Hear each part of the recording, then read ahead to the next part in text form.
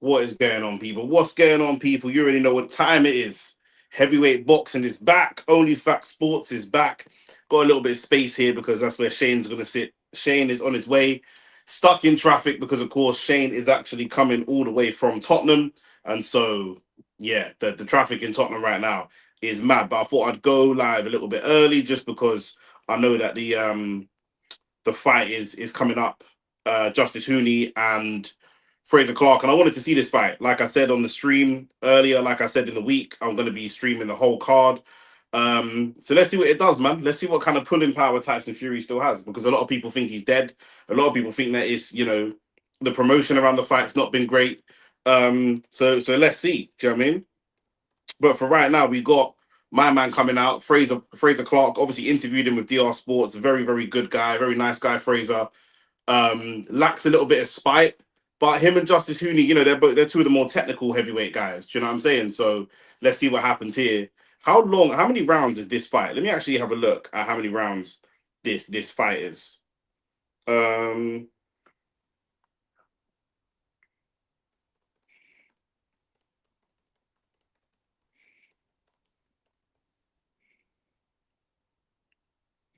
let's actually see. Setting a little goal here. Why not? Let me find the undercard for this.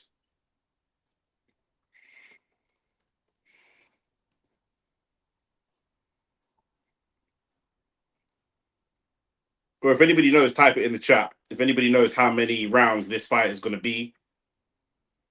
Where's box rack? Here we go.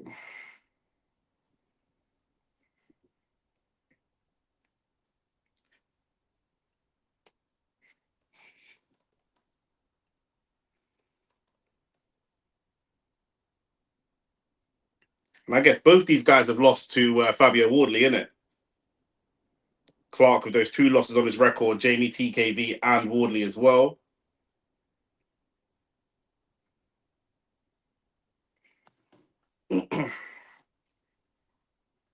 Ten-rounder. Okay, cool. This is a 10-round fight. That makes sense. Put a like on the video as well, man, them, as we're coming through.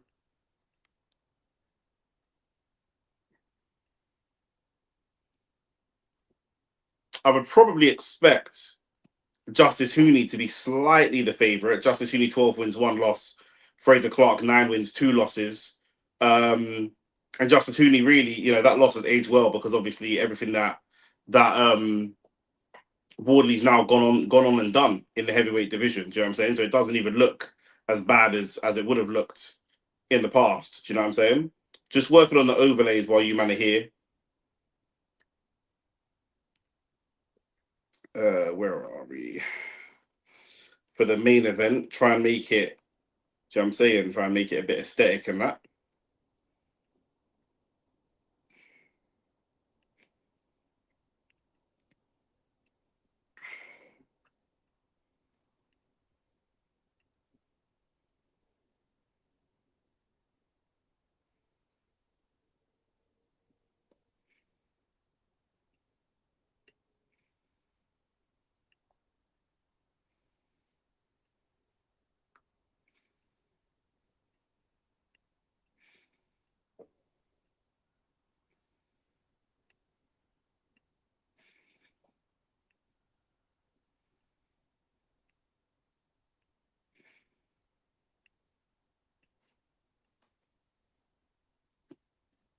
Oh, this flag is going to be a nightmare, bro.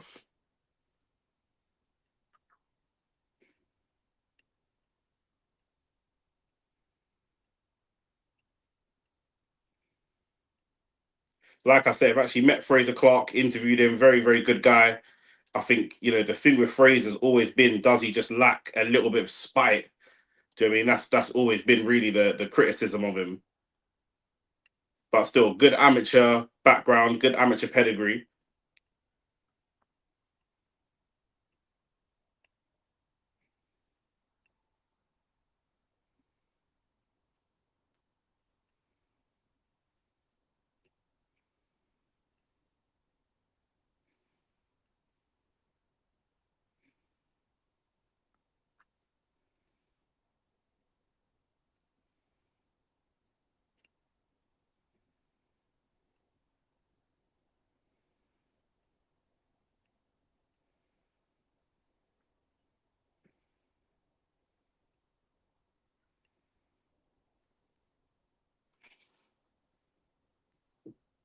Here we go, going into round one for Clarke versus Huni.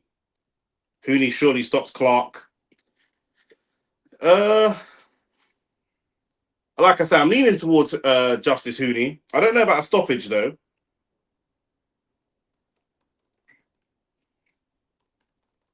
Huni can crack, but good jab from Fraser Clarke. Maybe I'm being biased back in the Brit. Good jab as well. A little check jab from Justice Huni.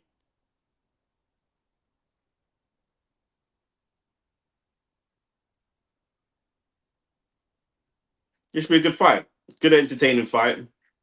Good technical fight as well. We don't see so much technical boxing at the heavyweight level these days.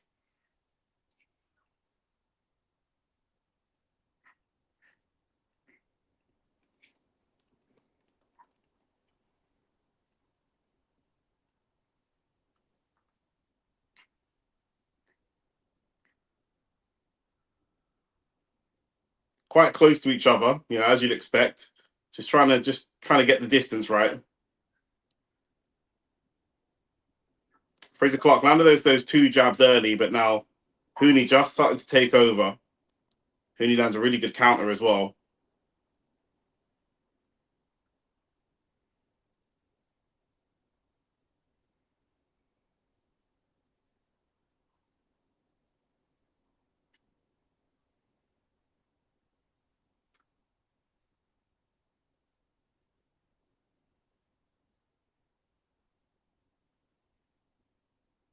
Good counter from Clarke now.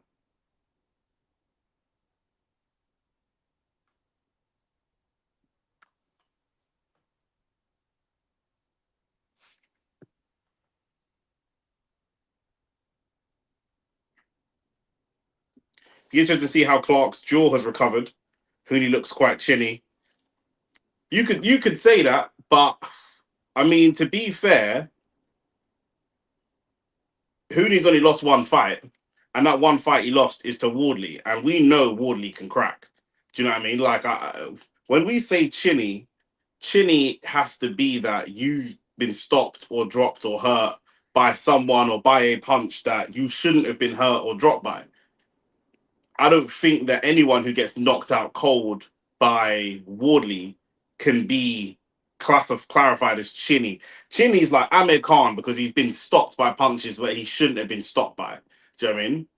That's the thing. People do see people get knocked out and go, "Oh, he's chinny." Even AJ, people say AJ's chinny, but I'm not sure. AJ has very bad powers of recovery, but I don't think it's so much that he's chinny. AJ's been stopped by punches that have that are taken out most man.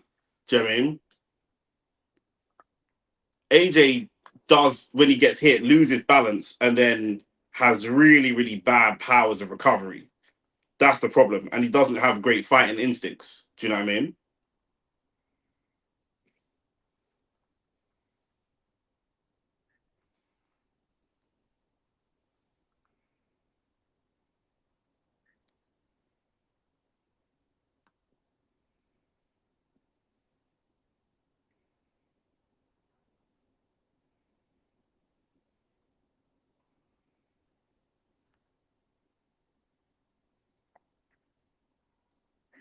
I've got to lean towards Justice Huni for that first round. Who you man giving the first round to? Hey, we're not. This is not a football stream. This is a boxing stream. Any football talk will get man get blocked. I'm not talking about football. But I can't talk about football, bro. It's yeah, bro. Round two though, live on Netflix.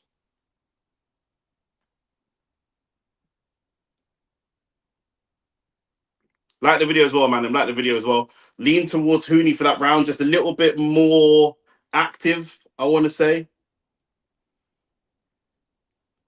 Huni, good jab to the body. The problem with the problem that Clarke is going to have is that he just doesn't carry the power. It's not even that Huni's chinny. Clarke doesn't have. Huni might be more powerful than Clarke in terms of a single.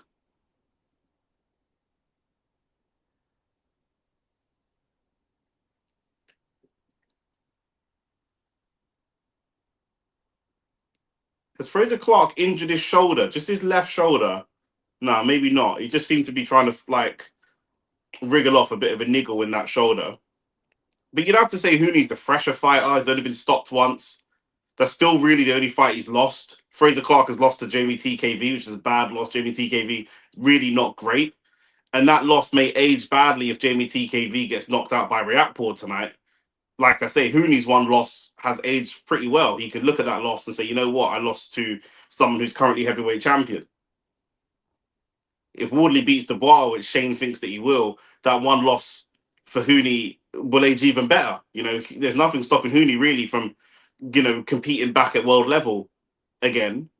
Um, Whereas for Clarke, he's going downwards. He's gone from fringe world level with Wardley. I know Wardley wasn't a world champion at the time. Fringe world level down to British level and lost even at British level. So if you're Justice Huni, you really got to be trying to, you know, expecting to beat Clarke. Justice Huni working the body again, and Justice Huni just showing a little bit more punch variety. I would say mostly jabs, but he's up and down. He's throwing good check left hook there, working the body really well. Good right hand over the top. Fraser Clarke just working the jab, and it's just jab and nothing else. But two really, really clean boxers. And in a fight like this, Fraser Clarke is bigger, possibly stronger than Justice Huni. You would expect Fraser Clarke, or you would coach Fraser Clarke to use his body, use his physical advantages, you know, rough him up a little bit. That's not who Fraser Clarke is. He just doesn't really work that way. And like I say, that lack of real killer instinct, that lack of rough and tumbleness is probably what ultimately is going to it's just been his downfall so far. Although that was a great two-piece there from Fraser Clarke, but that's been his downfall so far, and it's probably going to be his downfall again. Ringside is looking interesting. AJ sitting next to Turkey. That's the end of round two. Probably lean towards Justice Huni for that round as well. AJ sitting next to um, uh, Turkey. But also, do you know who's at ringside? Eddie Hearn sitting next to Ben Shalom. What an interesting ringside. Do you know what I'm saying? Hit the like button as well, like Shane said. Do you think Regis beats Conor? Um, I don't think that Regis can beat Conor. Nah, I don't think he can. I think he's too small. But Conor, you know, pause, and it's going to sound kind of stupid, but if Regis loses, if Regis wins, it's because Conor has beaten himself, if that makes sense. Do you know what I mean?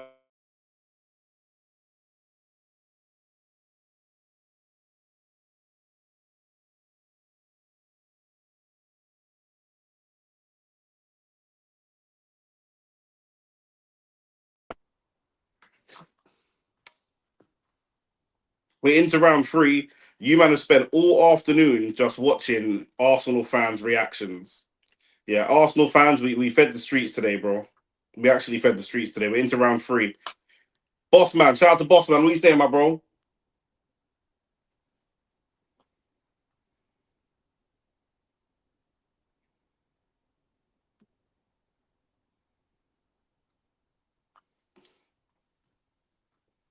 Shane said he should be here in 40 minutes, but he said it said 40 minutes for ages. That was 25 minutes ago. So let's see when he turns up, because obviously he's got to escape Tottenham. Good combination again from Justice Huni.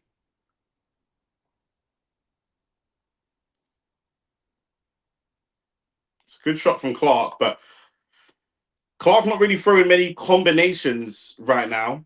You know, Clarke almost too bedded into that amateur style. Clarke is a great example of someone whose style just doesn't translate from the amateurs to the pros.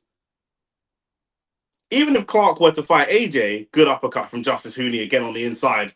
Good uppercut again from Justice Huni on the inside. Really lovely work from Justice Huni. I'd like to see Justice Huni keep getting good fight. I think someone like Justice Huni versus Caballero will be a really good fight. And then Clarke just tries to do the jab and hook combination. For me, it's 2-0 to Huni. That one is a little bit low from Clarke in the exchange. Bro, I don't even know how the super chats work, bro. I have no idea what the cheap man them slap in the cheapest one. I don't even know. I genuinely don't even know how they work. I don't know what the pricing is. I'm sad for my man Regis being brought in to get the Algeria treatment from Benn. Hopefully, he pulls off a miracle. That's what I'm saying. I'm hoping that Benn is so weight drained. And I said it, for those of you that watch the podcast, I said Conor Benn is not fighting at 147 because he can't make 147. He's made 150, and I know that he's coming in and around 147. I think it's like 148 and some change, but he looks severely weight drained. Do you know what I mean? Taking 2 pounds off of him again, for me, it's just it's ironic. It's very ironic. If he loses tonight in his Zuffa boxing debut and his Netflix debut, partly because he's weight drained, it will be crazy ironic because the reality is him doing the same thing to Chris Eubank is exactly how he got to this stage in the first place. It will actually be a wild like Greek tragedy. Do you know what I mean? I just feel like Regis's style is all wrong. Regis is a good boxer. I feel like just his style is wrong for this. Do you know what I mean? Here comes Conor Benn. They're shooting the arrival. They're trying to get that same viral moment. But he looks very, very gaunt. Very, very gaunt.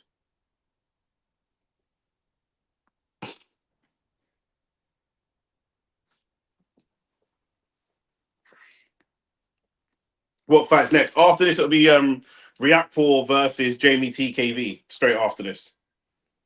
So we've got Wardley Huni, then Riakporhe versus Jamie TKV.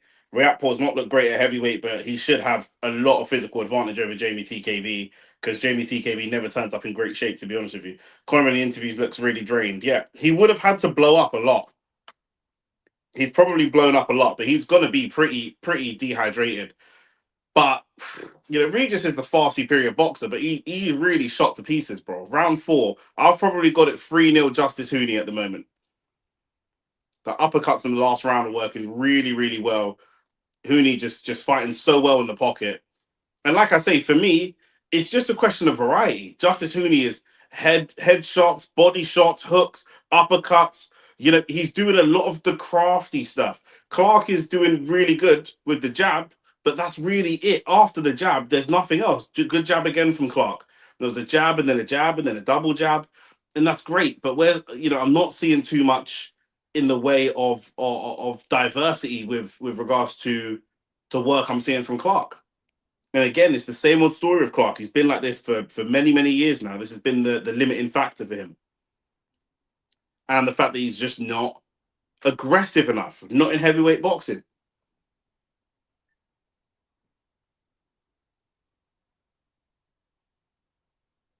How heavy is Clarke? Clarke's body weight is a good 2-piece there from Clarke. And that's the amateur experience. Like I said, anything that's in straight lines, Clarke is really, really good at straight line boxing. Do you know what I mean? The jab and the straight cross, beautiful. Really, really beautiful. But after that, it's just too limited. I wonder how heavy he is and if he could ever be, if he could ever, not now, obviously, but if he could have ever gone down to cruise, or he's just probably just too big. If Huni had either a defense or a chin, I think he would beat Usyk.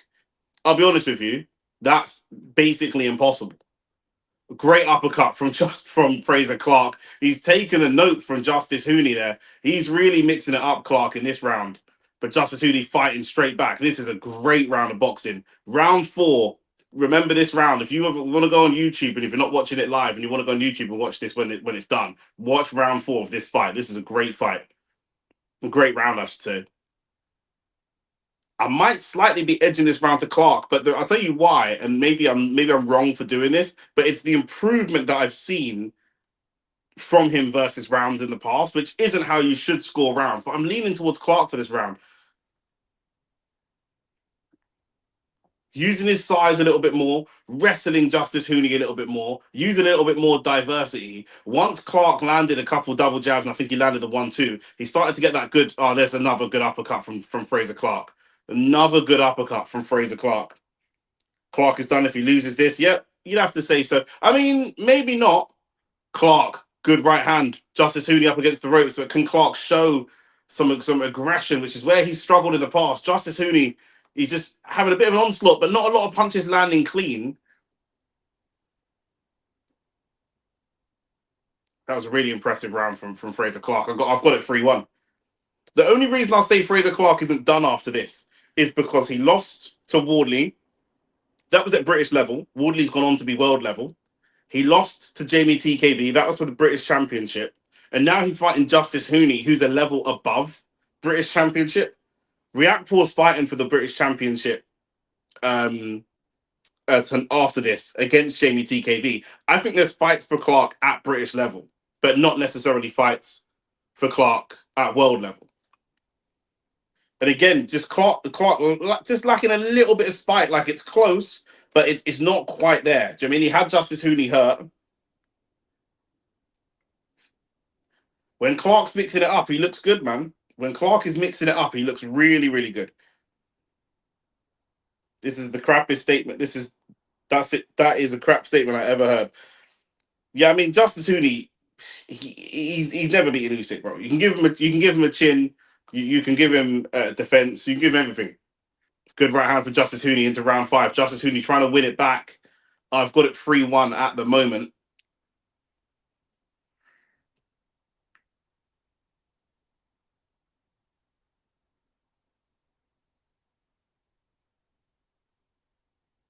Clarke gone back to the 1-2. Huni's just starting to slow down. I think Huni is feeling the pace of the fight a little bit. Couple good jabs from Huni though. Good right hand from Clarke, being a little bit more aggressive. Justice Huni's got his high guard up. Clarke just sends the right hook and says, I don't care about that. Good body shot from Clarke. Huni started really well, but beginning to fade. I think the opposite for Clarke. I think Clarke started a little bit slow, but beginning to move into second gear now. And he's using his body really well, wrestling Huni across the ring. Not really across the ring, but wrestling him back a few steps.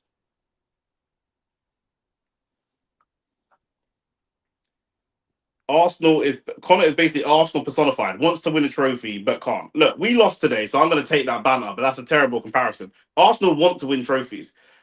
Conor doesn't want to win trophies. That's the difference. Conor actually does not want to win a world title. If he did, he'd be fighting at 147 or 154, probably 154. He knows he can't win a world title at 154, so he's making as much money as possible for this fight. That's what it is. Eddie Hearn's now moved away from Benn, sitting next to Anthony Joshua. Huni just breathing a little bit deeply. I don't want to overthink it, but breathing a little bit deeply.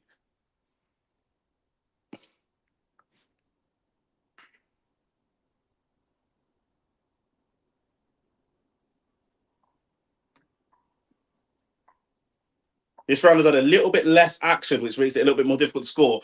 Huni with a couple of good body shots, but Clarke with the uppercut just coming out of that clinch. Great jab. Really good stiff jab from Fraser Clarke. Justice Huni was looking really good for the first 2 or 3 rounds. I'd like Clarke to win this round just because then it would be 3-2 and then it's closer going into the second half of the fight. I don't want Huni to kind of run away with it. I want there to be some jeopardy.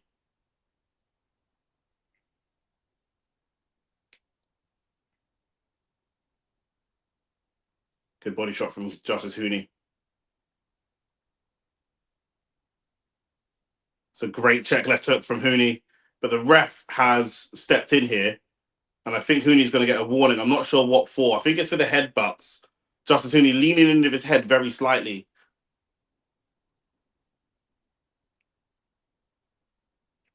So in about 10 seconds left this round, 10, 15 seconds. Himanshu, what are you saying? Great left hand from Fraser Clarke. Good check left hook.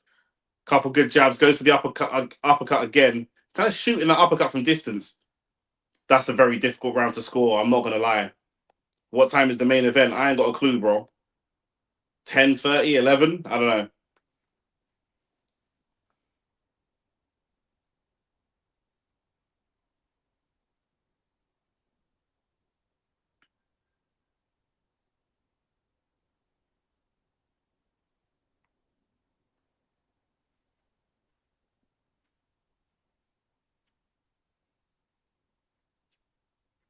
I'm leaning very slightly towards Clarke for that round. Very, very slightly. But it's coming down to just bossing the wing.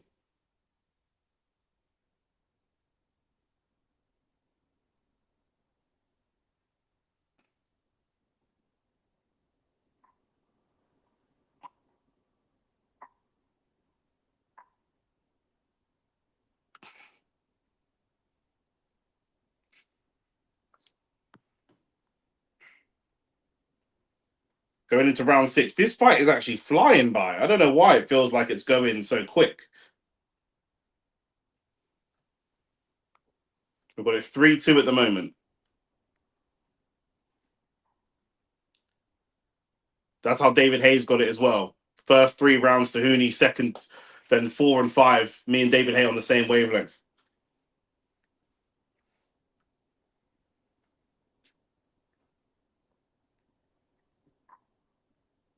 Man, this is a football stream. This is a boxing stream. If we talk about football, I'm blocking, man. If we talk about football, I'm blocking, man, bro. This is a boxing stream. Can we respect the fighters, please? Yeah? Nah, it's not looking good. I'm not going to lie. It's not looking good.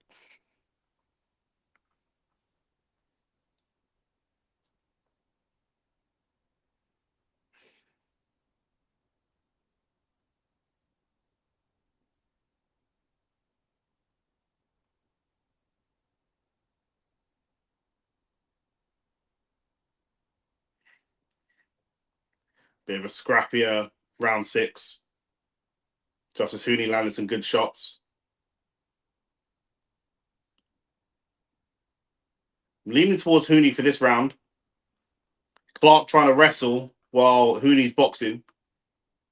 Clarke lands a really good right hand, but Justice Huni with a 2-piece. Oh, Huni with a good slip. Really good slip. Yeah, Huni's just out activitied Clarke for this round. Do you know what I'm saying? Get the football chat out of the way. Bro, I did a 2.5-hour stream of the football and I spoke about the football already. Do you know what I'm saying? So that's what it is. When I saw the subs, I knew we were losing. When I saw the subs, I knew we were losing.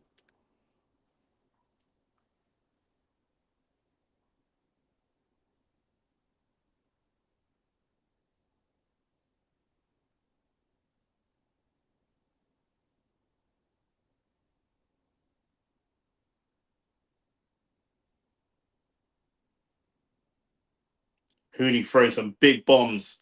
But this is where Huni gets tired because he's throwing. Huni's going to take this round. It looks like Clarke has maybe even taken a round off. He hasn't thrown too much, but Huni's throwing big right, big left, big right, big left. Next couple rounds, he's going to be tired. He's going to be really, really tired.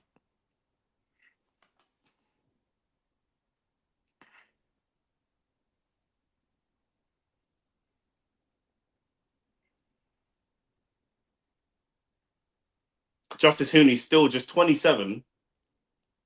Clarke's got him working him in the corner. Ref's having a good old look, but I hope I don't see any type of dodgy stoppage because Fraser Clarke don't really crack. That's time in the 6th round. I've got to give that to Justice Huni. He did really, really well. He lost 4 and 5, came right back in the 6th and put the work in. So for me, that's got to be 4-2 as it stands.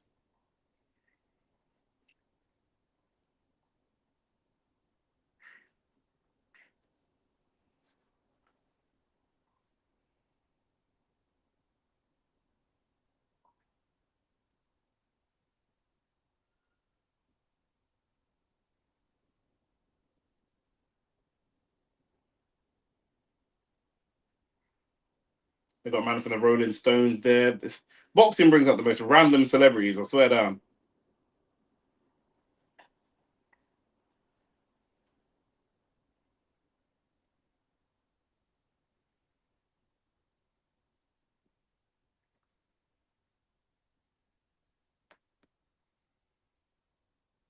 Into round 7 now. Here we go.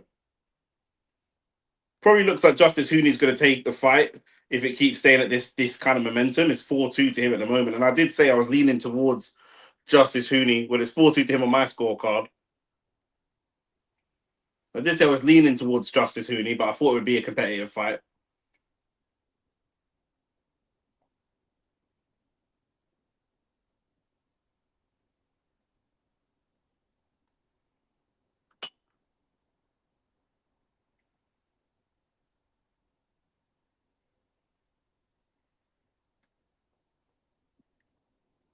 David Haye gave that last round to Clarke. I don't know how. Clarke didn't throw anything.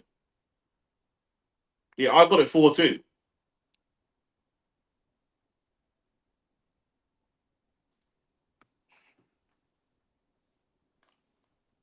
Clarke a little bit more active here in the 7th.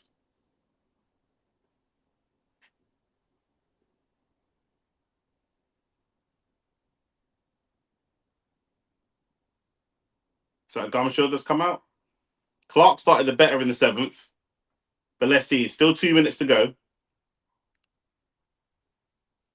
Good exchanges from both. Good exchanges again. Clarke just starting to show that he can mix it up a little bit between throwing bombs and winning the battle of the jab. Justice Huni can win the battle of the throwing bombs, but can't really out jab or outbox Clarke. Can outfight him.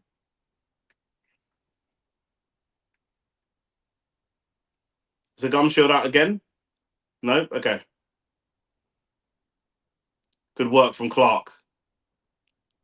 Clarke, I think, just struggling to deal with the hand speed of Justice Huni. Clarke catches him on the way in again. Another good uppercut in the pocket from Huni that time. This round, I'd lean towards Clarke. Bit more accurate.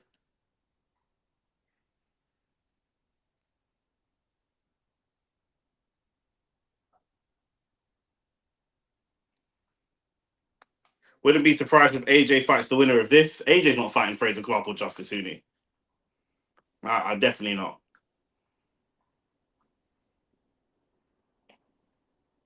The problem is with these, man, they've both fought at like British level, especially Clarke. He's better off fighting someone that's never fought at British level, like a Dave Allen. Even though Dave Allen's a level below, because he's never fought for a British title, he's not pigeonholed as a British level fighter.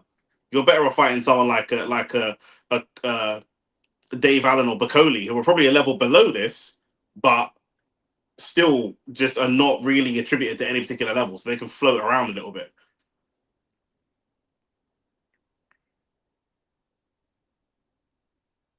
I'd give that round to Fraser Clarke for me. I probably got it 4-3 now.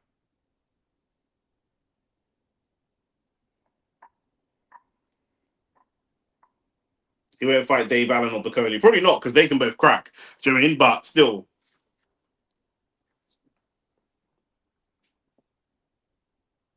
Fraser Clarke is very well known as a British level fighter and not much more than that.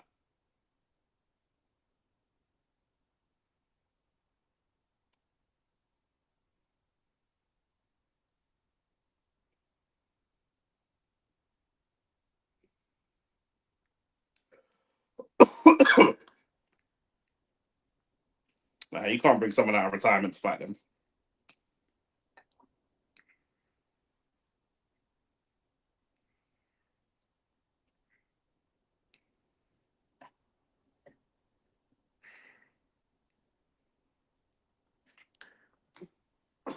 Round 8, they get to action straight away.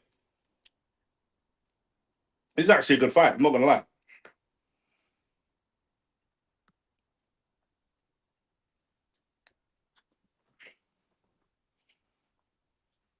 I've got it 4-3 to Justice Huni at the moment.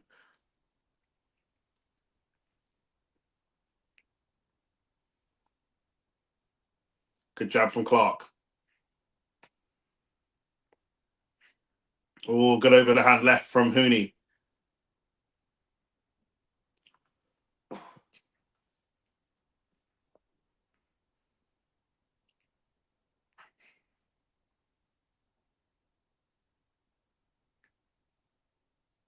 Pace is definitely slowing down just a little bit. Huni's throwing punches and leaving himself really wide open. If Clarke can get the counters off, but well, maybe Jamie TKV, but Jamie TKV again, he's British champion at the moment. He's fighting Riakporhe, and he's probably going to lose to Riakporhe in the next fight, so that wouldn't really work. Riakporhe can crack and has like a very aesthetic build, but he just fights so ugly. I've never seen an entertaining Richard Riakporhe fight ever in my life.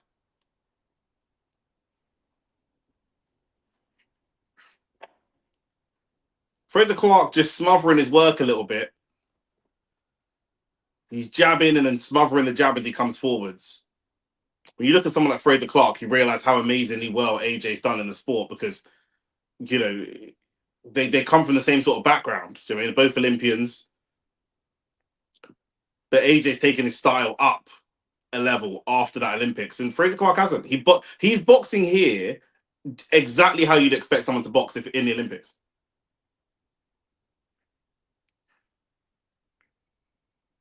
Good uppercut inside. They both went for uppercuts. Clarke's one came off.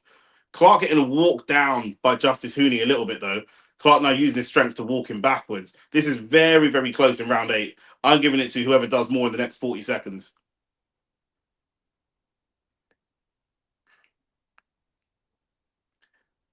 It's Justice Huni so far. He's landed the 2 clean punches.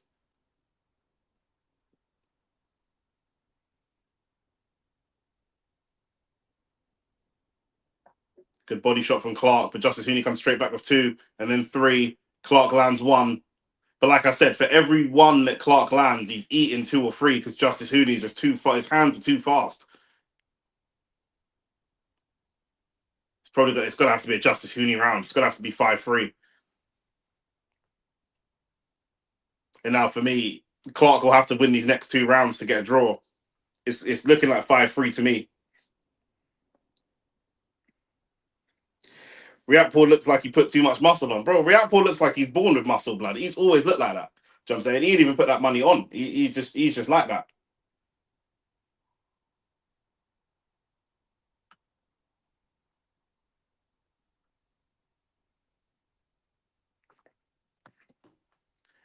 Who is winning now? On my card, I have it 5-3. I have 5 rounds to Justice Huni, 3 rounds to Fraser Clarke. And like AT said, what run up the lights, man. Let me close the window because it's freezing.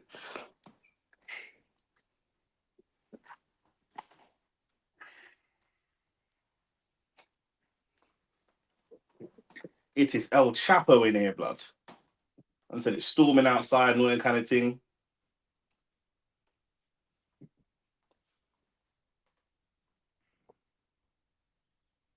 Going into round 9. I gave Huni the edge and he's showing why here. The hand speed is a big, big problem for Clarke. David Hayes got it even right now. I've got it. I don't have it even. I've got it 5-3.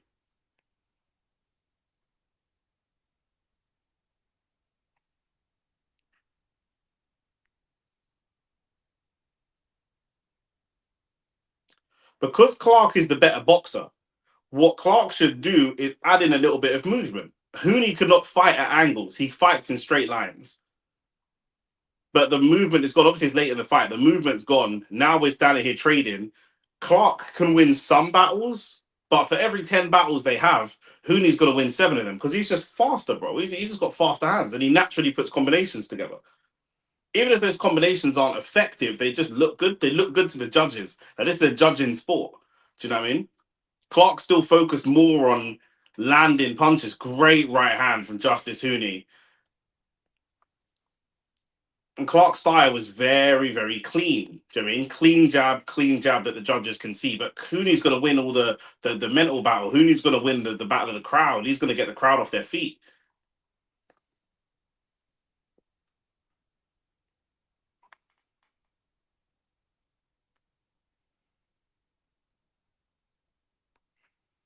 Another good uppercut from Justice Huni. Uppercut now from Clarke. Clarke's backed Huni into the corner, but we already know, we've seen this a few times in this fight, and it don't matter. When he backs him into the corner, he's really not in any risk of getting knocked out.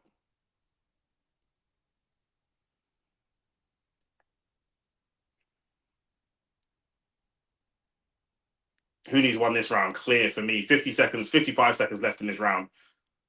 Huni's been far more busy, far more accurate.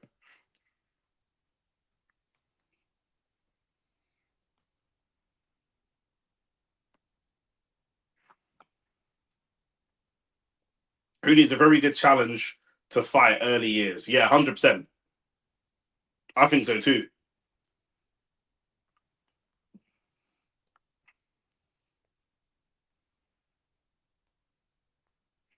That's why I said I wouldn't mind seeing Wardley fighting someone like Justice Huni. I wouldn't mind that at all.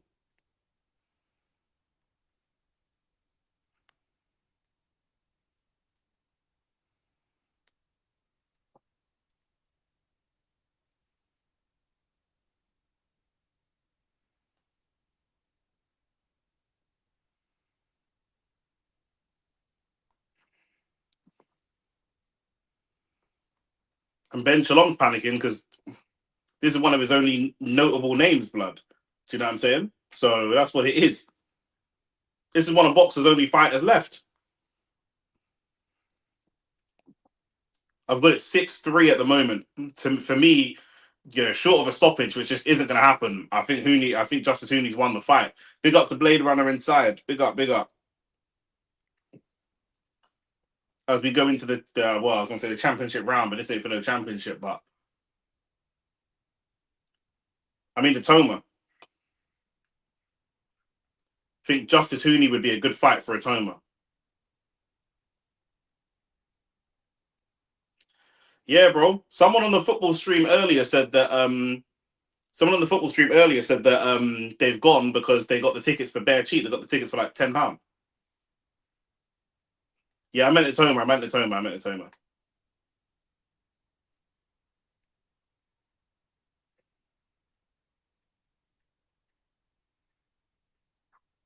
Into round 10.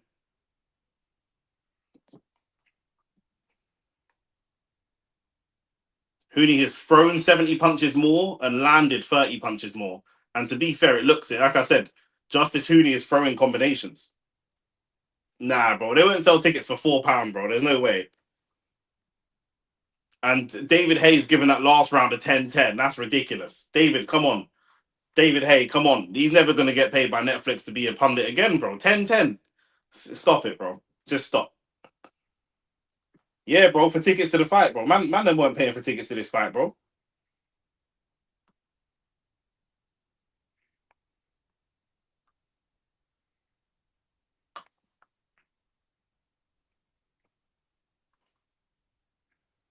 Overhand right.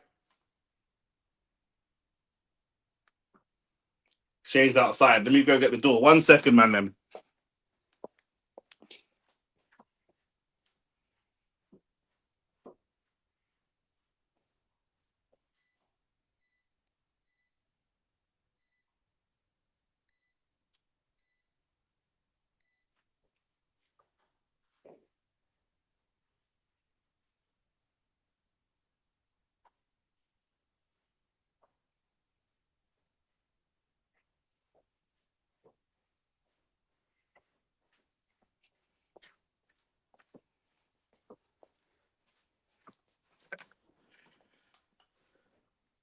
The era of manufactured draws. Facts.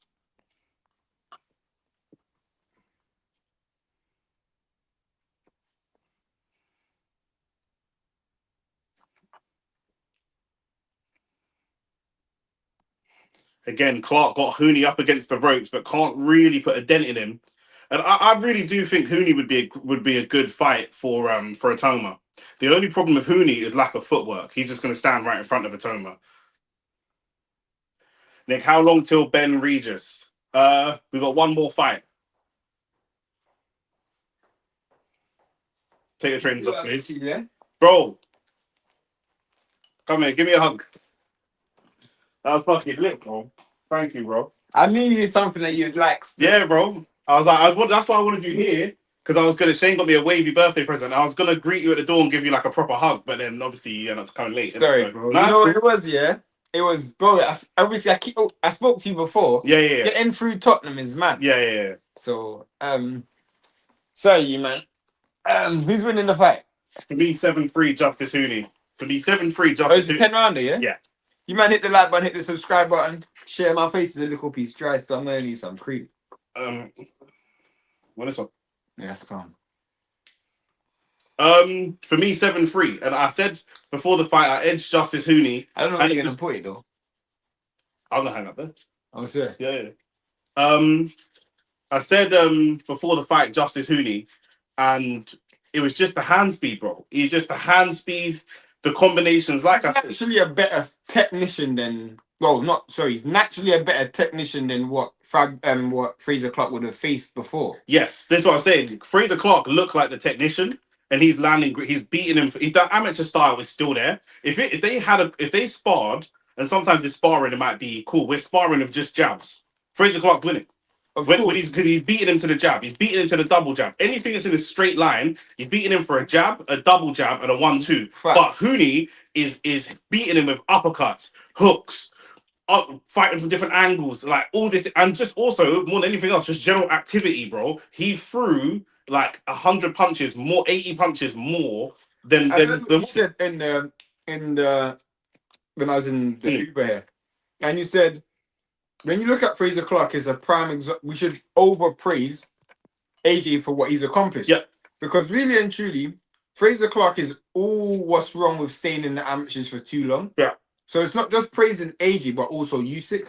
Yes. You think about the styles that speak Fraser Clarke, TKV, which isn't a great amateur style, Yeah. and Fabio Woodley, which is just wouldn't. They have no The amateur. Pollock did no amateur background, yeah. So you can be too perfect or try to be too Too clean. too clean. Too clean. We're having a fight, bro. You're beating me in a boxing match, but I'll beat you in a fight. This is where you man hear me say certain man they beat me in a box. There's professional boxers I'm not scared of because I think I'd ramp with you on the road. But there's certain people I'd beat in a boxing match that they would beat me up in a street fight. Do you know what I'm saying? Fraser Clarke is very difficult to beat in a boxing match, but as soon as it turns into a fight, bro, you're losing, bro, because you actually can't fight. You can box, but you can't actually fight, bro. And as soon as the fight turns, so AJ being able to transition into a fight, Usyk has been able to transition into a fight. Another person who actually achieved great things as a pro, but struggled to win fights, they were just so technical, was obviously Loma. If you drag Loma into a fight, it's a long day, bro. Do you know what I'm saying? So far, when man go to fight Shakur, their game plan is let me try and drag this guy into a fight. And people just haven't been able to do it because he's so clean. Do you know what I'm saying? But Loma's a good example. His first pro for debut, he fought Salido, which he just dirtied up the fight. Right? Yeah. Sometimes you think about sometimes you can stay in the amateur circuit for too long and it F's you up, bro. Yeah. But I think that Huni could be a really good fight for Atoma. He come up last time when Atoma fought, and problem is though, Mhm. problem is because he's already been stopped. Yeah, I don't know how good his punch resilience is. Yeah, facts. And it's Justice Huni that's got the decision. David Haight was doing fuckeries on the scorecards. Who a good fight for Justice Huni is well, he's trying to get his name back into the Fringe world level. Fringe. Yeah. So a good name for him would be someone like Effie Jagba. I thought him fighting Caballero stylistically would be a really good fight. Him versus Caballero. Similar body dimensions, similar style. They both throw a lot of body punches. The problem is, you're doing what Caballero wants you to do. So unless you got enough punch power, like Zhang had punch power to keep Caballero off him. Not for long. You know what might be a good fight for him? And this might sound crazy, yeah? But a good fight for him actually might be someone like Gerald Miller, you know, in terms of name. Yeah. Because I think technically winnable, yeah, winnable. You're far better than him, but he's gonna make it rough and ugly and break tickets. Yeah. Also, you doing that, yeah. Also, shout out Simon.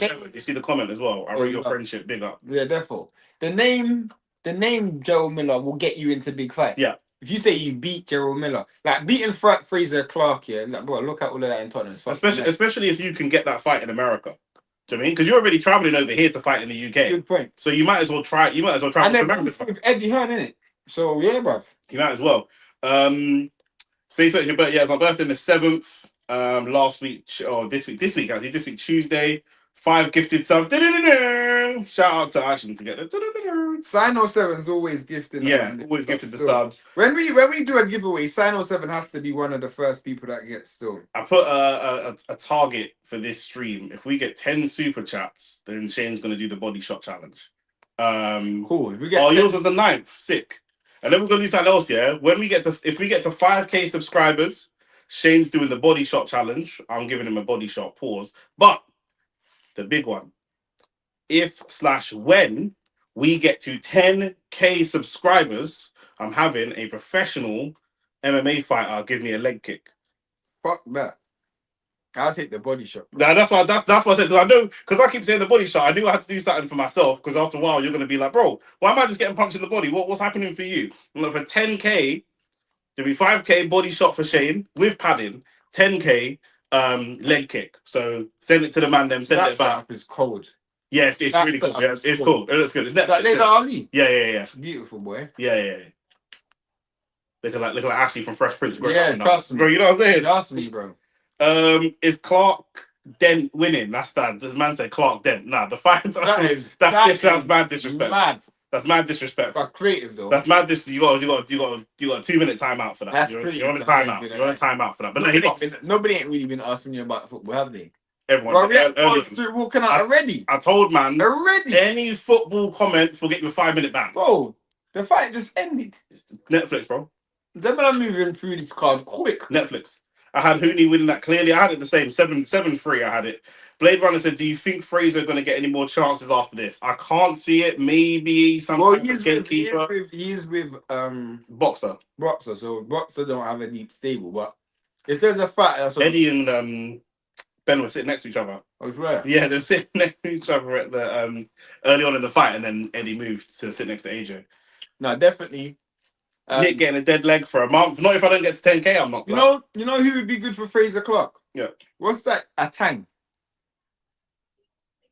Yeah, Leo Tang. Yeah. The last decision he got was a bit dubious though, but maybe he's not ready for him then. No, it wasn't dubious. It was a stoppage, but as soon as he got what they used to do for Adrian. As soon as he got, but I don't like saying that, but I hear you. As soon as the first couple of fights, soon as Leo and Tang got this guy in the corner, I just started doing this. As soon as he started doing that, ref just jumped in. Man, nothing even landed. Man done the tree. Nothing, bro. Man done the tree. Well, tears in his eyes, everything. Bro, it wasn't even trade. It was more like what's Don't Be a Menace? Ashtray. That was Ashtray, fam.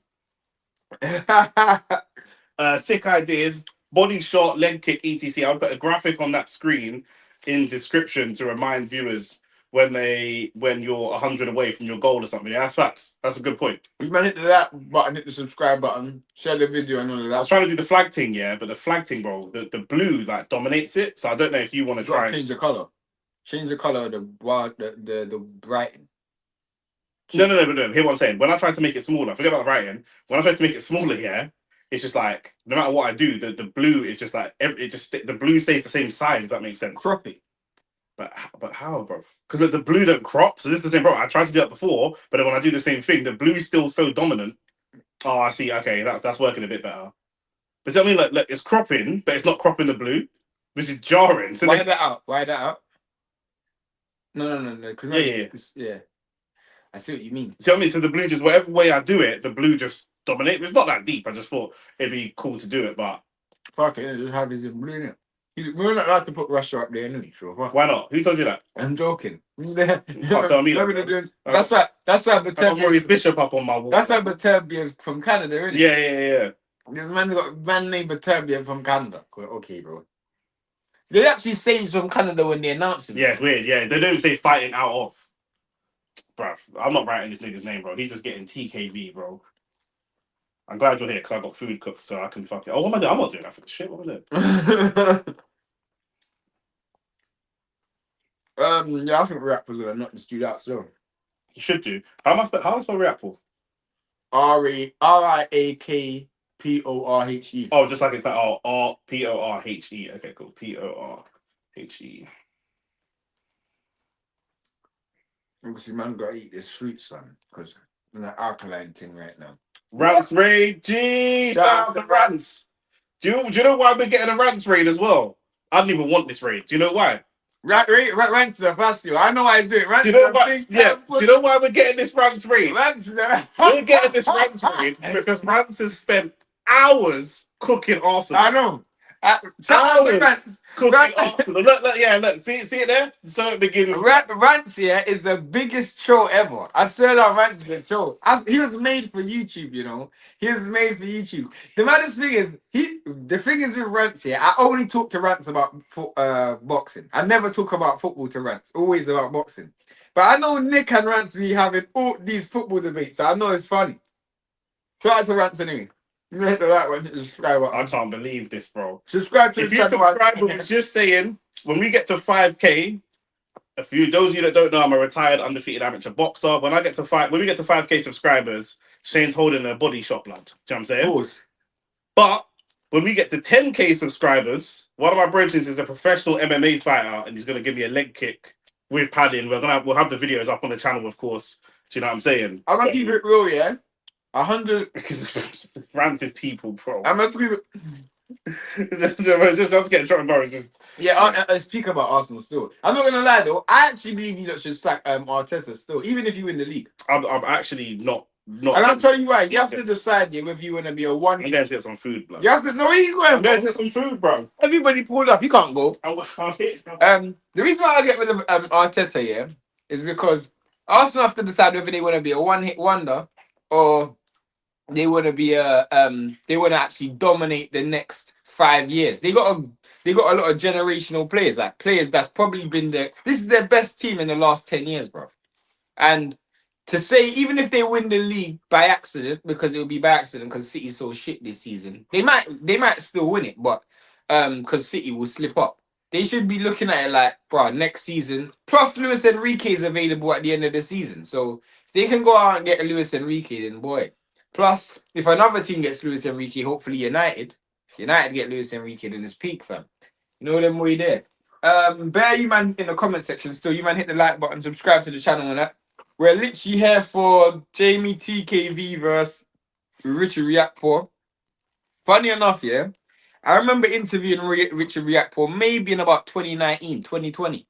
And these times he was still in the Dylan White camp. Him and Fabio Wardley were the only two fighters signed under Dylan White. And at the time, Dylan put way more investment into Riakporhe than he did into Wardley.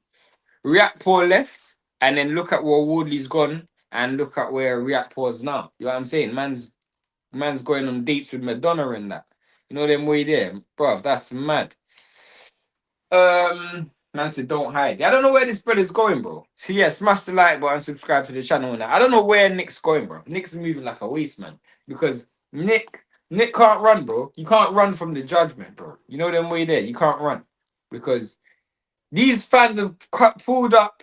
It's mad because Arsenal went from being in for a quadruple to then a treble for them, and then it was supposed to be a domestic double. Now it might not be nothing, bruv. And I used an analogy on this week's podcast. If you guys don't watch this OnlyFacts Sports podcast every week, we do a football one and a boxing one. I said sometimes in life, yeah, you go to link a gal, and the gal's like, yo, when you pull up, I'm going to give you everything. By the time you get there, she's not in the mood anymore. And she can only give you one thing. You don't even want it no more. And that's how Arsenal's moving right now. It's like they were promised everything. And then when they actually got to the bedroom, their things couldn't stand up, fam. So they ended up getting nothing. That's what it's looking like right now. I can't even cap you.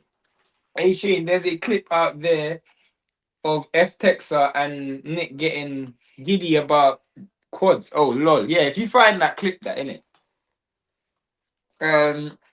Take that laptop. I'm gonna sit there. Man said, Man of haters, bro. Man of haters. That's what it is, innit? Man of haters, bro. This is a 12 rounder, blood. Jamie TKV can't fight for 12 rounds. You taking the piss. This shows it's for the British. I know it's British title, but even still. This show is sponsored by Salah Sense, by the way, bro. Grab the Salah Sense. We'll put it in the description.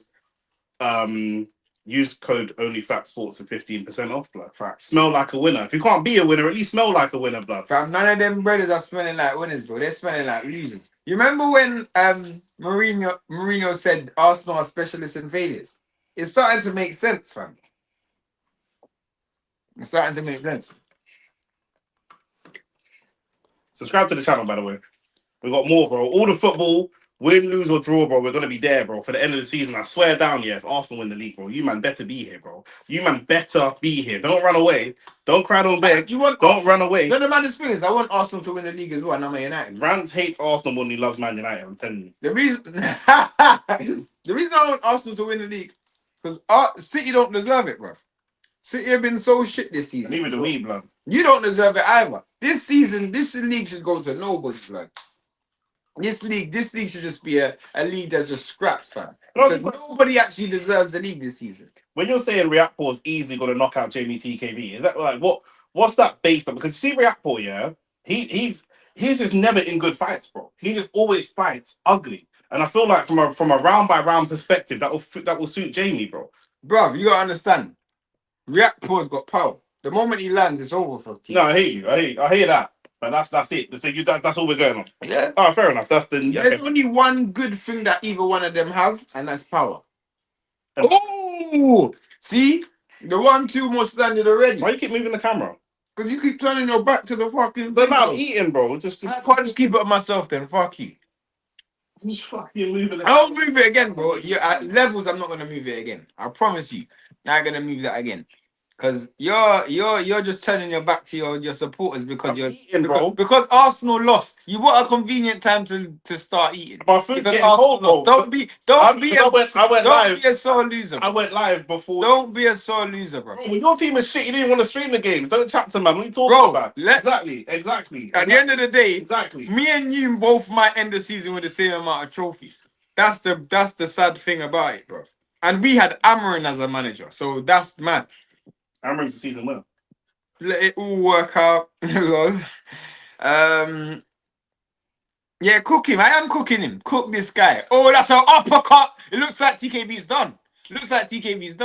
Oh, is that a replay? Man, that is a replay. I didn't even watch the first round. A good shot from TKV still. That was a good shot from Reactpor. I'm telling you, the power that Reactpor has, even though TKV... Oh, look at that jab.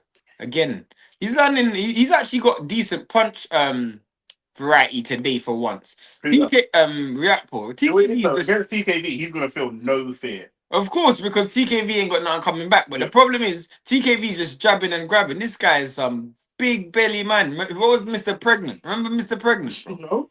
You know, you lot on YouTube must remember Mr. Pregnant, bro. You don't remember him? Please tell me you remember Mr. Pregnant. That's the kind of content you watch, yeah? Nah, fam, it was some American youth that used to, some big fat American guy that used to make YouTube videos way back in the day, bro. That guy looks like TKV, bro.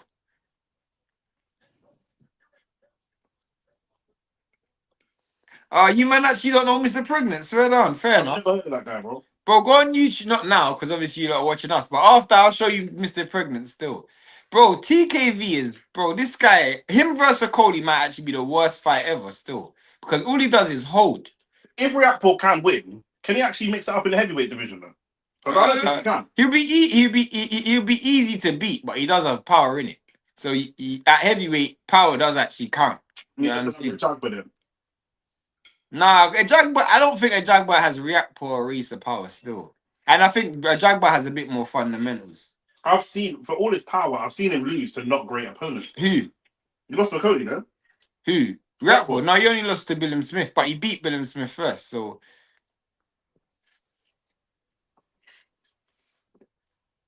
I remember it's one of his first fights. He fought some guy from Liverpool, yeah? And he was losing the fight still, and he landed one big right hand, and the guy had one big swelling over his eye. I can't remember the fight. He was on a Dylan White undercard. Oh, no. I think it was a Dylan White undercard. Can't remember. The jab from Reactpor is actually landing at Raw, and it's causing issues for TKV's nose. The fact that Jamie TKV is British champion is an indictment on British boxing. I'm not going to lie to you. I don't necessarily think so, because it was Fraser Clarke. Bro, my man's got his nose bust right now, you know. It's like he's got paint over his face right now, blood. You'd have thought it's a movie. I can't believe Jamie TKV's like. Allowed me, bro. Allowed me, what? bro. It's just something that used to be on YouTube, bro. Man said he just googled Mr. Pregnant. I'm telling you, he looks like Jamie TKV, bro. Yeah, we are. Shout out to him, man. Shoot the light. Woo! That was a big left hook from TKV to Reactpor. That was a big left hook. Reactpor took it like a soldier, though. Because Jamie TV, he can't crack. Bro, Riakpor's doing the dumbest thing where he's stepping in with his jab. These men have no distance control at all, bruv. He never has. You see, if a man steps in and he's looking to clinch every time after my jab, I'm just catching him on a half spin, bro. I just step in half with the jab, and as soon as this guy tries to lean in, I'm spinning him with an uppercut, bro. Trust me. Like, he's just not even using the angle. But obviously, these men are so big in it, so they're not as coordinated to do that. What's that guy's name again? The one that's got the glass in. What's her name again? Anna Warhouse. That's it. I can't lie. For a second, I forgot that this is even a Tyson Fury main event, bro. Why? I just totally forgot, bro. That's hilarious. Now I'm playing for Conor Benn. Is Conor Benn after this? Mhm. Yeah, bro. I heard the ticket sales are shit for this fight. Yeah, someone in the football stream earlier said they're going for a tenner. Yeah, like some like nosebleeds are going for like 15 quid, fam. I'm like, bro, who is trying to get a £15 seat? That is dead. You ready? Or are you still eating? Eating, bro. Yeah, because the tickets are £10. Fury looks 74, bruv. Certain persuasion a man don't age. It's terrible, isn't it? Trust me, bro. That's another thing about TKV is actually an ugly fighter, bro. Not even in terms of aesthetics. This is the way he fights. I know, bro. Shit. I know. He's terrible, bro. He's horrible. I've got both rounds to react for though. This guy's got nothing. TKV is so shit. How did Fraser Clarke lose to this guy? This is what I'm saying, bro. Because I'm sure I watched that fight on live stream, but you weren't here yet. Yeah, I wasn't. Yeah. And he said, it's £10, fam. Them man are struggling, blood. Oh, another good uppercut from Richard Riakporhe. His punch selection's actually good in this fight, you know. I've never really seen Riakporhe throw and land uppercuts like the way he's landing today. Because he's confident, innit? If you're built like Riakporhe and your opponent's built like TKV, you should be confident. I know that's not what it's about, but that's just what it is. Psychologically. Man said, bro, retire and not come back. Rather go KFC or Mackie D's with that £10. Trust me. For me, I feel like Tyson Fury is still an elite fighter. But the problem is he's an elite fighter, not fighting a great fighter. And the truth is, coming for 2 losses. He's coming off 2 losses. He hasn't won a professional fight in, 4 years? Mm-hmm. So, like, keeping it real, the British public, plus his last 2 fights was in Saudi. Yeah. Do you know what I'm saying? Yeah. No, his last 3 fights was in Saudi because he fought my man in Saudi as well, in Ghana. Mm-hmm. So the British public have almost forgotten about this Brit. Yeah.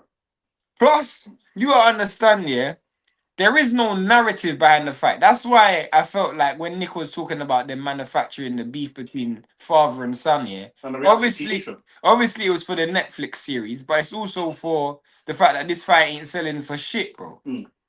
So when his dad is saying, oh yeah, Makhmudov's dangerous in that. No, bro. Makhmudov isn't actually that dangerous, blood. TKV tries to drag you down into a dogfight and then later starts to throw more. Facts. The problem is that works when you're fighting Clarke. That don't work when you're fighting Riakporhe. Trust me. Riakporhe wants a dogfight himself, blood. So that's not really gonna work for you. Trust me. Thoughts on Keyshawn fighting Nahir Albright. Nahir looked good in his last fight against Martin, but obviously I just feel like someone like Keyshawn, who was supposed to be on the fringe of fighting for world titles and becoming world champion, I just feel like it's just a bit meh. Do you know what I'm saying? Like he really want to be fighting at a higher level than that. Keyshawn seems to have no ambition. I don't know what Keyshawn's ambition is. I'm not even gonna lie. I can't even pretend. Is there a problem, yeah?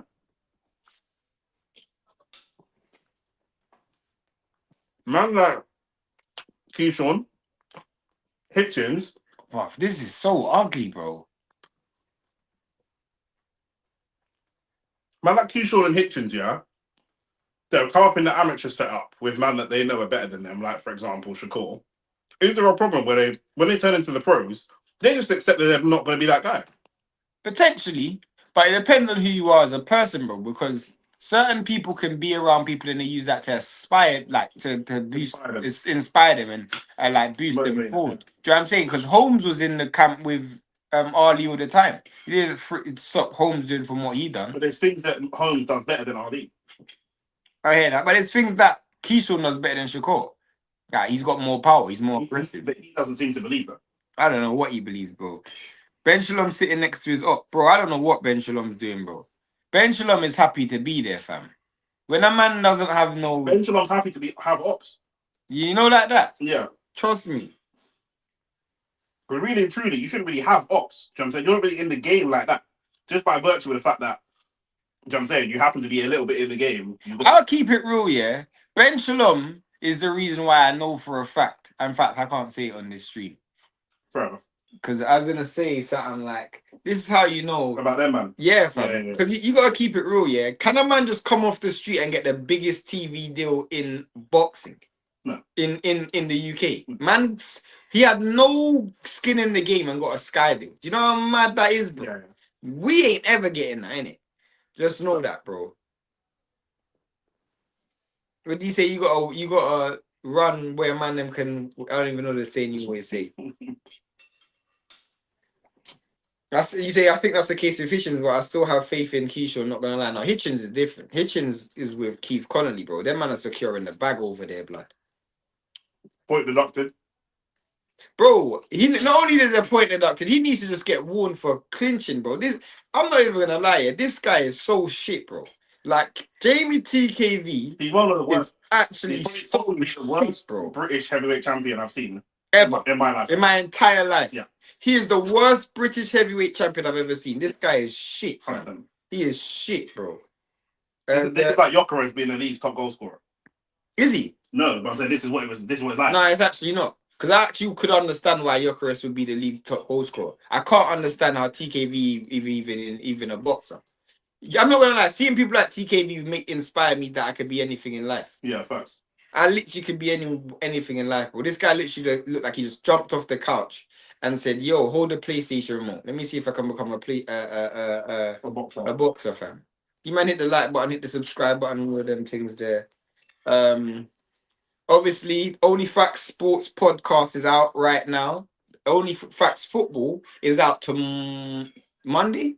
OnlyFacts Football podcast is out on Monday, and we discuss some topics that nobody else discusses. Obviously, like always, you know what I'm saying. One of the topics is interesting. Like, would you man ever sing the national anthem, fam? Or would you man? Do you think America should still be able to host the World Cup under all of these circumstances? But we ain't talking about that today. We are talking about Tyson Fury and Conor Benn and Riakporhe and TKV.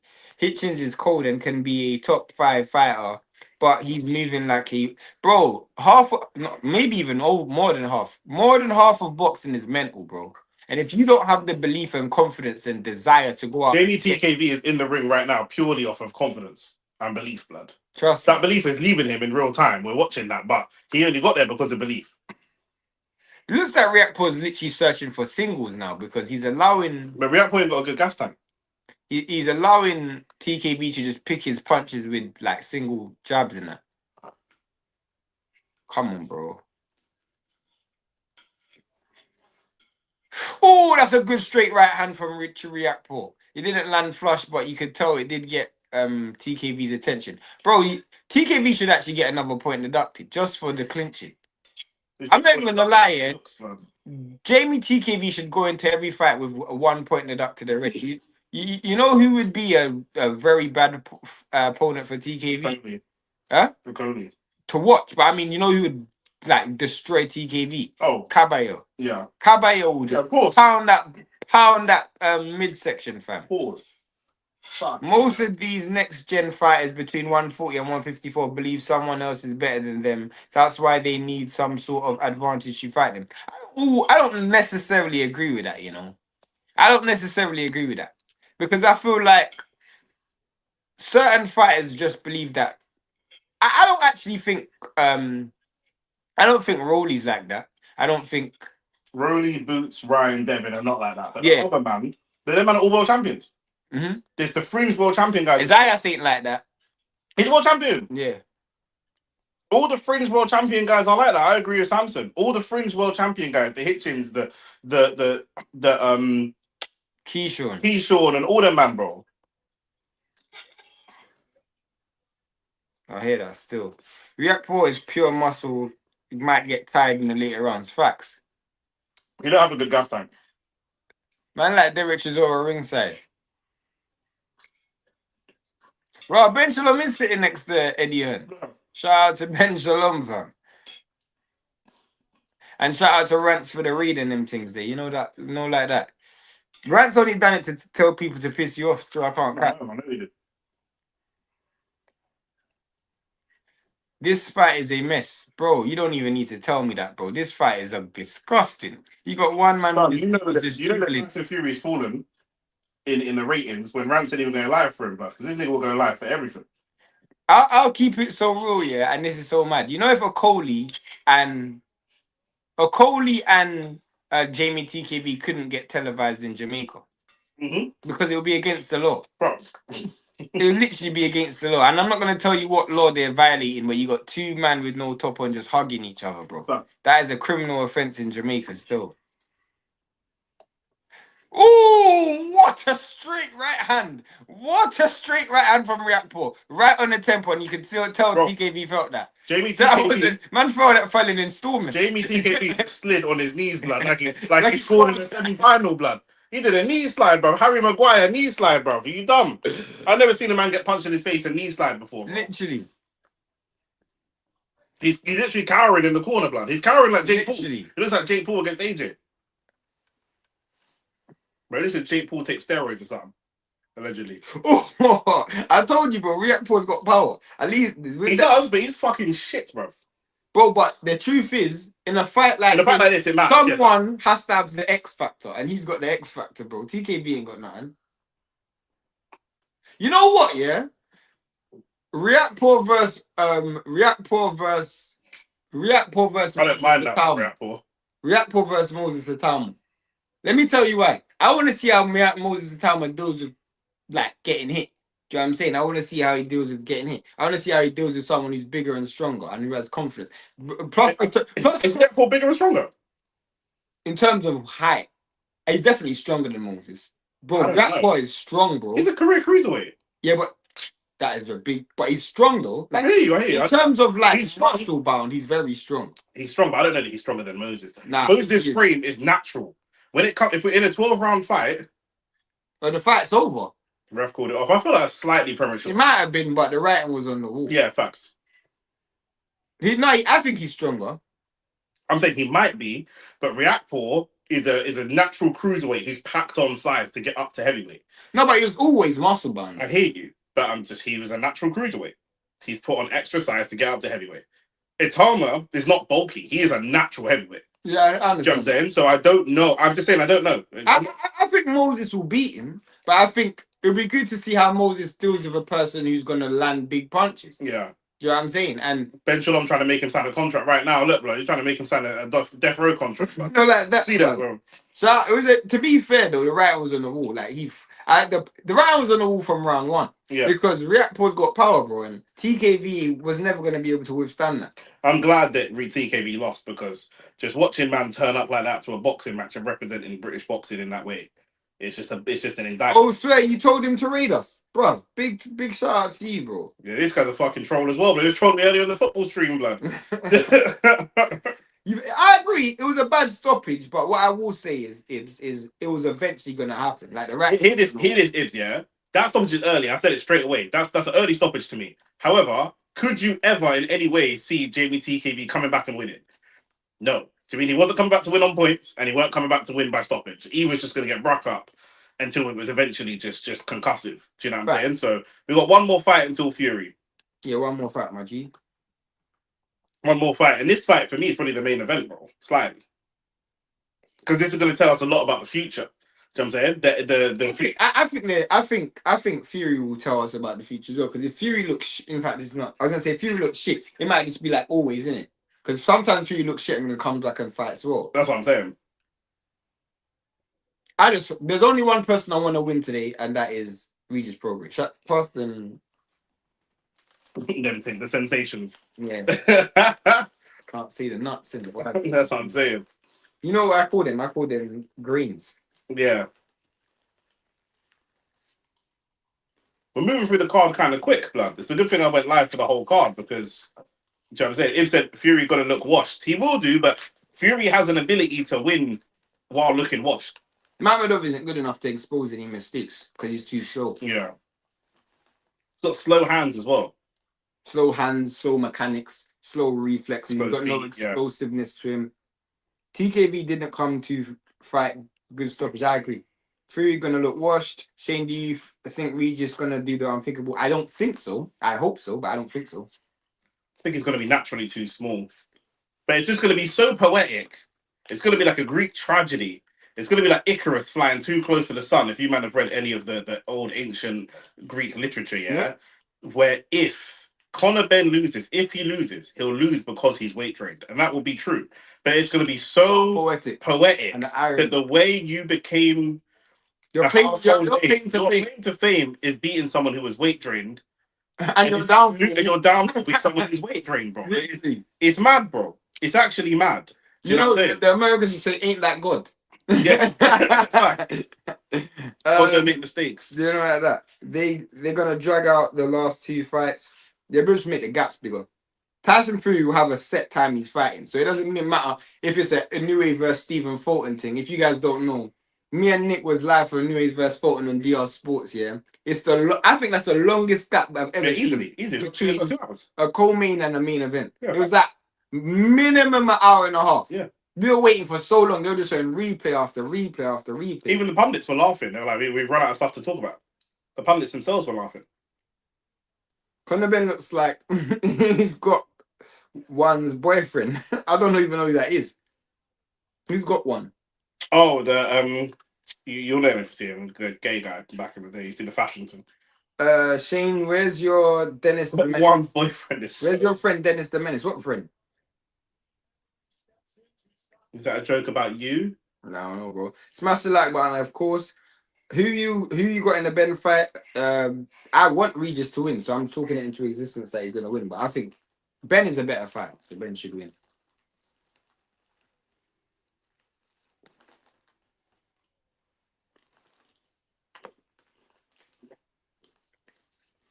Look at him. Is he still Madonna? I don't think so. Man doing fucking TikTok. Did you do that though? Nah, probably not. She has to be buff. There's some things that are still buff, but Madonna was horrible at the time he was with her. That's why it was funny. But he was doing it just to get a little. I know, but it's so obvious. I feel like it's too obvious, man. But let's keep it real though. Some of that Richard Riakpo, yeah, to be with Madonna, like that's mad, innit? Madonna, bro. I guess for Madonna, he's a black, like he fits the description for what she's looking for, innit? Bro, Madonna was writing letters to Tupac in jail, blood, so we know what she's on. Yeah, facts. And obviously he's black and muscly, so she just like, you know what I'm saying? Yeah, that's what she was looking for. Why that tongue thing? Why? Why for that tongue thing? Yeah, trust me. I wish Riakpo was skilled with all that power. He does have something about him, and there's a lot to like, but he's extremely limited. No, there's a lot to like. Yeah, he's got power. And he's a heavyweight now. Like this you're expected to have power. I know that he's got like high level power. Do you know what I mean? Not everyone's got power like that, but you're in a division where that's not even my issue too crazy. My issue with him is as he moved up the levels, not in terms of a fight, but in terms of like status, his desires reduced. Because when he fought Billam Smith, he just never gave it all. He already beat Billam Smith before, but I just felt like when the money was behind him, he just didn't give a flip, bro. Man was with Madonna and all of them things there. A lot of men are like that. Do you know what I mean? That's a British mentality though. Man want to be the B-side. Especially when like he grew up on the streets. He never thought he was gonna be here, bro. He never thought he thought he was gonna be he definitely didn't think he was gonna be famous. Them man, they are lucky to be famous, bro. Lack of ambition though, bro. I thought this was a boxing stream. Trust me. Madonna being like, oh yeah, trust me. Dennis McCann, what happened to him? I don't know. Oh, yeah. I told you, man, that this guy might be on the juice time ago because that's what he told my brother. In Saudi, he said to me and my brother when we were there, my brother is like, one day me and you will fight. And Dennis McCann said to my brother, I swear on my life as there's a star in the sky. He said to my brother, bro, you need some steroids to fight. That's what he's banned, isn't it? Yeah. Yeah, for a VAR test. Yeah, that's what I'm saying. Yeah. That's what I'm saying. Shout out to Blizz Bad Weather. Ain't really bad weather right now, you know. It's bad weather for Arsenal, but ain't bad weather for me. Yeah. The video's gone crackly, but it's gonna come back. You always do that and then make it fucking shake, blood. Pause. I don't make nothing shake for no man, blood. Why for that? Bro, I didn't say for a man, bro. I don't make shit shake for you. Nobody. I didn't say for me, bro. You man see Fury with that cheap doctor that was banned. Yeah. Yeah. It's Fury, innit? It's Fury, innit? But the thing with Fury is, all the negatives, he's still a good fighter. Like, I'm not even going to try and hate on him. Like, today, I'm looking forward to see him fight. Because if he is anywhere near top, like what he used to be, he still will display a high level of skill. The Fury's psychological issues mean he never feels 100 if he ain't got some type of narcotic in his system, blood. Do you know what I'm saying? So that's just what it is. They said, where's the OnlyFacts extra content at? The streets need it. So basically, Facts. we will have an OnlyFacts extra content coming out this week, but we've decided basically, if you don't know, we shoot 2 podcasts a week, which is 2 hours worth of podcasts, and then we also shoot live streams. That man don't want to hear a sub story. It's So coming soon, blood. we figured out a way in which we can do our OnlyFacts extra with the busy schedule that we already have. So it's coming. Like, it's coming. It's coming soon, bro. Season 2's coming. Hey, wait. Who was? Yeah, suggest us some topics. Yeah. Suggest us the topics that you want to see the man them. And we're gonna get some guests for this as well. So that's a good thing. One good thing about OnlyFacts Extra is some people are afraid to do OnlyFacts Sports because they don't know about boxing like me and Nick. But with OnlyFacts Extra, bare people wanna go on. So we will have some guests on. So when you suggest us some topics, we'll do it. Who's your brother? My brother's my brother. What do you mean he's my brother? No, it's because you said your brother called out Dennis McCann for a fight, so it sounded like your brother's like a pro boxer. No. You just said it. Yeah, that's it, Shane. It would be silly to try deny he's not a good fighter, regardless of his antics. Fact, he's a great fighter. This advert is bonkers, bruv. Look at this advert, bruv. Don't say man. This is a mad advert, bruv. Bruv. What does it say in the comments? Bro, this advert is mad, bro. Yeah, bro, what is going on, bro? Nah, bruv. Nah. You got them stuff on your algorithm, bro. It's an advert, bro. Yo, man, them watching some kinkiness, fam. Yeah, Turkey was giving out tickets to the taxi driver, bro. They were giving out tickets to everybody. On my way here, they were giving me a ticket, fam. Fam, this is the biggest fail ever. You think this? See Turkey, yeah. You think they lost more money on this fight or the New York card? The New York card. Because there's bare man on it. That's big purses, isn't it? Ryan, Devin, Rowley, Teal. How much did Jamie TKD charge for a fight? Rance probably gets paid more than Jamie TKD. You know what I'm saying? Big man thing. So you see when I think about colonization, yeah, which I do regularly, yeah. When I see Turkey, it makes me realize, like, you know how you go around the world, like all the roads are named after certain man, all the do you know what I mean? Like everything's named after certain man, whatever. Because this brother's the biggest fraud, in it. Like, since he's coming to boxing, they was like, oh, since he's coming. What the fuck has this guy done since he's coming to boxing, bro? What's happened that wouldn't have happened otherwise? Do you mean fights? Name them? Fights? No. Fights that we needed. Fights that the streets was asking for. But Serbia versus Bivol. That's the one. Usyk versus Fury. I think that would have happened. You think so? 100%. You're telling me if Turkey didn't exist and it wasn't for Saudi money, and Usyk was undisputed heavyweight champion, Tyson Fury would fight. Tyson Fury was doing a great job ducking him before. Tyson Fury. This is boxing. Man, know how much money's in the pot. Tyson Fury will fight for whatever X percentage of what's in the pot. This guy made the pot bigger. I hear that. But if the pot was, let's say the pot was 500 million with Turkey, and without Turkey, the pot was 200 million. Fury would just want 60% of the 200 million instead of 40% of the 500 million. You see what I'm saying? There's no way he's not gonna. How long? Even if Fury beat AJ, what's he gonna do? Do a trilogy with Wilder? Okay, fine. Then what's he gonna do? Fight AJ and beat him? Okay, fine. Now what are you gonna do? You're gonna run out of people, bro. The people's gonna demand you fight Usyk. Then, if Usyk's battling up everyone, you're gonna fight him at some point. I don't think we wouldn't have seen that. We wouldn't have seen Canelo versus Crawford. But no one was asking for that. It was cool. No one was asking for that. We wouldn't have seen Bivol Beterbiev. That's the one. That's the one fight the streets were screaming for that we would categorically not have seen if Turkey wasn't involved. Other than that, I don't know, bro. But man, I call him like the savior of boxing and all this kind of shit. He's definitely not the savior of boxing. Man's coming to boxing at a time when it was already good and just moving mad, bro. Do you know what I'm saying? Because ultimately the table was set, bro. Do you know what I mean? For a lot of the divisions. Yeah. Turkey basically confirmed Fury versus AJ if Fury wins. Well, Turkey needs to stop doing that, bro. he needs to let fights build naturally, bro, because he don't have a good track record when he does that. Trust me. He confirmed Devin versus Ryan, and Ryan didn't win. Yeah. Who's even promoting the thing? I don't see no Zaffa belt. Hella colonized. Now this ain't for Zaffa. This ain't Zaffa. This is a ring show. So Ring are the promoters for this show. But it's Conor's debut as a Zaffa fighter. Yeah, but it's the same. It's not the same. That's why it's a one fight deal. It's not action as Zaffa card. Turkey went to bed with the Devils, TKO, and Dana White. No. Nah, bro. You got it the wrong way around. Turkey always... what did they say? Turkey went to bed with the Devils. No, Turkey's the devil.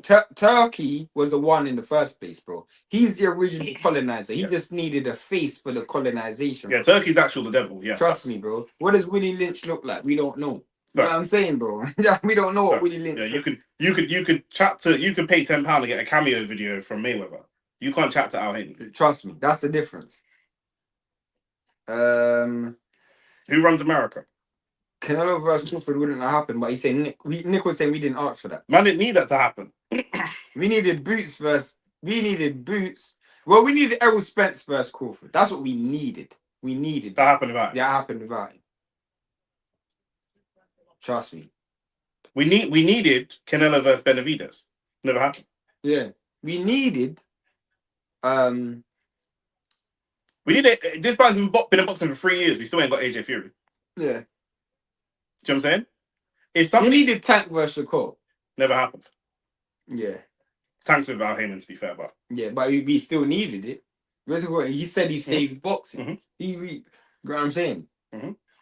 We needed Jai Patel versus Zerda Ramirez. Yep. We needed that. That didn't happen. Before that, we needed Jai before fucking. But we're getting Zerda versus Benavidez. That ain't with Turkey. That's with Oscar. So, yeah. That's it. Fury would have eventually got pressed enough. Yeah, 100%. Fury was waiting for Usyk that downtime. Facts. Yeah, definitely. But he was gonna sink before Usyk does. He doesn't look after himself. Same way certain man was saying Arsenal are winning the quad. Fam, this guy is built for trolling. This is, I don't want to mispronounce your name. So whoever you are, that is a great comment. I love the comment. Well done for that comment. I love that comment. Hit the like button, hit the subscribe button. Troll Nick for the rest of the day, bro. How is Fury relevant in 2026? What is man actually going good at? Fury's a good fighter. Fury's actually a good fighter. But if we're ranking the best heavyweights in the world, he's still in top 5. But this is why it's not sold. And again, this is why he needs to. Oh, they got this fucking lesbian on the screen. Which one's that? Conor Benn. This is why. Bro, this is why he would have got pressed into fighting AJ or fighting Fury or whatever, because his name is not hot enough on its own. He needs, do you know what I mean? That he needs the right dance partner. Makhmudov, as we've seen, is not the right dance partner. The previous fights were more exciting with Wallin and them, man, because we knew it was a build-up to this. He ain't even come out. Last time he came out and said, Wilder, it's me versus you. Let me get fit and it's me versus you. Yeah, he didn't come out and said, AJ, me and you, my bro. Me and you. Me and you. I'm getting fit. But I'm saying this is how you would sell the fight. You should have said it before the fight. It's almost like you want to see how you perform. Oh, I see what you're saying. Before you said to Wilder, when you were fat, you were sat there 300 pounds. Couldn't see your dick. Sitting there. 300 pounds, couldn't see your willy. Schmegma all over your willy. Do you know what I'm saying? Because they're man don't circumcised. And you're sitting there, looking in the camera, fat as a motherfucker, telling Wilder, I'm going to drop this belly and come back and fight you. Yeah, you're not saying that to AJ. You're not saying that to AJ. But AJ's got mental fragilities right now. But he's talking about AJ's car crash anyway. So it's not like he's not bringing it up. Yeah. You're still using it. You're still using my name. You're just using my name in a different way. Do you know what I mean? What did I say to you, bro? When he said about AJ, oh, I respect him and the car crash and rest in peace to the brothers, what did I say? Don't talk about my dead brethren, because there's only a certain amount of time where you and your crackhead beer belly self are going to end up saying something disrespectful. And then 2 weeks later, he's at in AJ and Usyk and trying to banter them about being, do you know what I mean? So what's the point then? What's the point? Have we not got 200 likes yet? These men are taking a piss, fam. Let me see how much likes you got to now. Come on, my G's. Come on, my G's. Come on, my G's. I was watching Turkish, you get me? I was watching We're Turkish. gonna get copywritten by Turkey. Now we're gonna owe Turkish money from all this. I was watching Turkish. I was watching... Shout out to the man Turkish, man. Brother, do you want to And turn the fucking volume down? Do you want to turn the volume down? Why are you watching ads? Why are you not logged into the I am account? logged in, bro. We only got 51 likes. That is abysmal. Come on, man. Let's get the likes up, bro. You man, let's do. Yeah, let's try and get to 100 likes. Get to 100 likes, bro. Come on, 100 likes. And Layla Ali looking like a. I'm not gonna say a snack, but she's looking like an afternoon dessert or something. Why not a snack? Cause I don't. Snacks is something that you only have like for a short time and to fill a gap. I'm not trying to fill a gap. I'm trying to. Devour. Put a bib on. Pause. I don't do them things there still. I'm paused. Say no more. All right, yeah. All right. Bruv, it's a good thing I'm a Christian. Let's.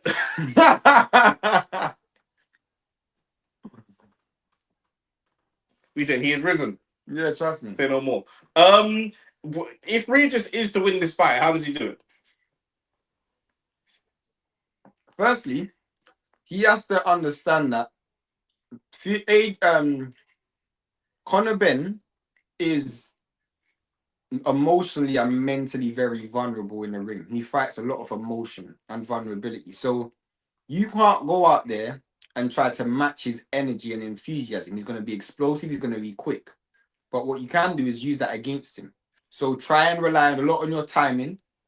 You ain't got to look for this dude, and don't try to keep up with his pace.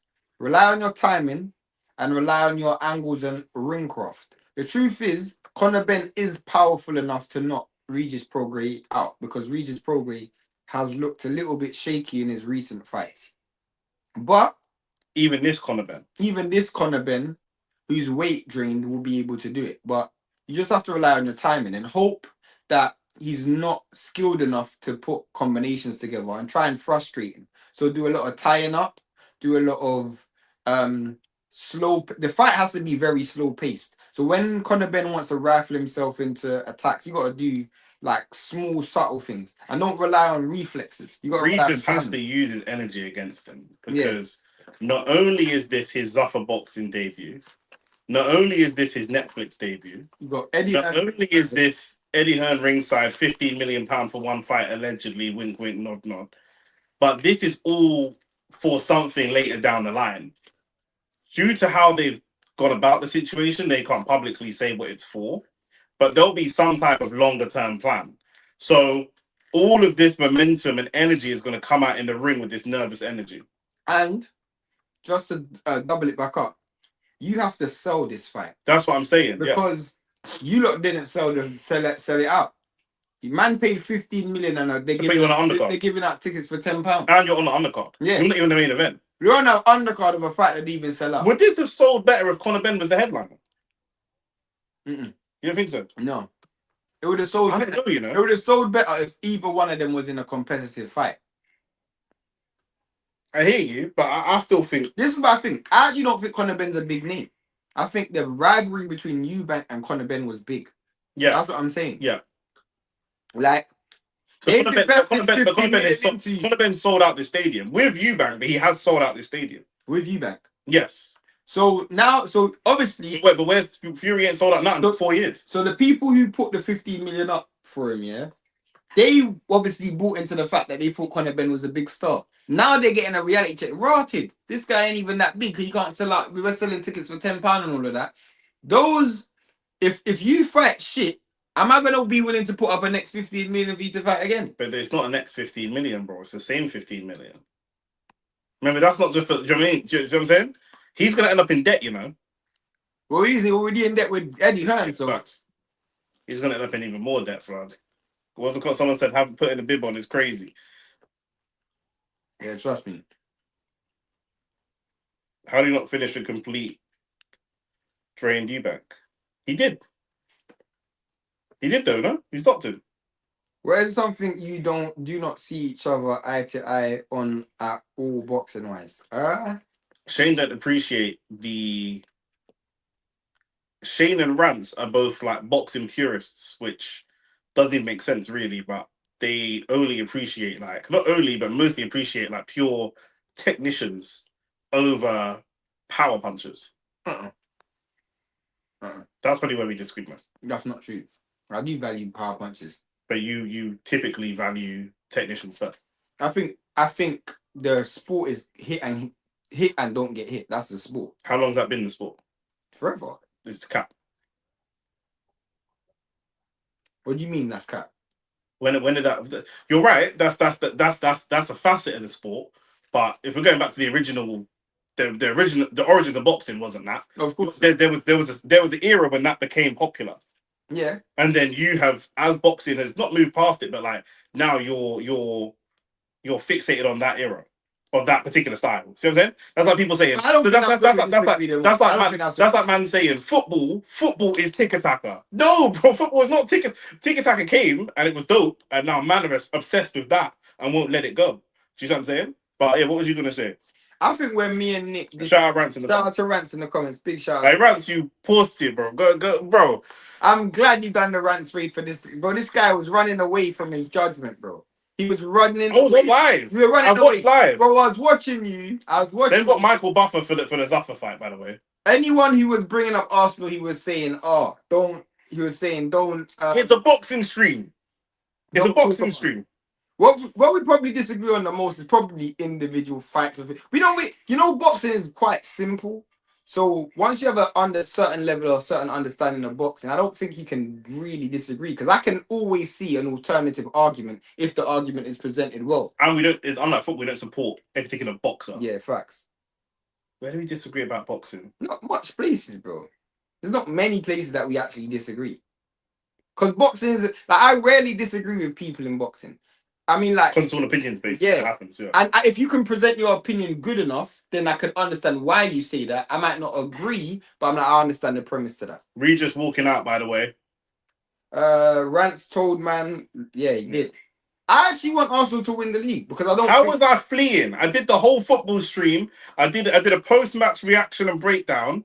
And then I did like a 40 minutes of streaming before Shane even got here. And then when Shane got here, I started to eat. Have you seen Regis' son?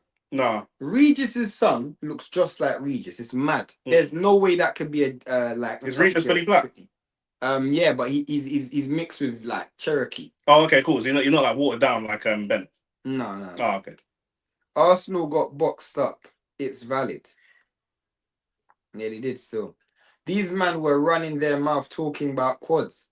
Bro, it's mad, innit? They went from a quad to a treble to a domestic double to nothing, fam. As I said, it's like a gal calling you over to her yard. She's gonna give you everything. Everything. The whap, the slap, everything. She's giving you everything. And you're taking. The day they say, I even had one bitch say she was gonna suck my dick from the back. I ain't never had that before. Literally. And what did you do? Your king couldn't stand up, fam. Not a Viagra, not a blue pill, red pill, none of that. You lot just came to the party and just couldn't perform, blood. That's what it is, fam. You ever a girl ever called you over and you left with nothing? Never. That's my point, fam. Girl calling man them over and man them are leaving with nothing. Like the game, the trophies were there. Yeah, the trophies were there. Laying there. She's laying there. Legs, skin out, everything. Yeah. And man but them man just walking away acting like they can't see, bro. You know what I'm saying? Man said quad bottle incoming, I'm done. Giving my club a whole segment on the pod when I'm gonna win more trophies than you, Nick. Are you gonna win more trophies? What are you gonna win? Ask him, what are you going for? I don't know. Man said Conor Benn is stepped on 100% blood. Frank Lucas would never sell that blood. Conor Benn don't look like his dad. That's what I'm saying, bro. Regis got real genes, blood. Do you know what I'm saying? Yeah, Regis got real genes, bro. Man said it's stepped on. Man, the conversation between Frank Lucas and facts, and Nicky Barnes. Nicky Barnes. Yeah, man said insist, copyright infringement. You know what I'm saying? 2-time world champion, 5 world title fights, beat 4 current and former world champions. Facts. What are they gonna put out for Conor Benn? Did nothing, does nothing. Bro, did you see the comments on our video, on our short that we put out about Conor Benn? Now, what did it say? One youth was like, but Conor Benn's got a lot of money. Bro, these men are batty, man. That is a batty man thing to say, bro. Trust me, bro. This ain't even like, we can clip this and cancel Nick. No, bro. You are a batty man, bro. If you come on a podcast the next man talking about sports, imagine this was in football. We're debating Cole Palmer, Saka. But he's We're got debating. money. Well, Saka's got more. You are a batty man, bruv. Like he's paying you. Is he paying your bills, bro? Even if he was. Shout out to my boy Timothy. He's doing the music. He's doing the music for this. He's doing the music for the ring. Conor Benn didn't even look like his dad. Look. Still. Man, just bro, what is he doing with the blonde hair, fam? Man, he looks like Ellen DeGeneres, blood. It's a brand name. He wants to look more... by it, I guarantee. Yeah, exactly. Yeah, they don't know me any more than they know the CEO of Pepsi. Yeah, you know what I'm saying? Conor Benn wanted to look like his mum, blood. Is his mum got blonde hair? I don't know. You know what Conor Benn's sister is, bro? Is she buff? Fam, I don't really deal with much mixed race girl, but bruv, she is a bad one, bro. I'm not even gonna lie. Why is Conor Benn coming out to Christian music too? This ungodly individual. No, fam. He needs all the help I'm he can still get. seeing green seats, bro. Like, man is still seeing green seats. Like, man, them did not sell this up. Yo. But you know what? Frank Warren's not the promoter, so it makes sense, doesn't it? Because there was no promotion for this. If Regis were to win and Makhmudov were to win, yeah, that would be the biggest, the throwing away. It'd be the biggest L in sports history. Trust me. It'd be one of the biggest L's in sports history. Luckily, neither of these fights have worked. That's like spending 65 million on I knew that. Yeah. Waste of money, blood. You man saw the Invincibles versus current Arsenal chat these youths were trying to have it. Bro, honestly, it's not even a debate, bro. That wasn't me, though. No, you will never do that. That's not even a debate, bro. The Invincible team had Bergkamp and Henry in it. This team but even players went 11 games with no attacker scoring a goal. Even players in the Invincible team that weren't legend. Like one of my favorites was Pires, who's like not seen as a top legend, but his levels above. His levels what we're seeing here. Yeah, facts. Even players from our banter era, we had players like Alex Song, Pleb, Ramsey, Santi Cazorla. Some of these men never won a trophy, never won a pro. Santi's one of the best players that's ever played for you. These men never won a league, you know. Conor Benn getting tucked in would be lovely, but unfortunately Regis is finished. Finished, bro. Finished, blood. This guy's washed like laundry. Ben's most notable achievement is popping for Peds. Facts. I told everybody his biggest win was against UCAD. I told people didn't believe me. Man said best walkout song. Yeah, I told you. That's my guy doing the walkout music for him. Shout out to Tim. That's my guy still. Checking the back. They were giving free tickets for this fight. Trust me, bro. I was getting 50. The man were charged. On my way here, people were giving up tickets outside. If I could go to this fight or chill in my yard and beat not even my first choice link, but like my third or fourth choice link, I beat my fourth choice link. Yeah. By the time I got down to like maybe 8th or 9th choice, I might debate even if I beat myself, blood. You know the place there, bro. Trust me. Don't look at me. Don't look at me like right? No, I'm not with you. Bro, I don't beat myself. I don't beat myself. I don't beat myself. That's what you just said. I said I would rather. I'm not going to no Tyson Fury fight. Pay for a Tyson Fury fight. Beat yourself. Yeah. You know what I mean, bro. That's what you said. I'm just going to this era of football is better than... This era of football is more competitive than that era. Definitely a why. This era of this place out. I even seen £12 tickets. Bro, they were man said £12. I'm telling you, they were giving up tickets for free, bro. They were tickets for free. Right? Look at all them empty seats, bro. This is ringside empty seats, blood. You could probably get those. And this is Conor Benn co-main. This isn't like a Hamza Shiraz fight in Belanga where the co-main is like levels below. Yeah, do you know what I'm saying? Like this is still Conor Benn, bro. £12 is more than diabolical. £12 is disgusting, fam. Look at this youth. His face is drained. Yeah, his face is drained still. He looked drained 2 days ago at the press conference, but he's still gonna win. If he lost, God is good. All the time. And all the time. God is good. Walcott, we haven't forgotten the United 2008 versus this current universe. Bro, that conversation is done as well. That team won the league 3 times in a row. Neymar's better than Rooney. No, he's not. Hey, look, Nigel Benn. Bro, they got his dad's stats. Remember? No, that's the worst. Bro, they've got his dad's stats, blood. Nah, bro. They've got your dad's stats, blood. That is embarrassing. I'm having a boxing match, and you've got my dad's statistics. Where they had Regis's... They have Regis's achievements, and they've got your #1 ranked WBC welterweight. That is embarrassing, bro. That is embarrassing. Man said he was the British Boxing Board of Control's Fighter of the Year. Bro, they banned him. They banned him. That man fighting in Portugal. Why has Nigel been acting like some NPC security guard? That is hilarious. You know, it is. He's trying to do a Eubank Senior impression with the blazer and all that kind of thing, blood. That's what Until it you is. going live for the main card. I rants us for you still. That's a disrespect. How you on our stream asking Rance to go live, blood? Am I a sideman, blood? So that they using his dad's stats have some shame. Trust me. That's actually disrespectful, bro. If anything, Rance, you can jump on this live. We'll send you the link. Using Nigel Benn's stats is nasty. Disgusting. Fighter of the year, bro. Fighter of the year from the same people that banned him, bro. What year was he banned? 2022, 2021. To when? To last year. 2024. Because it said 2026. It said that they were he was the British Boxing Border Control Fighter of the Year for 2025. Wasn't that when he was banned? It was last year. No, it's fight of the year. Fight. Got you. And it wasn't even the one that he won. It was the one that he lost. It wasn't even the one that he won. It was the one that he lost. Them when the advertising fight at the end of the fight that he lost. Because it wasn't the one that you won. Imagine. Nah, bro. Imagine Arteta gets the achievement, not for manager of the month, but like most entertaining manager of the month, and Arsenal's been slapped. But you're the most entertaining manager of the month, bro. That's bonkers, bro. Wait, no way you think Rooney's better than Neymar. Of course I do. Of course I do.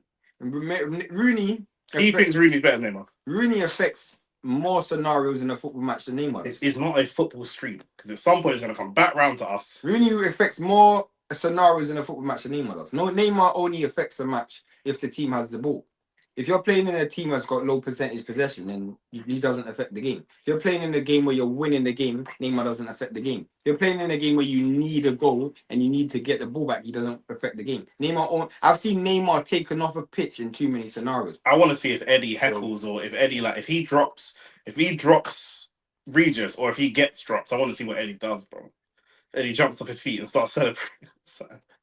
Yeah, definitely football. I'm saying football. He does more things than Neymar does. It's just that seems was mad short. Yeah, his prime was mad short. But people say he goals, but he played in the Brazilian league and the French league. Like them. Played in the Liga. No, yeah, but my point is he played in the Brazilian league and the French league. Oh, got you. Neymar played. Rooney played in Saudi. Yeah. Rooney played in the Premier League from 16, bro. Like it's just not a fair comparison, is it? Regis has seen. Regis, we're about to go into this fight, by the way. Regis has seemed really like. That's a dumb question. What? Would Neymar have won the league with Man United in 2011, 2013? Could Neymar do it at DC United? Could Neymar do it at Everton? Would he have played well at Everton? You know what I'm saying? Like, this is a dumb statement, bro. Is Henry better than Neymar? Of course he is. What are you talking about? That's a dumb statement. Henry better than Neymar? What are we doing, bro? Man, I'm just dumb, fam. On Neymar, I support Brazil. That's my favorite team. Can we watch the fight? And Neymar doesn't affect enough games for me. Even when he was at, like, let's just watch the game. Let's just watch the fight. Into round one. It might be a first round knockout for Conor Benn, you know. It could be. There we go. Regis looking for the body early. I don't want him to overextend, but I do think Regis going to the body is a good tactic. It's a good thing. But I think Regis needs to frustrate, man. Don't try to stick to the pace of Conor Benn. It's only 10 rounds as well, this fight. Conor Benn's got him in a headlock, blood. Bro, this is why they put your dad's stats up, blood. This is why they put your dad's stats up, bro. I told man already, Conor Benn makes me scared to breed a white girl, blood. AT, just this is a final statement on Neymar. Brazil won more Copa Americas without Neymar than with Neymar. Right, so Conor. That's just a fact. They won more Copa Americas without Neymar than with Neymar. So they've only won Regis looks too hittable, man. He is. That's his style. He's so hittable, Regis. But you can tell that the explosive speed of Conor Benn is causing Regis problems, and he's trying to rely on his reflexes, but it's not going to work. He needs to just put on the high guard and go in the kitchen, and just try to get this guy. That's a great 1-2 from Regis. That's what I'm talking about. Oh, that's a good body shot from Regis again. I think the body shots are the way for Regis because with all this adrenaline in Conor, the body shots are going to count even more later on. So good. And that bounce. You see when he's bouncing in, just time him on the way in, bro. Because eventually that bounce is going to go. Conor looks fucking tiny.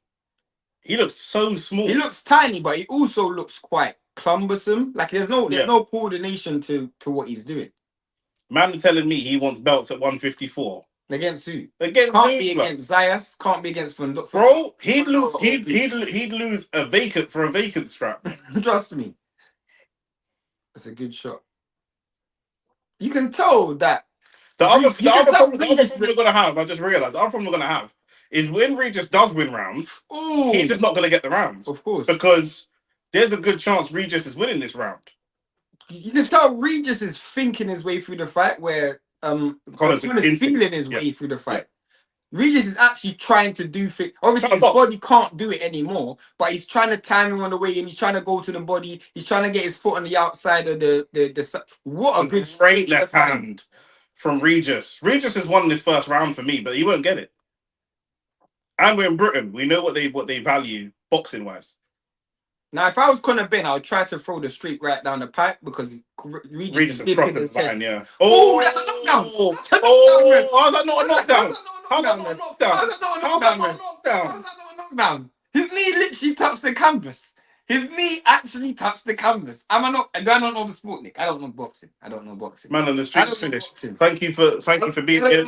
End the stream. End the stream. End the stream. End the stream. End the stream. I told you he's not.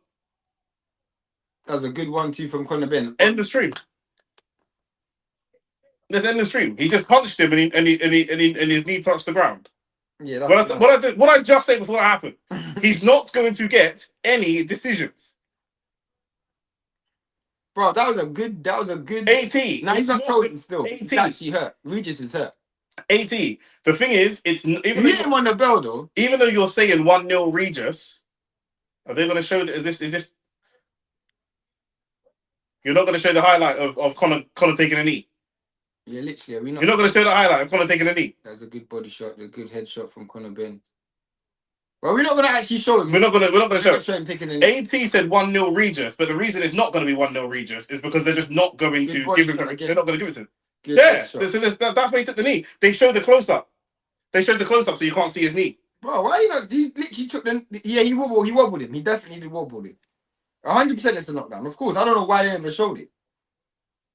Regis needs to be careful though, because Conor Benn's got the power to hurt him. Like Regis is literally, hey, this referee's got the envelope. Oh, we already knew that before. You might hit the like button, hit the subscribe button, and that.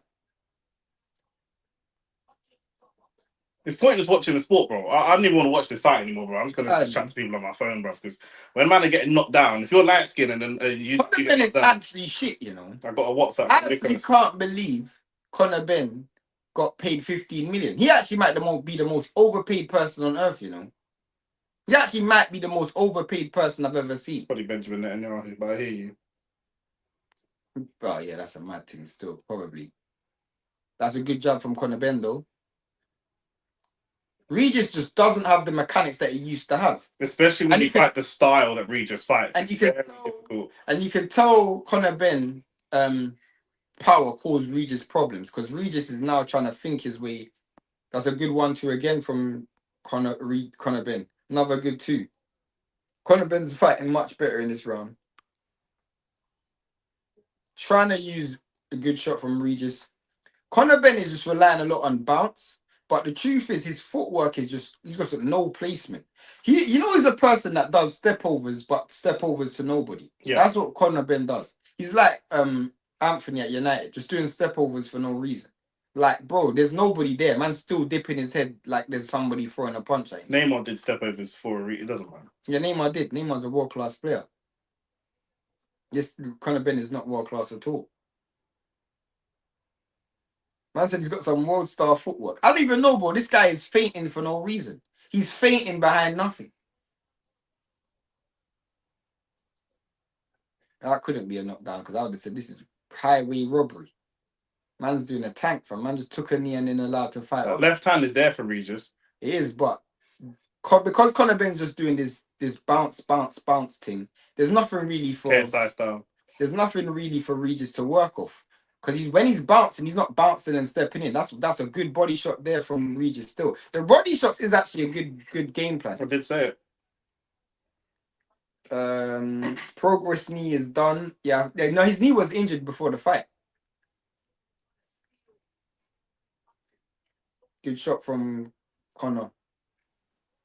These Bandulu things. That's what I'm saying, but he's doing it for no reason. I told man Arsenal. Oh, we're talking about Arsenal still.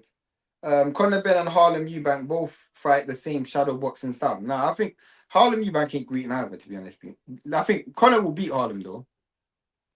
Good. Harlem ain't making no 15 million, blood. So that's what Trust me. Garcia beating Ben, of course, because Garcia actually has fundamentals. He got flaws, and he's definitely flawed. Just like what we just watched in TKV versus Reactport. One of these guys have an X factor, and the X factor for is Ryan got a world class hand speed and left hook. Yeah, and a world class left hook. Conor Benn has world class name, as they said his dad. Yeah, fact. Ryan Garcia is knocking out Ben. I don't know if he's knocking him out because Ben's got good punch resilience still. Ben prefers to trade than get not in at 147. But we don't know. He can't even make 147. True. Ryan Garcia is a natural 147. Ben prefers to trade than get in and out. No, he can't get in. He can't get in and out. He doesn't actually have the technical ability.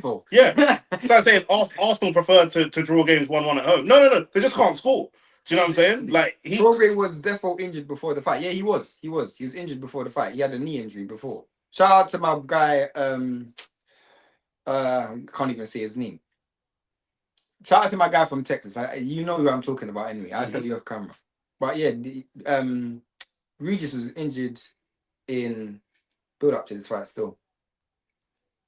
Is it an L? Is it an L if Conor can't stop him? If it goes the full 10, is that a bit of a success? It's an L if you can't drop him. Devin dropped him. Catterall dropped him 3 times. No, Devin dropped him twice. Catterall dropped him 3 times. You know what I'm saying? So like, you're supposed to be bigger and stronger than both of those guys. And this is a more faded Regis. Yeah. And this is an injured Regis as well. Yeah. Conor Benn is so shit. Ben has a chance if he catches Garcia like Tank, but Garcia is better. That's silly because Tank has elite timing power and elite power. He has elite timing and elite power. You know what I'm saying? Like this guy, Tank realized he's not faster than Ryan, so he relied on his timing. Conor Benn just doesn't do that. Also, again, it would be 147. He's not fought at 147 for 4 years. MF has put his dad as a stat. Yeah, it's peak. He's not fought at 147 for 4 years, bro. His one notable win is Eubank, a depleted Eubank, and that was at 160. This is the least footwork I've seen from Regis. I don't think it's the least because when he fought a guy in his homecoming fight after he fought Zepeda. I can't remember his name, and his knee was mashed up in that fight as well. Good. Conor Benn's actually throwing decent jabs, but in terms of his actual mechanics, there's nothing really to it. Like he's just bouncing. Regis is actually there for the taking. Yeah. And Conor Benn's just not good enough to do it. He's saying, yeah, that's what I'm saying. What did FTexer say? I said this when he fought Eubank, but these are some Weatherspoon Saturday night straighteners. That's funny. Can't lie, Ben is food for Ryan, Devin, and Shakur. But I wouldn't even compare. He don't want to fight those guys, so I'm not even going to compare him to those guys. Yeah, and Rolly. And Rolly, yeah. Them guys are actually elite. Well, some of those guys are elite. Some of them guys are. All of those guys are world champions, though. The way Haney would beat Ben would. But to be honest with you, Haney versus Ben wouldn't even be good to watch. Because Haney or Shakur wouldn't be good to watch against Ben. Because they would just pick him off. I would want to see him versus Boots. Just so Boots can just beat him up. Never, ever gonna fight Boots. Yeah, never. Him versus Crocker. I don't see that happening, but you never know. I need Haney Ben. He won't do that though. He can't make 147. Regis came for the paycheck, and I'm glad at least he's gonna get paid, and he's getting paid well. Conor Benn cannot make £147 anymore. Ben throwing things out of range. He's got no real gauge for distance. Facts. He's got no gauge for distance. This guy's just bouncing for no reason, bro. Like he's just literally bouncing for nothing. Toby and Ethan. Are you actually scoring this fight, 80? You're good still, because I ain't.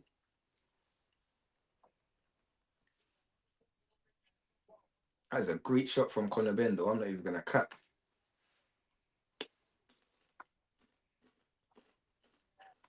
Yeah, run up the laps, I lie. Support the man, then, man.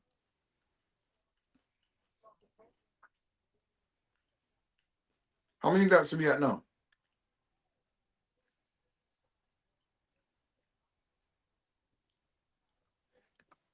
In round 4. This is literally just Conor Benn fighting a heavy bag right now. Yep.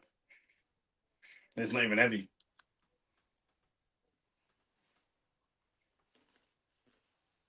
At least Regis can say you knock Conor Benn down, though. I just want to know what fucking... Good body shot. I wonder who's next, bro. Because, like, okay, cool, this is your Zaffa opening. This is the fight we're going to give you. Do you know what I'm saying? Cool. But if you fuck this up, it's like, bro... They're going to do him versus Richards and Hitchens. They both have Zaffa. Isn't Hitchens at 135? For He can't make... At what weight? He can't make 147! But Hitchens might come up to fight him. I don't know. To what? From 140 to 150? I don't know, blood. I don't know. Richards will still beat him, though. No, of course. And if I'm Hitchens, I'm coming up for them. Do you think Zaffa just don't know how bad this guy is? Of course they don't. Plus, they know it was leverage against Eddie Hearn, innit? Yeah. They can use the narrative to boost their name. Zaffa, you know what promotion? You know what this is like? This is like beating a girl because her man is someone you don't like, but she really thinks you like her. You know, I've never done that before. Do you know what I'm saying? That's what this is like. Conor Benn thinks like they really value me over there. Do you know what I'm saying? No, bro. Like, these man know you're garbage, bro. It's a heavy garbage bag to pay for, though. 100%. Ben is cut. Is he? Don't matter. Ben could be dead, they'll give the fight to him. The only good thing I'll say is Regis is doing very good defensively. Like, he's getting his head off the line, he's slipping shots. That's what I'm saying. He's thinking his way through the fight. He's just not. A lot of things what Conor Benn's just doing is just some vibesy thing. Whereas Regis is actually trying to read punches, but his mechanics is just not there anymore, bro. That's a Teo versus Ben. Ooh. Teo's too big for Ben. You mean Ben is too big for Teo? No. Teo fights at 47. He's overweight, but he's not too big. I think Teo beats Ben. Yeah, Teo beats Ben, of course. I think you said he's too big for him. I think Teo's naturally bigger than Ben. You think so? Yeah. Teo's big still, but... Yeah, frame-wise, I think he's bigger. Naturally. Decent fight. Need to go up against an American. He's against American right now. Who said that? I think he needed... I don't rate him until he fights in Tottenham. Huh? I don't rate him until he fights at Tottenham Stadium. No, I rate like that. Why does Arsenal have no fights in their stadium? Arsenal? Yeah. Oh, you don't need to do that. I think, well, to be fair, that's the only... Spurs might as well do it, innit? Because they're going to be in a championship, so they're going to need as much money as they can. AJ's 1-4-0. AJ's, yeah, I was gassed. AJ's probably never seen this stadium so empty. Yeah, facts. He's confused. You guys notice post Royd, Ben ain't knocking in. Bro, we've been saying, yeah, bro. We said that time ago. Yeah, bro. You must be new to the channel, fam. Yeah, bro. I said this. This is why I said he cannot make 147 anymore, bro. Now this is Wash Regis. This Wash Regis is doing well. I mean, he's doing well. He's losing. Like I said, bro, if you bring in someone like Regis that ain't fought in the length of time he's not fought in, wasn't his last fight a loss? Yeah. He lost, 2 years ago? No, I think about 18 months. He lost 18 months ago. He ain't fought in 18 months. He's like semi-retired, really, because no one was talking about Regis. He's pretty much retired. Yeah, if you can't knock him out in 10 rounds, injured as well. Injured. I don't know. And he's coming up to your weight. He's coming up to a fictitious weight class. Because it's not even like he's coming up one weight. He's coming up. The blood's come from a head clash. He's coming up. He's injured. You can see the right knee's injured. Look at it. Look how stiff it is. Yeah, facts. You can see the right leg. David Hay. You can see the right. Yeah, facts. You can see the right leg is injured. He's not fought for 18 months. He fought at 135 and 140. He's come up to 150. Like when Regis was fighting the likes of Josh Taylor and Devin Haney and those guys, Zapata, he still had a lot left in. Right now, man's just fighting. He's just fighting for money, bro. And I don't disrespect it because he's had a hard career, bro. Like he's had a lot of good fights, and he never really got a lot of pay. So I'm glad he's getting a pay still. That's why I want him to do well, but I just can't see it, fam. They're also just gonna vote. They're just never gonna give him a decision. Benn is garbage. Hope this Regis smokes him. Man said you. I don't even need. I don't even need Regis. I've seen all I need. Regis could be in problems here. Well, what ref?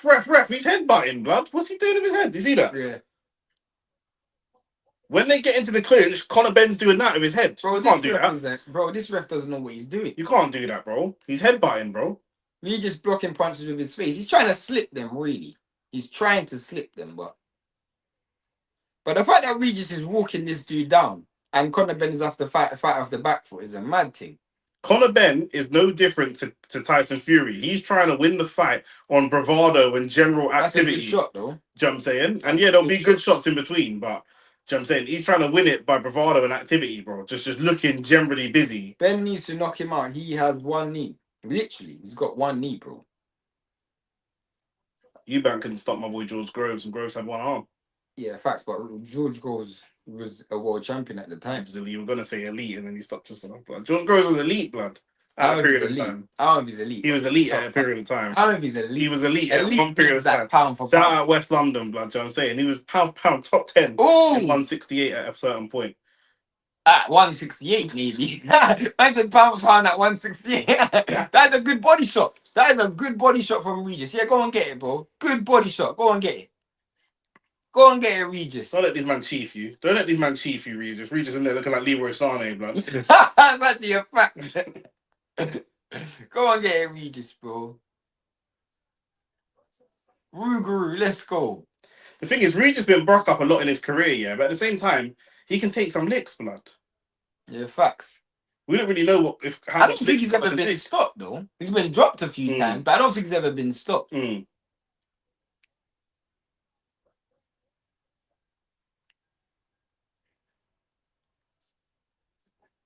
That was a good shot, but then he's right back at it, Conor Benn, boy. Conor Benn is just he's just more active, he's younger, youth, fresh, and all of that. Yeah, man said Sane. He's looking like Sane for real still. R.I.P. Ricky. Whatever, man. Has anyone seen John Fury? At Home with the Furies is out tomorrow, I swear. Why are you promoting that to this on the channel? Are they paying us, blood? No. Do you know who is paying us, though? Salah Sense, blood. We're sponsored by Salah Sense on support black business. That's what we do over here. We're not like them other man. We support black business. You know what I'm saying? Salah Sense, code OnlyFacts Sports gets you 15% off. They got London, they got Dubai, they got Milan, they got Paris, they got Rio. They don't have Tel Aviv, you know, like that. So Salah Sense, blood. That's what we do on this show. We're waiting for them to get a Havana or a Kingston or a Christchurch or something. Bridgetown or something. Yeah. Let us know what's of Grenada. Huh? St. George's. Hey, that don't sound good for a perfume store. It's all saints out there, isn't it? We just started on the front foot, round 6. Good body shot from Conor Benn. Oh, that's a great check. Foot from Regis. Conor Benn's gonna win this fight, yeah, but he's actually not good. Like, yeah, he's just like when you're looking at it from a technical level, the ref's warning him about his head. When you're looking at it from a technical level, understand. Forget about punching, because if you're not into boxing, I'm not trying to patronize you, because I don't know how much you're into boxing, viewer, yeah. But we're not looking at, we hit him really hard and he fell over. That's what most people look at when they're watching boxing. We're looking at head movement. We're looking at footwork. And how deliberate are you? We're looking at foot position. We're looking at how deliberate you are at maneuvering your opponent. We're looking at this guy he's just doing a lot of random. Conor Benn's playing boxing. Conor Benn's boxing like Madueke plays football. Yeah, like it's just a lot of stuff. Like if you look at what Regis is doing, good shot from Conor. Even though he don't look good, obviously he's got one leg. But a lot of what he's doing is deliberate. So when he's landing shots, you can see where those shots came from. Yeah. They gave the last 2 rounds to Regis. I actually gave the first round to Regis. Yeah, same. Regis should actually be 10-8. That should be a 10-8 round in round 1, you know? Yeah, facts. I only gave the last round to Regis. I didn't give round 4 to Regis. I ain't been scoring it. I gave the first round and the 4th round to Regis. Yeah, probably the same. But The it should be a 10. the first and fifth were clear. Maybe there's some others in between, but I felt like That's a good jab. It's a great jab. And again, a little check kind of. That's what I'm telling you. Yeah. In the second half of the fight, Regis might actually do something, you know, because Conor Benn's been moving a lot, and that weight drainness might cause him problems. But Regis, that's what I'm saying. Regis is naturally a better fighter. He's old. Yeah. Like what he's doing is deliberate. Yeah. Conor Benn is just throwing shit on the one, seeing what sticks, bro. Why you look like you've been in a war and this guy's got one knee? Good body shot. You see the body shot, the body selection, the body punches, and the selection has actually been really good. Good job. He's not invested enough in the body for me. But I don't think he's afraid. I hear you, but he's starting to kind of get a little bit roped into Conor Benn's style of fight. That's where he's starting to lose the rounds. The rounds where he's doing what he wants to do, the first, the fifth, they're the rounds where he's setting the tempo. He's winning those rounds. Why does Conor Benn's face look like that? Oh, there's a good straight left hand still. On the back of the head, right?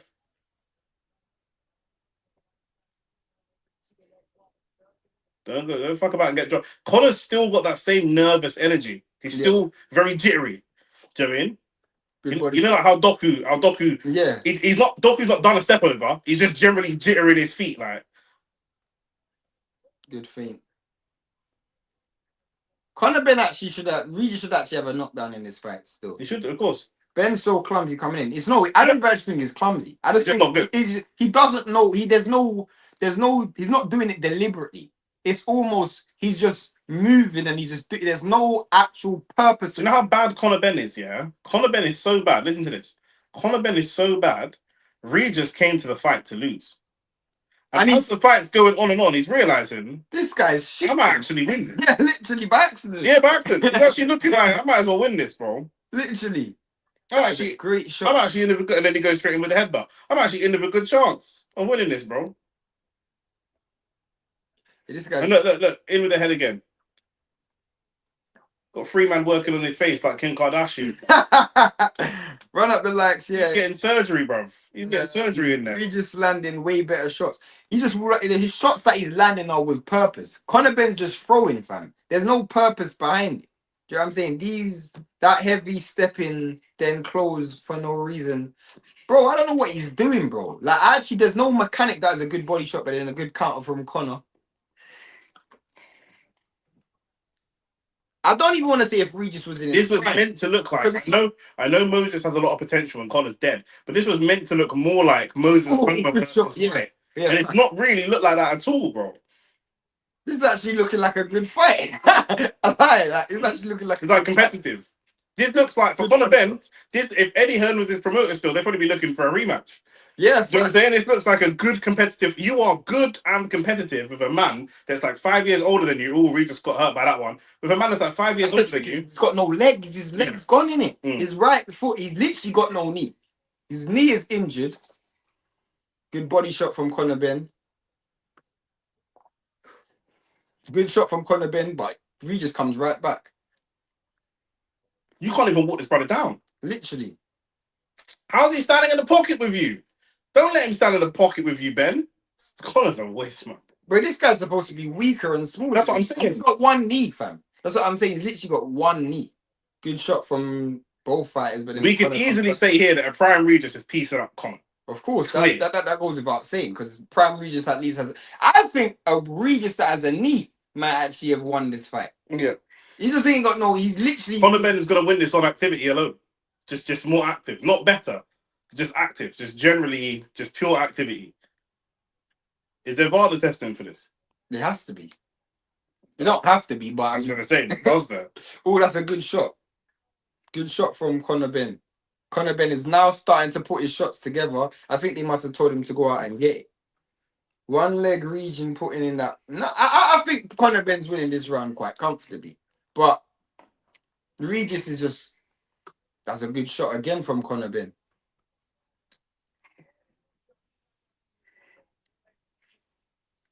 Good job from Regis.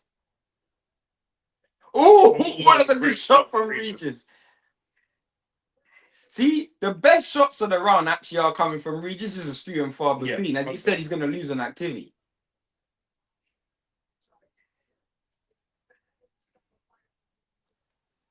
Bro, this guy is shit. Trust me. Regis said there's no testing for the fight. Oh my days. Yeah, this guy could be on everything. Oh, see, he tried to step on his knee and he wobbled. He was wobbled. It wasn't even the punch there and he wobbled. His right knee is gone, bruv.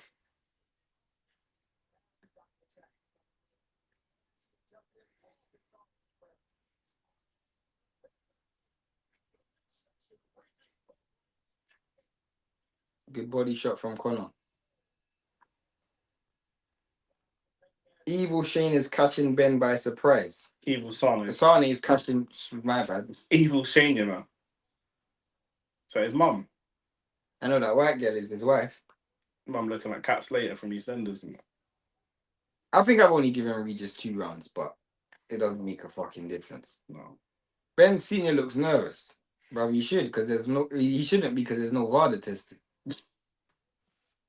No, like, bro, we could see that was a good straight left. But that's a round that if Regis is slightly fitter and throws 10% more punches, he can win that round. Yeah. He does the cleaner work, but he's just being outworked. Do you know what I'm saying? But like Regis, if you're a fighter like Ben, and when I say a fighter like Ben, I mean at the financial level that you're commanding, the purses you're commanding, Regis is really, with respect, the bottom barrel person that you can get for that type of finance. So the problem that you have is, if you're Zuffer, how do you move this guy? Match make me next? Because if you matchmake him with anyone better than this, he's losing, bruv. Literally. And you've done your fucking conkers on this, bro. Literally. You might fuck up and go and get some random journeyman that beats him, bro. Yeah, Lidge. I could really see that.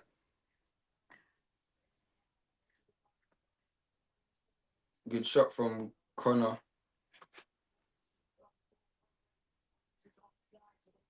You can like at 154, bro. You can put him in there with basically anyone, bro. This is a 10-rounder as well. Yeah, bro. It's not even 12. Man's getting 15 million for 10 rounds. Good one, too. 1.5 mil a round and that. You couldn't put this nigga in there with Madrimov or someone. Yeah, that would be so peak.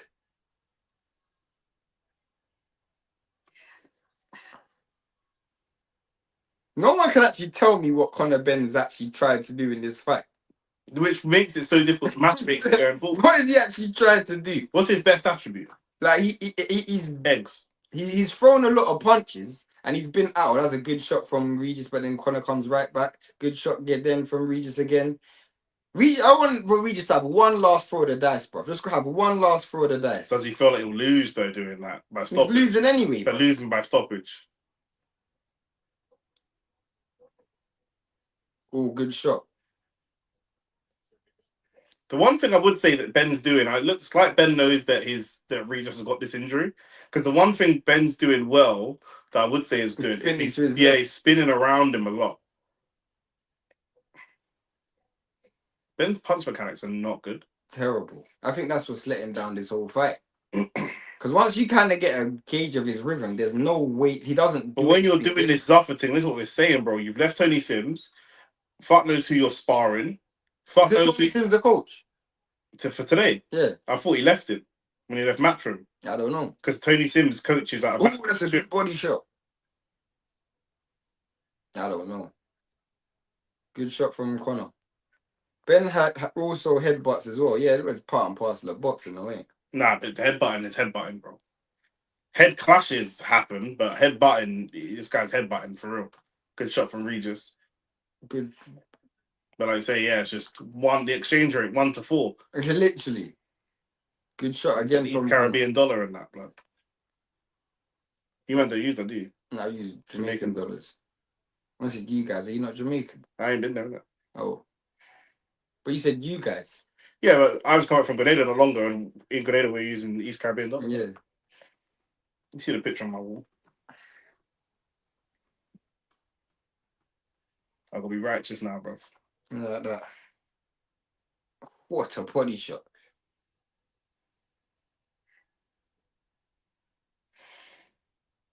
Yeah, I don't know how you're gonna matchmake Conor going forwards, bro. I really don't, bro. There isn't a way, bro. Ben's Sims is still his coach. Okay. Ben's scamming people at this point. Well, he's scamming Zuffer. Yeah, facts. Oh, that's a good shot. Zuffer kind of scammed themselves, though.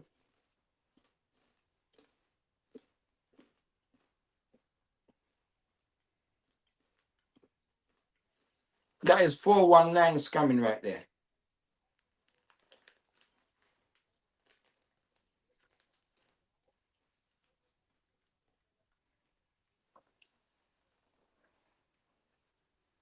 Levels, I would have never thought this was going to go the distance.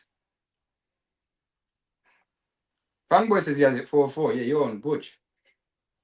Maybe Regis might get a knockdown, though. He has already.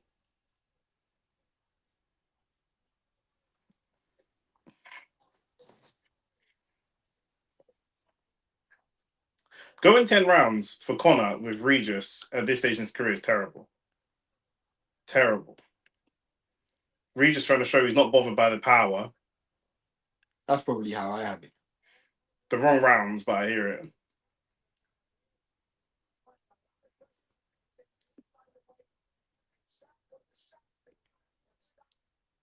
Man, am I thinking he paid 15 M's for this? I swear Jack Carroll knocked this guy down like 3 times. Yeah, facts.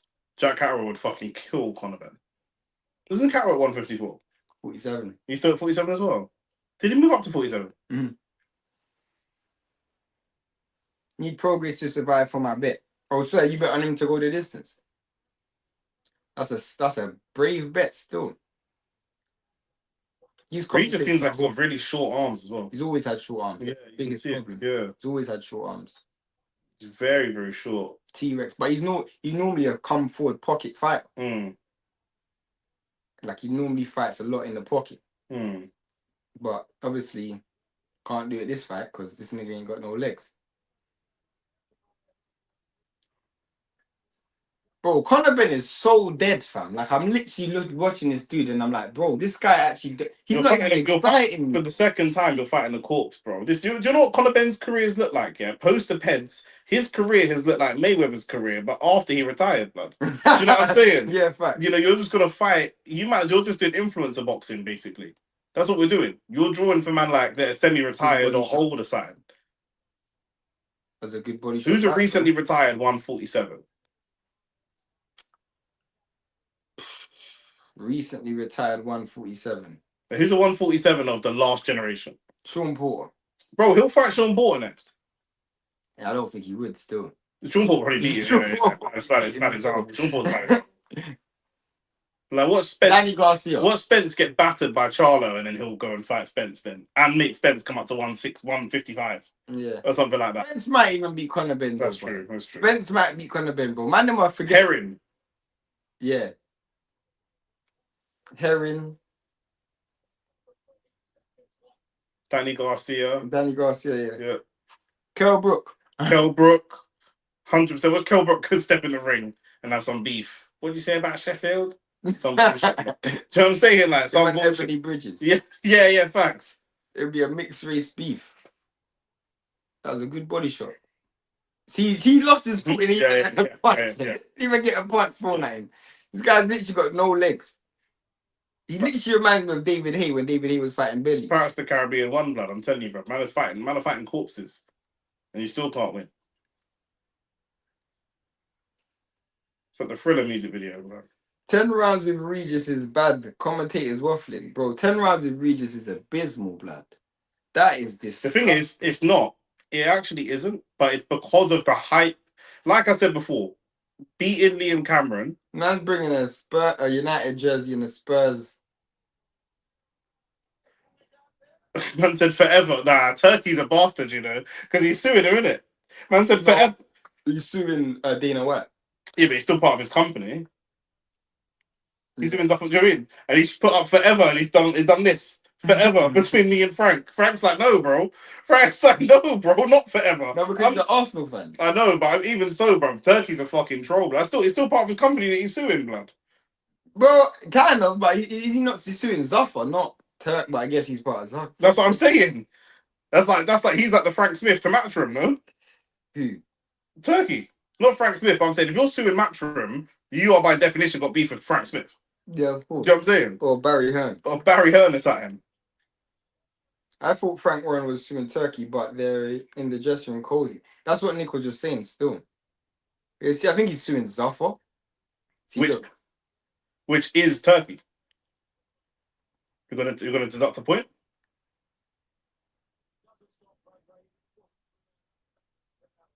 Just like a skill. Like a talent, fam. Man didn't even drop him. Like, forget the fact that I don't even actually think he hurt him. No. Like, if I'm being honest, he didn't actually hurt him. No. He just had no legs. Yeah. He hit him after the bell in round 1. Yeah. When you should have actually got knocked down. Yeah. And then after that, you just been throwing bare punches and you've landed flush as well.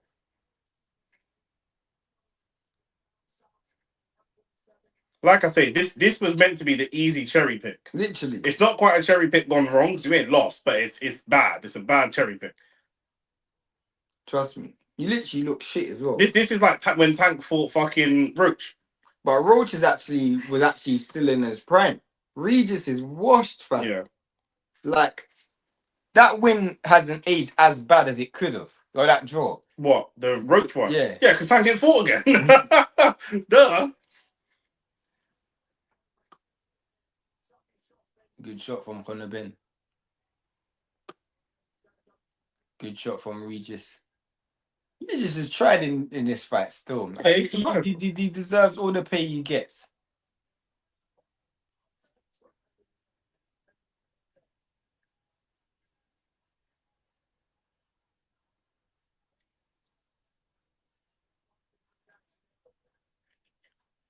You can't fight at 147, bro. He had no intention of fighting any of them man in the Yeah, trust me. He's just there flirting, blood. He's like a bad bitch on a table, blood.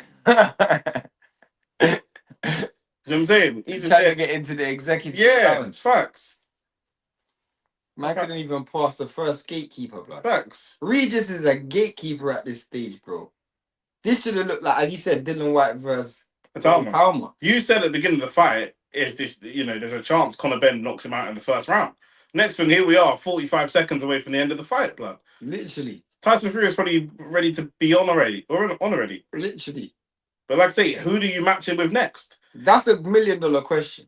Who do you match Conor Benn in with next? Because at least with Whittaker, I do believe wants to achieve things. Because when Benavidez said, let's fight, he said, nah, I'm good. Do you see David Morrell called him out? Yeah, but... And he said, nah, I'm good. Yeah. Do you know what I'm saying? Because he's trying to actually go somewhere in the sport, albeit he's a 30-year-old prospect. This guy's still sitting there talking about belts and naming names, and all these men will beat you, bro.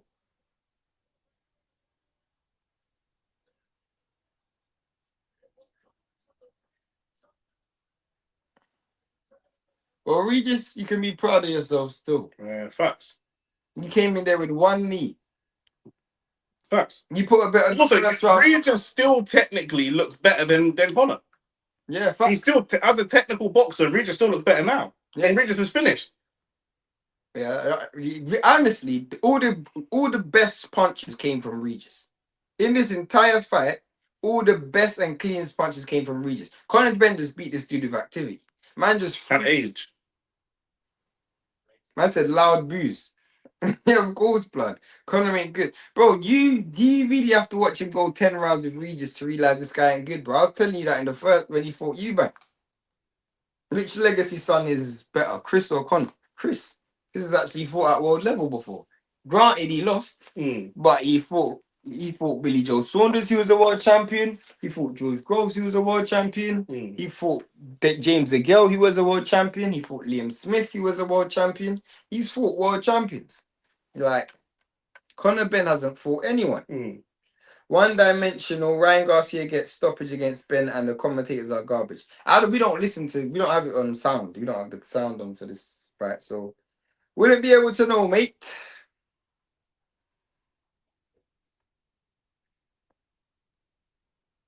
We are currently at 67 likes. Can we get to 100 likes, you man?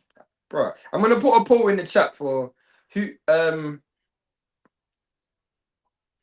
was gonna put a poll in the chat for who do you want to see Conor Benn fight next, but I don't even know who to put in the list. The thing is, it don't matter. It's a pointless poll because all the people we want to see him fight, he's just not going to fight. So it's just pointless. Do you know what I mean? It's like putting a poll saying which Insta model should I DM? It's just a poll that's going nowhere. Do you know what I'm saying? He ain't gonna do it anyway, bro. I wanted to make it a bit more interactive. I hear you, but like I'm just saying, like it's not like who should Devin fight next? Because even Ryan, we know he'll fight them. This brother, he's not gonna fight no one, bro. Other man, he's holding a belt to ransom, and the belt is his belt from next. Do you know what I'm saying? Like, do you mean, and his Tank had a belt and he held it to ransom. Yeah, You know what I'm saying? Like, this brother ain't even, he's not even done the work. You know, we're talking about the ambition of Josh Kelly, because Adam Booth said, become a world champion and then You just man, make the money. This guy didn't make... grade Conor Benn's performance out of 10. Put in the comment section what you lot got Conor Benn's performance out of 10. For me, I would say that was a 3 out of 10. It's difficult. Am I grading it based on professional boxing, or am I grading it based on him personally? I'm grading it based on the standards of boxing. Like, it's a 4 or 5 out of 10. I'd say that was an average, maybe but slightly below average performance.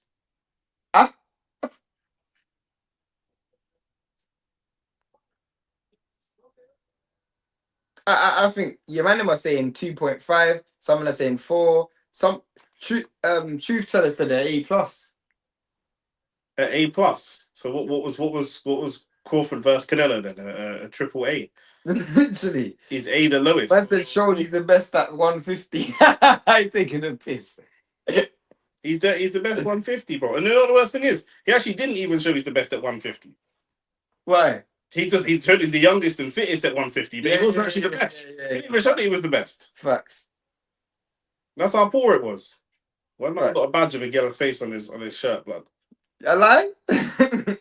No, this judge gave Regis 2 rounds. I probably gave Regis 2 rounds. Regis only actually won clear 2, maybe 3 rounds at most. But one of those rounds should have been a knockdown round. Yeah. One of them should have been a 10-8. Yeah.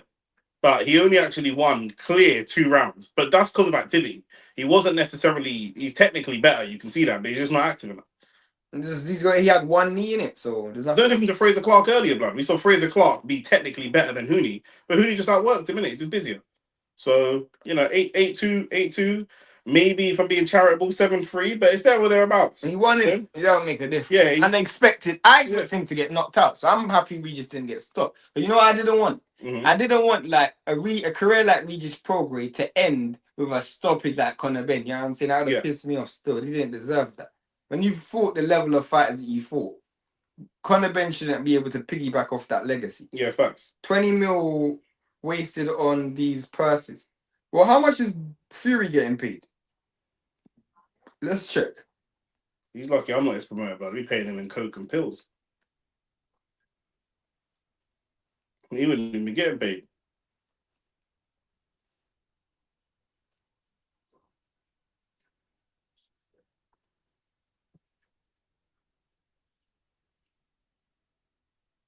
He's getting 20 million for this fight.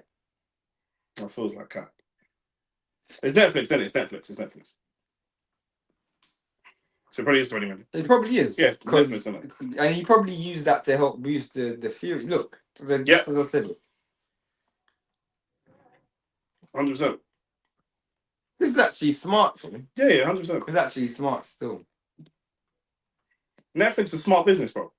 But Netflix, remember, Netflix don't have any loyalty to boxing, like the sport of boxing. They don't care about the credibility of boxing. Do you know what I'm saying? Regis got 5 million for this fight. You know what? If he got 5 million, credit to Regis, bud. So, I want that. What, the Boots is going to get to fight Zaya?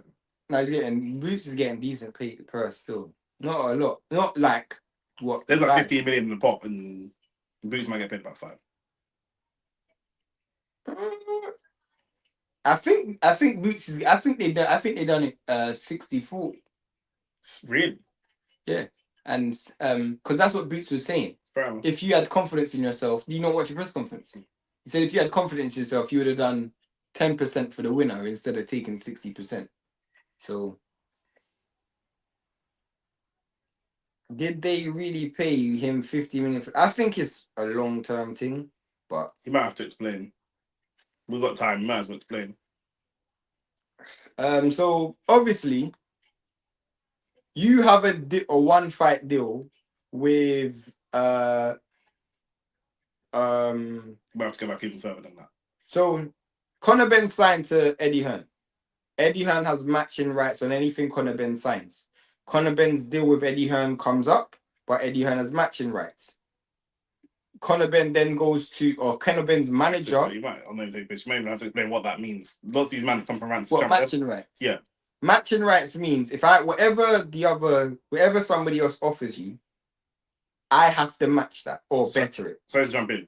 Because I know some of you man are football fans, yeah? Imagine Arsenal's got Saka on a 300k a week contract.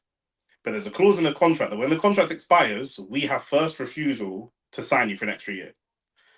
Anyone in the contract it states, anyone that puts an offer to Saka, in the last 6 months, people can just put offers. Saka has to tell Arsenal about those offers, and Arsenal can extend his contract based on the legality that he matches. So it means that Bayern offers 345. So long as Arsenal offer 345 as well, then you have to legally stay at Arsenal. Of course. That's the clause that was in Conor's contract. These man offered Conor Benn 15 million to leave, or we don't know what they offered. We don't know what they offered because Conor, part of the controversy is Conor did not actually speak to Eddie. No, but Eddie did see the contract, and the contract was 15 million for one fight. Now, obviously, Eddie isn't going to pay for that. Nobody pays 15 million for one fight. Why would I extend your contract for one fight? So to get him out of the deal, this is what you do to break deals. You do an unmatchable deal that they can't match. Like in La Liga, when every player has £1 billion buyout clause. Yeah, so you offer him that, but on a personal level, so between Keith Connolly and Eddie and Conor, they will have a deal. And between Keith Connolly and Zafar, they will have a deal. So those deals aren't disclosed. But the deal that is disclosed is the one that Conor has with Zafar. So my next fight will be 15 million. But in the background, Keith Connolly said, well, my next 5 fights that I have with Conor Benn will be X amount, and it has to be with Zafar. And bear in mind, like it's kind of like what Man City's... They don't have to disclose that. It's kind of like what Man City's being charged with. Man City going around the world every year buying the best players in the world for 35, 40, 50, 60 million. And people are like, right, that's a bit suspicious. Because allegedly, these men ain't really paying 35, 40, 50 million. They're actually paying some things under the table. You know what I'm saying? They're actually to disclose. That they don't have to disclose. So it helps with financial fair play, and then teams on the other hand who's receiving the money, they don't have to disclose, they don't have to disclose anything either. Exactly. You know what I'm saying? So that's what they're saying. We said man don't look with me and Shane, we're into the boxing business. Shane's been a boxing journalist. I've been a business person for a long time. I'm looking at it and saying the numbers don't make sense. Does it? Other men don't care about that. Other men are saying, oh wow, look how much money Conor Benn's making. That don't make sense. Just like when a rapper signs a record deal. Oh, I signed a record deal for £1 million. That's a loan. And everything they spend on your music, lights, fashion, nightclub appearances, whatever, comes out of that loan. And you owe the label back the money out of that loan. So what they normally do is give you a big advance, put you in debt, and then make you release albums on the label for longer to pay off the debt. Exactly. And if you look at it, Zafar don't lose because they use the fact that they signed Conor to leverage himself and get a Sky deal. So whatever money they spent on Conor, you get a lump sum of money from Sky when you sign on. So we're gonna have... What kind of numbers could that be? Bro, Eddie's one when he first signed to the Zone for 5 years was $1 billion. So imagine, Sky's probably not got that much money, but imagine it was 750 million, for example, just making numbers up. I know it's 700, 800 million from Sky, but you signed Conor for 15 million. Fling him there, man. Now you've got the real cash flow to start actually signing fighters. Literally. So this is a game of business, boxing business. People do deals without actual money all the time. Yeah. Donkey used to do all the time. Boxing, that's life. Yeah, facts. You read any business books, man don't spend money, man leverage money and assets. Man don't, you know what I'm saying, make money. Literally, they gave Conor Benn 15 million on a promise. Makhmudov's doing his ring walk, by the way, right now. Bro, we're actually going through this card quick. It's 10 o'clock. Conor Benn probably lying. It's probably a multi-fight deal being marketed as well. That's what we're saying. Exactly. That's what we're saying. Facts. It's multi-fight, but they've had to draw up a £15 million contract for one fight to get him out of that. Just for so Eddie can't sue them. And without that contract, Eddie can either sue them if he can prove that they're lying, or match the money. And then if it was whatever we think the real money is, 4 million or whatever, Eddie can match it and keep him there. Of course. You know what I'm saying? But why Conor's an idiot is because if Conor, the people who actually win in the long run is Zafar and Keith Connolly. You were getting paid by somebody who was in your corner, somebody who's loaning you money, someone who's kind of your friend, and someone who has your best interest at heart as best as could possibly be. Facts. You have sold that person out to take slightly more money, not even necessarily more money because we don't know, but slightly more money. People are going to say it's a lot more if you believe 15 million for one fight, but it's not 15 million for one fight. You've sold But him you think Conor Benn believes that? possibly. You've Yeah, sold him big out. chance. There's You've big sold chance. him out to go with someone who doesn't actually have your best interest at heart. What people need to understand is, and if you haven't watched it, I advise everybody to do that. Watch this week's episode of OnlyFacts Sports podcast. There's a section where we talk about the importance of boxing management.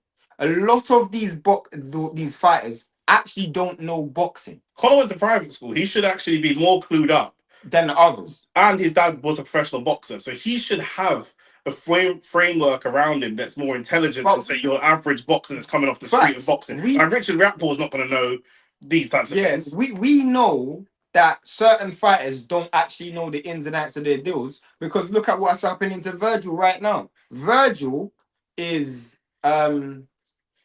currently sitting on the bench because he didn't know the ins and outs of his deal. Conor might be one idiot person and think, right, I'm actually getting 15 million for one fight, forgetting that you have a deal with Connolly under the table that you can't even disclose because Eddie will sue you and Connolly. Conor was talking about going back to Zuffer and back to Matchroom. Why would I let you do that? Why would I let you do that? Yeah, Nick, why would 100%, fam? It's therefore. Why would Arsenal loan? We ain't really got no great players, but let's say City wanted Saka. Why would we loan Saka to Man City, our rivals, for one season or for 6 months and then take him back? Why? For what? Who's Conor Benn's manager? I don't know his lawyer. His manager is Keith Connolly, and he manages Belanga and Hitchens, and they both signed to Zuffer, which we discussed what probably happened and how that happened. Zuffer probably done a deal. It's no different to seeing a football club sign a bunch of players that happen to be wink wink under one agent. Yeah. Do you know what I'm saying? Like with George Mendes, with all George Mendes' players were signing for Man United. Yeah. You know what I'm saying? We need him to come through with the spirit of Khabib. Who wins, Clarissa or Layla? Clarissa. Yeah, Keith Connolly. Let me put a poll in the chat. How does Fury win? We're not even going to say if Fury wins. Poll in the chat. Fury wins by stoppage. How does Fury win? You might hit the like button. Round 8 stoppage. See this here? Oh, it's going out to Evanescence. What song? I love this song. The poll's in the chat, you man. No. Yeah, you do, man. You're the Evanescence. How can you speak into my soul? It's like an old school, like heavy metal song. Bring me back to life. You'll know it 100%. Yeah, probably. You'll know it 100%. It's like iconic. It's like an iconic heavy metal song. Song sounds familiar. Yeah, you man hit the. Oh yeah, you wanted to do the thing, innit? I can't remember that film. Yeah, you man hit the. You just have 67. Well, I'm gonna just let the poll run. Well, what are you saying for prediction for this? Fury by stoppage, but the ref waving it off. Premature or right time? Ref waving it off. Yeah, slightly premature. Probably slightly premature. So the agent is selling all of them out, bro. That's how it works. That's the game, bro. Yeah, in short, yes. That's the game, bro. Why would I, if I'm Turkey? Turkey has shown an inability to keep good relationships with fighters. Yeah? Fighters are from all different cultures, all different backgrounds, speak all different languages. It's going to be very difficult. If I'm Turkey, Saudi Arabian guy, and it's not because he's Saudi Arabian, he can be German, he can be Austrian, he can be whatever, yeah? Why would I travel around the world and keep a good relationship with Belanga that's from, where's he from, Puerto Rico? Puerto Rico. A good relationship with Conor Benn, who's from London. A good relationship with Hitchens, who's black and from New York and got a set culture. Bro, but I can just chat to Keith Connolly. Yeah, facts. If I just chat to Keith Connolly and say, yo, what you saying? Boom. And another guy who's like that is Salita. I don't know if you know Salita. He's the same situation. And Gerald Miller had years and years and years of legal battles with this guy because it's the same thing. Because you are my manager and I've signed a management deal with you, for the next 5 fights, you have to be involved in my career. Even if I don't want you. There's been times where there's artists that release albums on record labels. Sometimes we'll get an artist. Typically, if you follow most of your favorite rappers and you go look at their record label relationships, yeah, If they're on the label for 5 albums, let's say, typically their first album is wavy, and their last album is shit. Max says, "Wake Me Up." The Bad man song. yeah, it's called Bring Me to Life. But yeah, this tune reminded me of WWE, to be honest. Yeah, fact. Well, he's a WWE guy, really, Tyson Fury. But if you look at your favorite albums, your favorite rappers' first album is normally fire, and the last album is normally shit, because a lot of rappers turn in shit albums on purpose just to get off the label. Yeah. Do you know what I'm saying? I owe you an album, and I cannot get free until this happens. And what record labels do is they'll sign you when you're like you're not very well known. Do you know what I'm saying? So a million seems like a lot. You don't say 50-50. 50-50. 50% of you, man, think it's going to... Anyone actually think that Makhmudov wins, blood? I think Makhmudov will hurt him, but Fury wins. I'm here for Dagestan Doomsday. Definitely not going to happen. Man's milking the hat and thing. That's what I said, bro. Rants, I even said, when he was talking kindly about AJ and his friends passing, rest in peace to the man then. When he was talking kindly, I said, bro, if that's me, don't talk kindly about my friends dying, because in a week or a month or 2 weeks or whatever, your crackhead brain is going to make you start talking reckless about my friends. Do you know what I'm saying? And then you're just going to play on the heartstrings of the crowd and say, yeah, but last week I said, you know, shout out to his friends. Bro, the guy's a crackhead, bro. Who in your view are good managers and bad ones? Obviously, Connolly, Salita looks like bad ones. Bad. If you're talking about good for fighters, the best managers are managers who have a personal relationship with that fighter. So Ballsy and Boots. So it also depends on the fighter's ambition, by the way. Some fighters like Conor Benn. I don't think that Connolly's one of the bad guys for Conor Benn. No, Conor Benn is not actually good enough to win a world title, and he's gotten 50 million. Conor Benn, someone whoever. If Conor Benn, let's say Conor Benn didn't get done for Peds, let's say he stays at 147, he's knocking people out, Chris Algieri, whatever. Either he goes and fights a world level fighter, loses, and then gets done for Peds later, which his career is finished. Or he's never done for Peds. He fights a top 147 guy and loses anyway. A good manager, Lou DeBell is a good manager. Dickie Schaefer? Richard Schaefer. Yeah, Dick is short for Richard. Why? It just is. I know. He's done good management for people before. He's had a good man. He has. I mean, he's got a big. He knows the game in it. So to a certain degree, yeah. I mean, obviously, Oscar De La Hoya will say otherwise, but yeah. I mean, a lot of the time it's with like personal relationships, or like as I said, Ballsy and Boots, or Devin and Bill, or Lomachenko and Anatoly, like Igor Klimas and Eddie Usyk. Those Krasik, sorry. Krasik, yeah. Krasik. Those guys do good business. And you could see what's the thing does good business. A great example again. Oh, my man next to Frank. Yeah, I can't remember his name. The guy. It's like Ray Winston. But yeah, the guy who works for Tyson Fury, he does good business as well. He's a good guy. A great example of like good management versus bad management is you can see once Usyk stopped fucking with Krasik, you can see how his career. Usyk's Usyk in it, so the talent is still there, but you can see how his career is not maneuvering quite in the same way as it was before. Is Jay Prince one? I think Jay Prince will make sure you get paid. I don't know if he's good at guiding a career. I think as well, you got to realize that Jay Prince, just like my man, they've got muscle men in the background, innit? And boxing sometimes comes down to muscle. Do you know what I'm saying? Because the guy that manages Tyson Fury, he's a very good manager, but it's also going to be, man, are going to get Spencer. Yes, yeah, not Richard Spencer. No, that's a famous white supremacist. So apologies, he's a Nazi. Can't remember. Let me pee quickly. You want a Red Bull? No, I don't. I've still got that same Red Bull in the fridge, and I just keep trying to fucking give it to you. Pause. Manager, what's this guy's name? I'm looking at him right now. Yeah, Spencer Brown. That's it. Likewise with Edgar, he should not be at world level. Yeah, that's a good exactly with Edgar. Eddie Hearn has made a lot of fighters very, very rich, whether he's liked or not. No, Eddie Hearn's the best manager, best promoter in the sport right now. I wouldn't say the best promoter ever.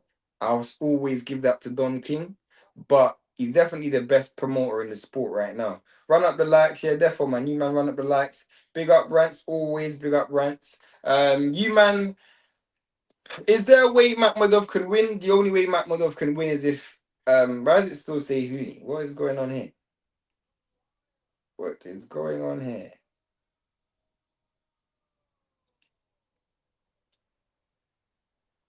Yeah.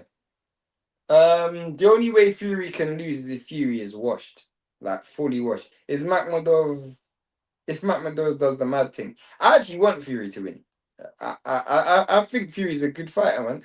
People, I don't like Fury as a person in terms of the decisions he makes, but we can't deny the fact that he's still like a top 5 heavyweight. He'll go down as maybe behind Lennox, the greatest British heavyweight of all time. He's definitely top 10 greatest British fighters of all time. You know what I'm saying? Like we can criticize him, but he is a great fighter. Like he actually is a great fighter. Punches, chance in it, facts. Rants interesting.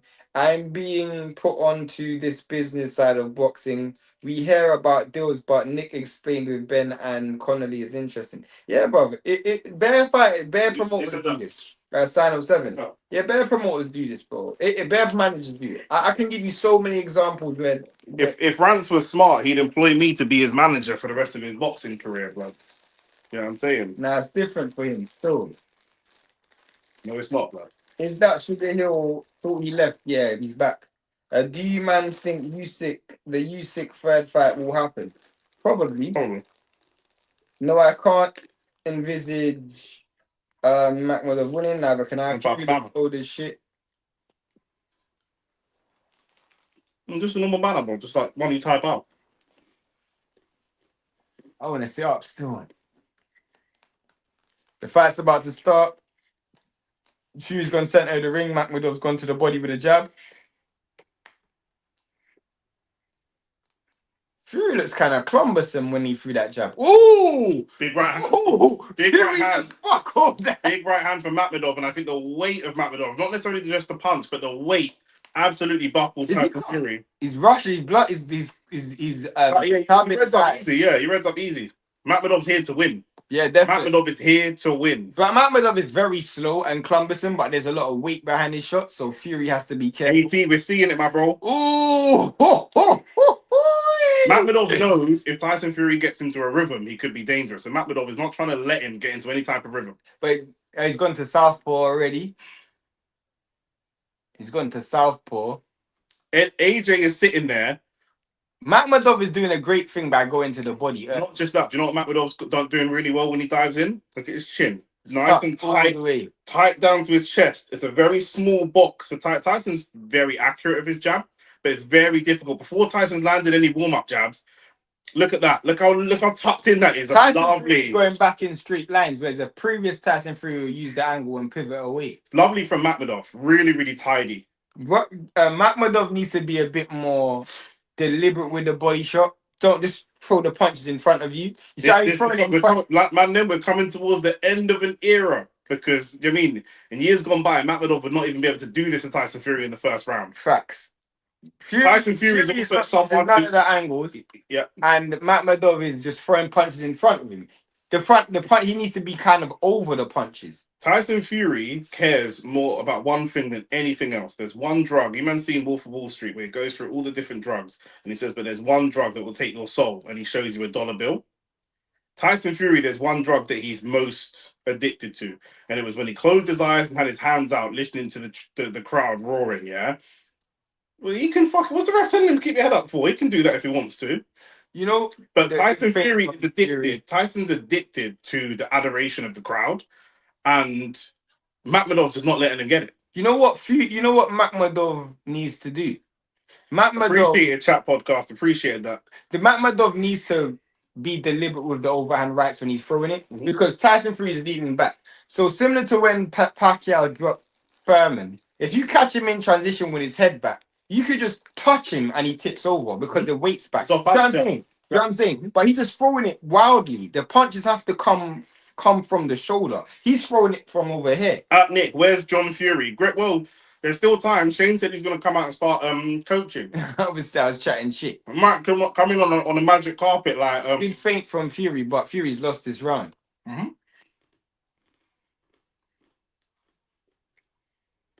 Tyson looks like he's trying to soak up his energy, kind of, but Fury need to Makhmudov could do so much better if he was a bit more deliberate with his attacks. He's just diving The forward. Wilder fights took a lot out of Fury, and there's more tape footage on Tyson now. Is man them saying that Woodley couldn't beat Fury? There's a reason why Woodley's not fighting Fury. Bro, Sorry, Fury's not fighting. this version of Tyson Fury loses to Woodley, bro. Because one thing Woodley does is throw punches with intentions. Flipping Makhmudov. Man said, K-Rose said, stop it, guys. Stop what? Stop what? What's he talking about, man? I don't know. Tyson Fury. Fury's always in the air. Makhmudov doing the right thing, making the fight ugly. No, but he's doing the right thing, but he needs to be a bit more deliberate with his punches. Right, look at Shane. Not Shane Fury. The other one. The other guy in the background. Good body shot to Makhmudov. Makhmudov, see, that's what I'm talking about. That was deliberate with the overhand right. You waited for that. You didn't just throw it. Good 1-2. Another good overhand left, but then a good counter from Tyson Fury. Tyson Fury trying to catch him in between the attacks. So you kind of need to be a bit more smart because Tyson Fury, he's trying to pick his punches, which is the right thing to do, but he's not actually stopping the attacks from coming forward when he's doing it.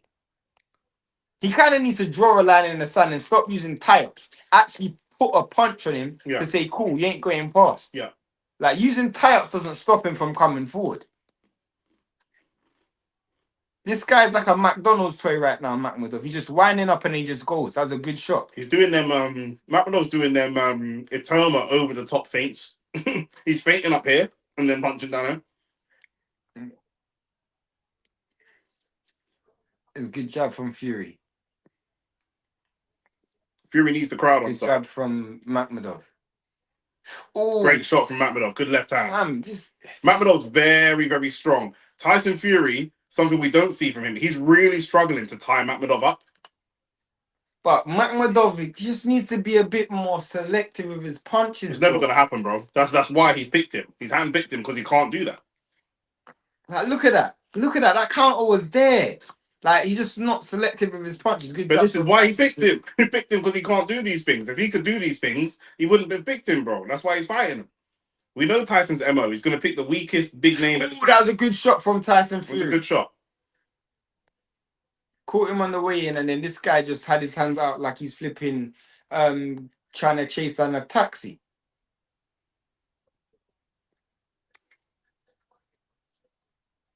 Makhmudov looking for that big overhand right again. And his back is there. It will be there. There'll be a time when he lands that. I don't know because that was decent hand speed in his eyes when he's throwing it, bro. No, once Tyson Fury can't keep going back, if he sits off him a little bit here, he can land that punch. No, but if he just opens his eyes and actually throws it off the shoulder, good two-piece from Tyson Fury. He throw it off the shoulder instead of throwing it out in front of him. Throw it straight down the pipe. Don't throw it like you're starting the shot too far away from your body, bro. Yeah, I hear you. See what I'm saying? That's literally starting the shot. His hands are already out when he's throwing it. Makhmudov on the back foot for a second, but immediately turns the screw, gets on the front foot. Tyson Fury knows he's in a fight still.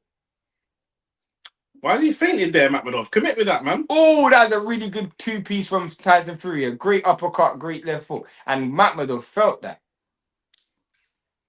Makhmudov all into the first round. Fury's got a really good uppercut still. Fury's got a really good uppercut. Mac is a one-trick pony, 100%. Makhmudov's too slow, 100%. Should have known better than to get a Dagestani for a tune-up fight. This will get ugly quick. Bro, Makhmudov's just slow. This is the problem. We said it before. Makhmudov can hit hard, but he's slow, bro. Molasses, blood. Trust me. Molasses. Mac is so bad. Trust me. We're live next week for you, man. Don't know. Ben Whittaker's fighting next week. We'll be live next week, and then we'll be live for bare shit. Every boxing fight this month we're live for. I can't remember all of them, but I just know that we're live for it. So if you wanna tune in to us, we're live next week for Whittaker. He's not fighting Morrell, is he? His fight's just been moved up. Yeah. I'm so dead. On the 25th, Mike Tyson versus Floyd Mayweather. I don't even know if we're going to be live for that, but it's in the list. And then going into May, we've got a new A. The same night, we've got Zerdo versus Benavidez. Then we've got Wardley versus Dubois. Then we've got Keyshawn Davis, Dave Allen. There's a lot of boxing. There's Yeah, a lot of facts. boxing. Matt Couple will fights tire that we soon need as to well. add Yeah, to the facts. list. Matt, I mean, Tyson Fury's still going to win, but it was just interesting to see. Like you said, Matt Good Makhmudov's got a jab from puncher's Tyson chance. Fury. Great left hook from Tyson Because Fury. Makhmudov has a puncher's chance, we're going to get gassed over every punch. Whereas Tyson's probably Good going to job wear him from down. Tyson Fury again. Tyson Fury's got really good punch selection. He switched to southpaw, tried to land the backhand left. It didn't work. He's gone back to orthodox now. But again, every 4 or 5 punches of Tyson's is worth one clean of Makhmudov's. But Makhmudov doesn't have the same level of intensity behind his attacks anymore. He's just standing there like a flipping fridge. Yeah. What is that? Good jab from Tyson Fury. Tyson Fury's got that really good straight jab. I don't know if Tyson Fury stops Makhmudov, you know. Because I think Makhmudov's actually landed big enough punches to get Tyson Fury's respect. That Tyson Fury's going to say, you know what, I'm just going to deal with this guy with cool. Man said Makhmudov has got the Noni Madueke shorts, blood. Bruv. Where's man shorts going down to his flipping ankles? He's kicking ball like one of them Abdi Shuffle youths in the park. Trust me.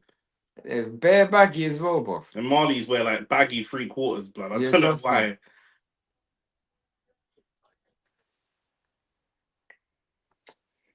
Tyson Fury's doing well. It's facts though, bro. I don't know why Marlies always wear always. They don't have no boots or blades. Tyson Fury's doing well in this round. He's winning this round quite comfortably. Makhmudov. There's always AstroTurfs and a fucking 3/4 length, a baggy 3/4. Or the 3/4 that's tucked into the high sock. Yeah, with the little zip on the side. Yeah.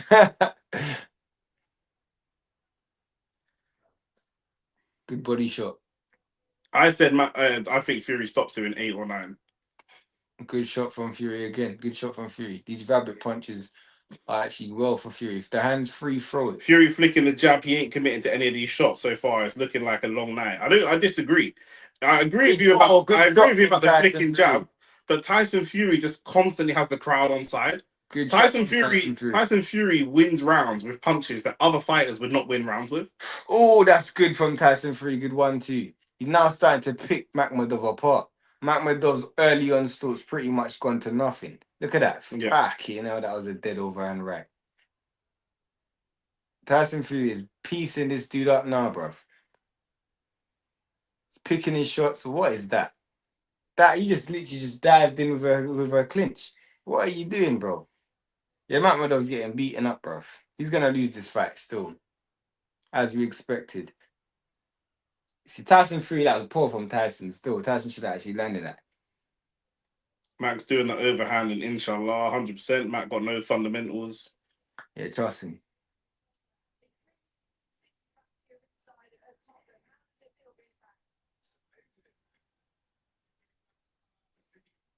Frank Smith always looks fucking miserable, doesn't he? He always looks vexed, bruv.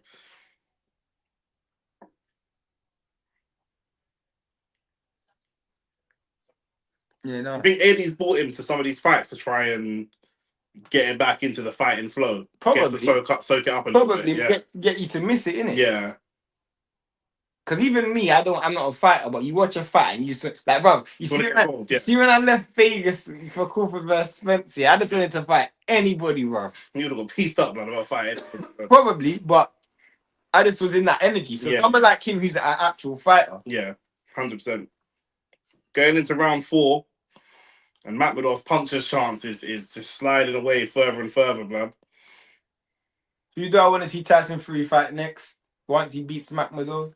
Probably AJ. No AJ Wilder. No. In fact, I want Fury. Good left hand from Makhmudov. But Makhmudov is really capitalizing, or really only has the time to capitalize when Tyson Fury misses or makes a mistake. Yeah, facts. Do you know what I'm saying? Like, just if Tyson Fury fights well, the fight will get taken away from him. For the first time, it's actually Makhmudov who's initiating the clinches. Normally in a Tyson Fury fight, it's Tyson Fury initiating clinches. Yeah, this is a better round for Makhmudov still. I think it's going to be like that, though. He's going to have... He ain't got the fitness to fight for 12. He's going to have to take rounds off. Yeah, facts. And just try to make the most of one individual round. Yeah, 100%. Might be enough, though. It could be. He takes 3 rounds off. If he's able to get a couple drops in the rounds where he's on, then, yeah, something could happen. That's a great shot from Makhmudov still.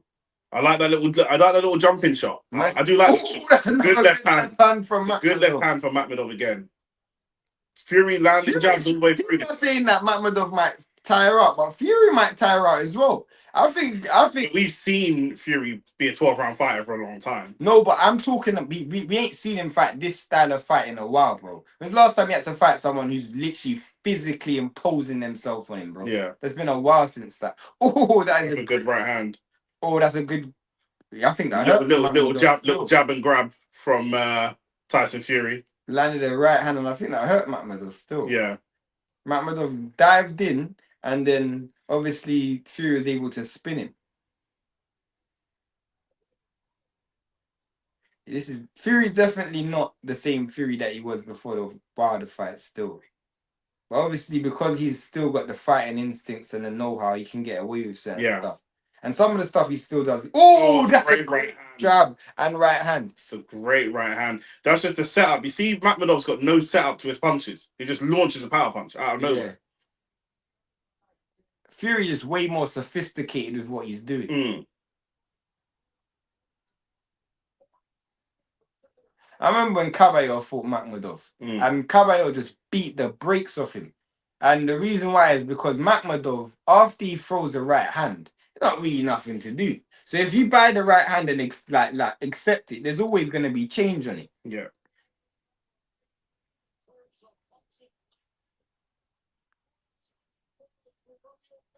Because he's swinging for the fences, like the commentator said, yeah. If you miss, he's just there to get hit, bro. Literally.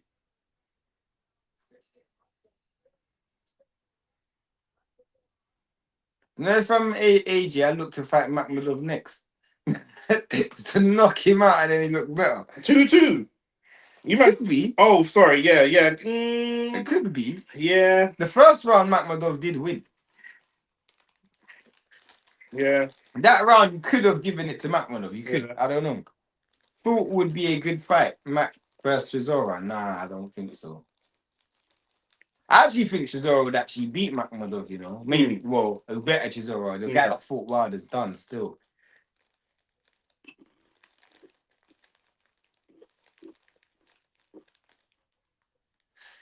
I want to see Fury. I want to see either Fury or Usyk or AJ fight Wardley. Someone has to fight Wardley, bro. Like, give Wardley a chance to beat the generation above, bro. Because I actually think, like, if he fought AJ, I think he's gonna win. If he fought Fury, I think he's got this version of Fury, he would win. And then if he fought Usyk, he would lose. But obviously, I just want to see him get a chance, bro. Oh, that's a good shot from Makhmudov. Because he set it up with the left hand. Yeah. The left hand wasn't really a setup shot. It's just there to cover. But there's some type of setup. Fucking days. This guy is so shit, bro. Like, Makhmudov is so dead, yeah? Not dead, but he's just so uncoordinated that when he throws a punch, he needs to wait for his whole entire body and his brain to reset for him to coordinate himself to throw another punch.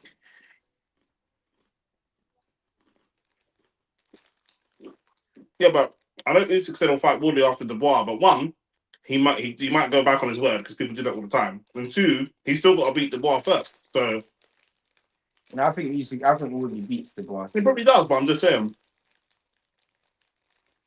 I don't believe Usyk. The reason I don't believe Usyk is because once he sees how much money there is in the Fury and AJ's, he ain't gonna fight Wardley. He ain't gonna do that because there's no money in that fight.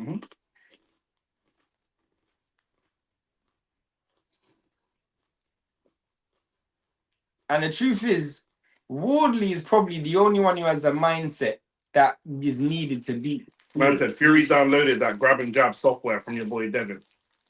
I actually think Makhmudov's initiating most of the clinches in this. I don't even think it's Fury. I think Makhmudov is actually the one initiating the clinches. Makhmudov does it when he throws a punch. Like, look, that's a Makhmudov clinch there. Fury's actually trying to punch off the clinch. That's a Makhmudov clinch. Look, I think it's Makhmudov actually engaged. Look, it's Makhmudov holding that's clinching. Look. Ibs said if Turkey makes it, they will make money. Ibs, you need to stop drinking the Kool-Aid that's coming out of Saudi Arabia. Yeah, fam, stop drinking the Kool-Aid. You're not understanding what we're saying. Whether Turkey is involved or not, right? Wardley fighting Tyson Fury or AJ, Usyk fighting Tyson Fury or AJ will generate more revenue than fighting. Oh, but I don't think Fury. I don't think Turkey's putting money behind Wardley anyway. So I'm just saying. I'm saying it to support your point. Yeah. But that's still not even the case. It's not even the case. But it don't matter. You might again. You're still believing Turkey. You're one of the guys, Ibs. It seems like who's still believing that Turkey's just putting money up for fights because he loves boxing and you don't want any money back. He's still a businessman that needs to make a return on an investment. Then he's using other people's money. And he's using other man's money. So yeah, and obviously, don't drink the Kool-Aid, bruv. Just don't drink the Kool-Aid, fam. If you don't know the Jim Jones reference, don't drink the Kool-Aid. Mac just crashing in. It's 50-50 for me. I don't think that Wardley versus the bar is 50-50, but I agree with you that it's not a walkover. I think the bar gets knocked out. Probably, but it's not a walkover though. The only way the bar can win is if he lands a big punch and just knocks Wardley out straight away. Because we know what happens when Wardley starts to land. He said he ain't making no return on investment. If that's what you believe, then inshallah, innit? He ain't making his return on investment now.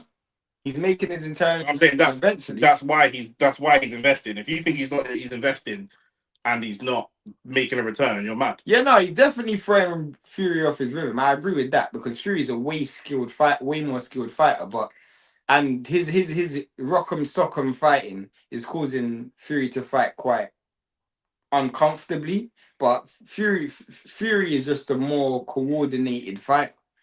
And a naturally more skilled fighter. Yeah, of course. Even if they're both really tired, Fury's just going to look better. Exactly. That was a good job from Fury. Fury's starting to feel himself. Pause. That's when he gets hurt, though. Yeah, therefore.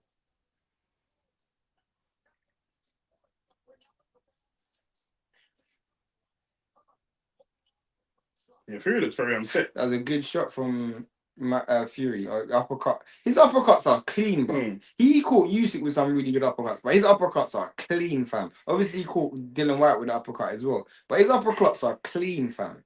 Really good. But they have to be because he's so tall. Like the way he just throws it from hip, bam.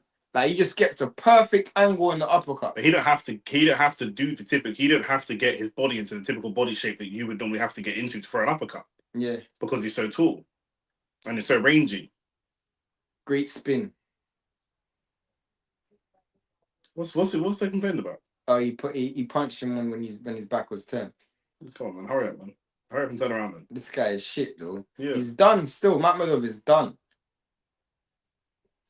This guy has got some. Makhmudov is trying to fight like an old school 50s fighter. Yeah. You know what I'm saying? Max Schmeling and all of them, man, there. Makhmudov is going to piece most man if you stand there nose to nose and have a swingers. But that's not, it's 2026. Man don't box like that. Literally, man is no one boxes like a. Makhmudov wants to go fight Zhang or someone like that. Just stand there and swing out and take brain cells off each other. But Zhang will beat the brakes off Makhmudov, though. Maybe not this Zhang. Bro, Zhang got power, you know? Yeah. Zhang's probably one of the hardest hitters in the division, fam. That would be a good fight for Moses Satama. Zhang? Yeah. He's not fit enough, man. True. But you test his chin, though. No, if Moses knocked him out. Oh, what a good uppercut from Tyson Fury again. Them uppercuts are landing at will. That's how you fight on a clinch. Tyson Fury's using that. Why is AJ recording it like he can't play it back on Netflix? He's probably posted it on his story or something. Yeah. Probably for social media. But that's funny though. Yeah, Fury's piecing him up now. Fury's literally switching southpaw orthodox all day, trying to spin him. There you go, Fury chatting to the crowd now.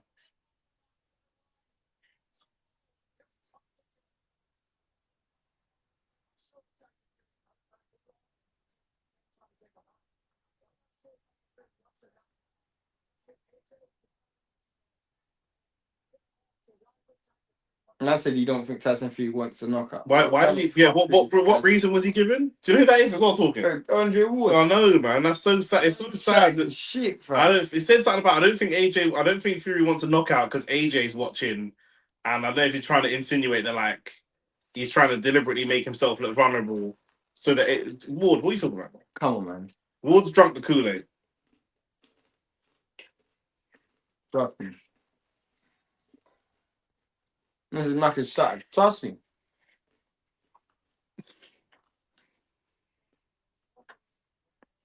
That triple jab. Bro, he loves it, bro.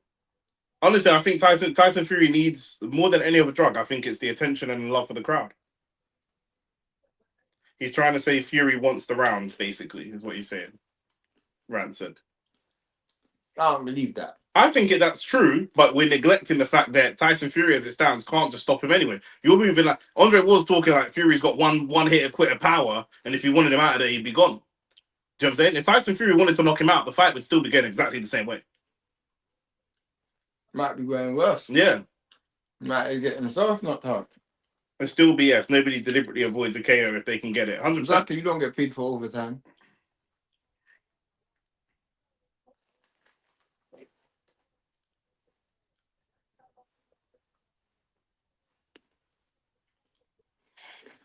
Yeah, Makhmudov is just terrible, bruv. He looks like somebody's fat dad, bruv. He's dead still. Like I say, bro, man fought Dave Allen. Like, Dave Hayes a fatty. It's 10-10 round. 10-10 round in round 2.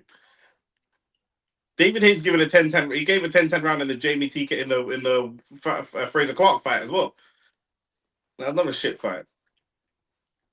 On a whole, I think this card's been underwhelming. Yeah, I agree. I'm passing out. Dead fight, yeah. David Hayes given 10-10 round. What a good uppercut and then a good overhand right from Makhmudov. AT, he's having a fucking laugh, bruv. Oh, the big right hand from Makhmudov. But right, look what Makhmudov's doing. You just landed a big shot and you're holding onto the ropes like some bitch, bro. Fight, fam. He only fights in singles. Anything you want him to do is unrealistic, bro. He fights in singles, bro. That's all he does. It seems like he's in a strip club, fam. Man just throwing singles. All he does is fight in singles. I don't know what you're expecting him to do. Oh my days. This guy is so dead. It's not even like he's got like Wardley power or Wilder power where if you land that one shot, it might be over. I understand how Ngannou was able to drop Fury still. He's not as a great defensive as people used to say, bro. He's not. Now his defense is offense, isn't it? He's very busy. You got to think Fury come up in an era of heavyweights that were very similar to Makhmudov. So when Fury come along, you got the Klitschko's and these kind of fucking Shannon Briggs. When Fury come along and he moves a bit and he jab and he moves and the man didn't see that style coming, bro. Do you know what I mean? David Price as well. David Price and these kind of guys. Do you know what I mean? Plodding, flat-footed, and swing, and whoever cleans the next man out first. That's what it was. He unthroned. He dethroned the jab and grab man by jabbing and grabbing him. Bro. Yeah, trust me. You know what I'm saying? I actually picked Fury to beat you, Klitschko. But the next era, Fury's like that in-between guy because the next era came along and you had the AJs and the Whites and the Joyces and people that were like there were different styles. Fury coming along at quite a weak era, bro, for being real. Yeah, his initial entrance. Good job. Oh, that's good work from Fury.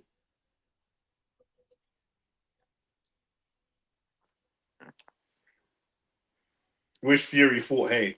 He probably would have beat Hay still. Yeah, he's just too big. He wouldn't have stood a chance, but I'll tell you what, Sugar Hill earned some of the easiest money ever, blood. We are 80 likes. Can we get to Sugar Hill comes through coaching Fury for fights that he'd win anyway, blood. He just comes through coaching for the easiest. He coached him for the Usyk fights though.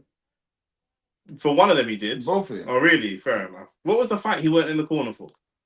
There was one he didn't coach him for. Must have been in Ghana. Maybe. Why would Netflix actually pay for this? Well, they probably got a deal to have like we said, bro. Ibs, we're trying to tell you, bro. Deals happen back behind the scenes, bro. Do you know what I'm saying? They probably got a deal to have the AJ Fury fight, and that fight will make money. Do you know what I'm saying? He's exclusive to the zone. We'll see about that. I think it's because of the Netflix series. That Netflix series is good, you know. How much that's highly rated, you know. Not in terms of good for me, but in terms of the money that it generates, bro. It's good, bro. Yeah. I remember going into the office and I worked with all middle-aged white women and they were talking about like how amazing it is to see him be a father. Before the second season's even come out, they've already agreed a third season. You know, white people say generic stuff like I went into the office, all these women like in their 40s, 40-year-old white women, they're saying, oh, you know, his wife is so strong. He seems like a great dad. His wife is so amazing to deal with him at times. All this shit. I was like, bro, just explaining her wife, bro. You're just describing life, bro. This could be the same story for any man walking down the street. Same for yourself. Yeah, and the thing is, it's not even like you're saying this as a fan of boxing. These guys aren't even fans of boxing, so it doesn't make sense. Trust me. You know what I mean? Like, I can't lie. The Tyson Fury, the fact that Tyson Fury is come out of retirement, it's probably because Netflix was like, bruv, without boxing, bruv, you're irrelevant. Yeah, facts. We need you to, and then he can use this to leverage the third series. Get me? Yeah. Oof. Yeah, there'll be some Netflix cameras there, and some if he faces off of AJ, it's like that will be trust me. part of the series. Do you know what I'm saying? Trust NPC opinions, yeah, bro. It's not like these lot are not fans of boxing. I don't understand how you can be a fan of part of someone's journey without knowing the whole journey. Does that make sense? I don't get it. It just don't make no sense to me. But there's like oh, what an uppercut from Tyson Fury. Told you, he's a great uppercut. He got a great uppercut. Goes to the uppercut again, but that one was blocked. This is the round I thought he'd have Makhmudov in serious trouble. I said about 8 or 9, but it didn't even look like it really. Makhmudov's very durable. Then he got stopped by Vianello, blood. Vianello's shit, bro. Trust me. He beat Dave Allen, though, innit? Oh, good shot from Tyson Fury. All you got to do to beat Dave Allen. Yeah, Makhmudov's hurt. All you got to do to beat Dave Allen is make him the A side, blood. So long as you make Dave Allen the A side, you win. Makhmudov is hurt, blood. I said 8 or 9, bro. Yeah, Makhmudov is hurt, blood. Oh, good shot from Tyson Fury.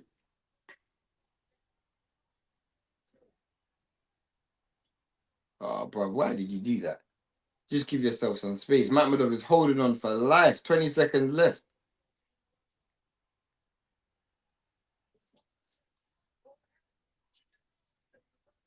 You should have stayed in Southpaw.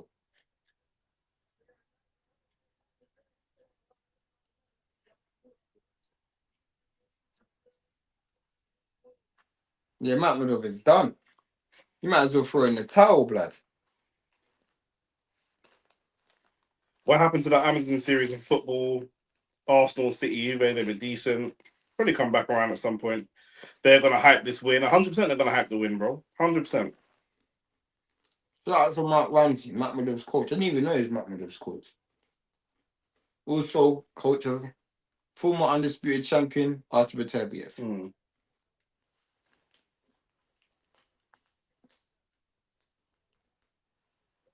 So is he fighting out of Canada as well? I presume so. They're both Dagestani, innit? Actually, we found out that Beterbiev isn't, but he's from them kind of side. Chechen. Yeah. Or Chechnya. Chechnya, yeah. I've got Fury on points, but Big Mac running on fumes right now. Yeah, 100%. Man said check hook with his hands open. Man slapping his punches, bro. But we know he does that, bro. We know he does that, bro. Do you know what I'm saying? Like he steals rounds, Fury, bro. We know that.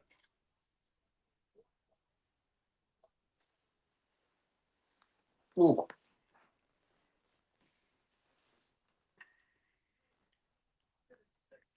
Mac is not Dagestani. No, I know he's Russian, isn't it?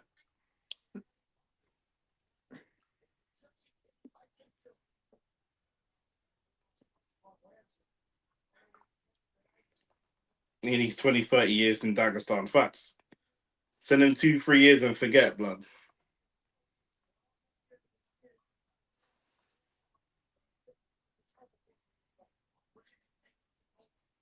This is a very unentertaining Tyson Fury fight.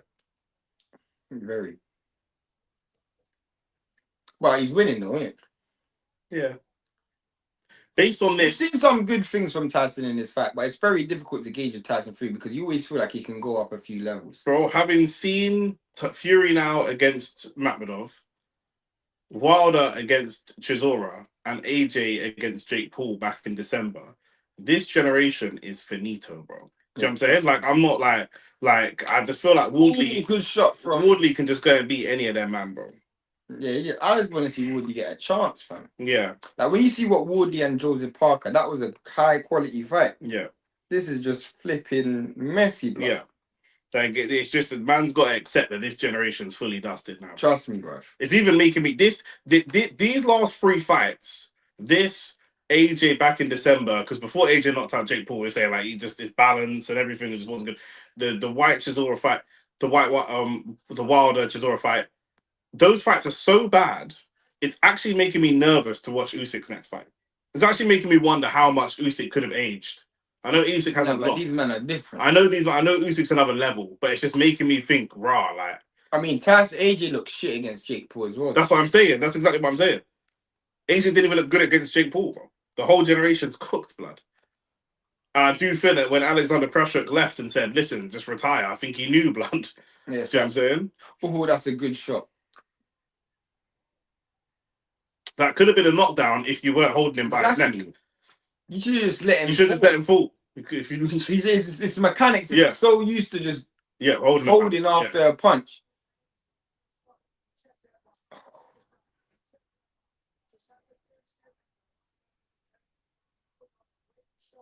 Yeah, Fury, AJ, Wilder as well. None of these men want to see anyone with one hitter quitter power ever again. Ooh, ever again. None of them want to see a Wilder, a Wardley, a Dubois. I actually think Fury could have got him out of this fight. I think so as well. He's let him off. I think Fury, if Fury wasn't actually messing now that here he goes. Now if he wasn't messing up his own work, he could have F'd Makhmudov up, bruv. He's winning the fight comfortably, as I expected. I expected a late stoppage, but it don't look like it. I don't think it's like a pub fight. I actually think Tyson Fury's actually fighting decent, but he's just not the guy he used to be. You know? Yeah, he's landed some great shots though. Listen, Fury, bang, Fury, AJ Wilder, none of them. Man knocked his mouth guard up. None of them want to be in there with anyone that's got one hitter power, bro. They never want to see Atama. They never want to see Wardley. They never want to see Dubois. Any of them, because I just think it's long for them, bro. Honestly, trust me. Which is fine. Like, I'm not expecting that. I'm just saying, we're watching just severely diminished versions. Do you think you could see a Benavidez come to heavyweight? If he beats Zerda Ramirez, yeah, someone like Benavidez might actually want to do it though. But he probably would, but he'd get fucking killed. Maybe once Benavidez against Atama. Benavidez against Wardley. Yeah, it'd be problems. Yeah, bro. Benavidez would die, bro. Makhmudov is literally tying up for his life right now. Shout out to Vidal Riley as well. I watched him on TalkSport this morning. He did say that if the next fight isn't a world title fight, he wants to fight after that to be a world title fight. That's where he's at, and he's probably, he should. He's probably looking at the WBC route because he said that the European title typically weighs quite well with the WBC. So that's what I want to hear because I wasn't hearing it from him. In terms of his skill level, he's ready. Yeah. He's ready. I mean, Bill and Smith won a world title. Coley won a world title. And I think skill-wise, he's better than both of them. Bro. Yeah. I think Benavidez can beat Wardley. No, I don't think so. Wardley's too easy to hit, blood. But he's just way too small, bro. He's way too small for Wardley, bro. Yeah, facts. You think Benavidez can beat Wardley. When Wardley hits him, it ain't going to be like when Morrell hit him. Morrell hit him and dropped him. Morrell, blood, at 175. Yeah. Was Benavidez ever dropped at 168? He was. I don't think so. Nah, probably not. No, I don't think so. But he was dropped at 75. Yeah, he dropped at 75, bro. Yeah. Wardley and Dubois are giants, bro. If Dubois hit him like he hit AJ, bro, he's gone, bro. Trust me. You don't get hit with them punches. Oh, that's an uppercut from Fury. That is an uppercut from Fury. Fury's uppercuts in this fight has been phenomenal, bro. I'm not even going to lie to you. He has landed some uppercuts in this fight. The thing is, if you're Makhmudov and you're fighting Fury, the problem you have is you're going to be second to every exchange. You're going to be second Look, to he's everything. literally just tying up now, Makhmudov, because he literally can't do anything else. Oh, if he lands Benavidez Fury, what are we doing? Heavyweights are much slower though. Yeah, true. And when Benavidez moves up, he will also be a heavyweight. Yeah, He won't be 180 pounds, will he? He won't have the like someone like Wardley will just walk through him because I won't be worried about what he does to fighters. Wardley would do to him because he wouldn't be worried. Benavidez doesn't have him a lot of power. Benavidez is a volume guy. Literally. Other than Yard, he hadn't knocked out anyone at 75. Yard was his first knockout at 75. He didn't even come close to knocking out Morel. He didn't come close to knocking out Vodzik, and Beterbiev knocked Vodzik out. Do you know what I'm saying? And he won't come close to knocking out Zerdo. Yeah. Like, awful fight. I can't believe he had stocks in Mac.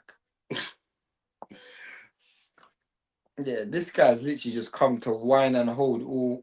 Oh, that uppercut again, fam. Man put all his energy into the first round.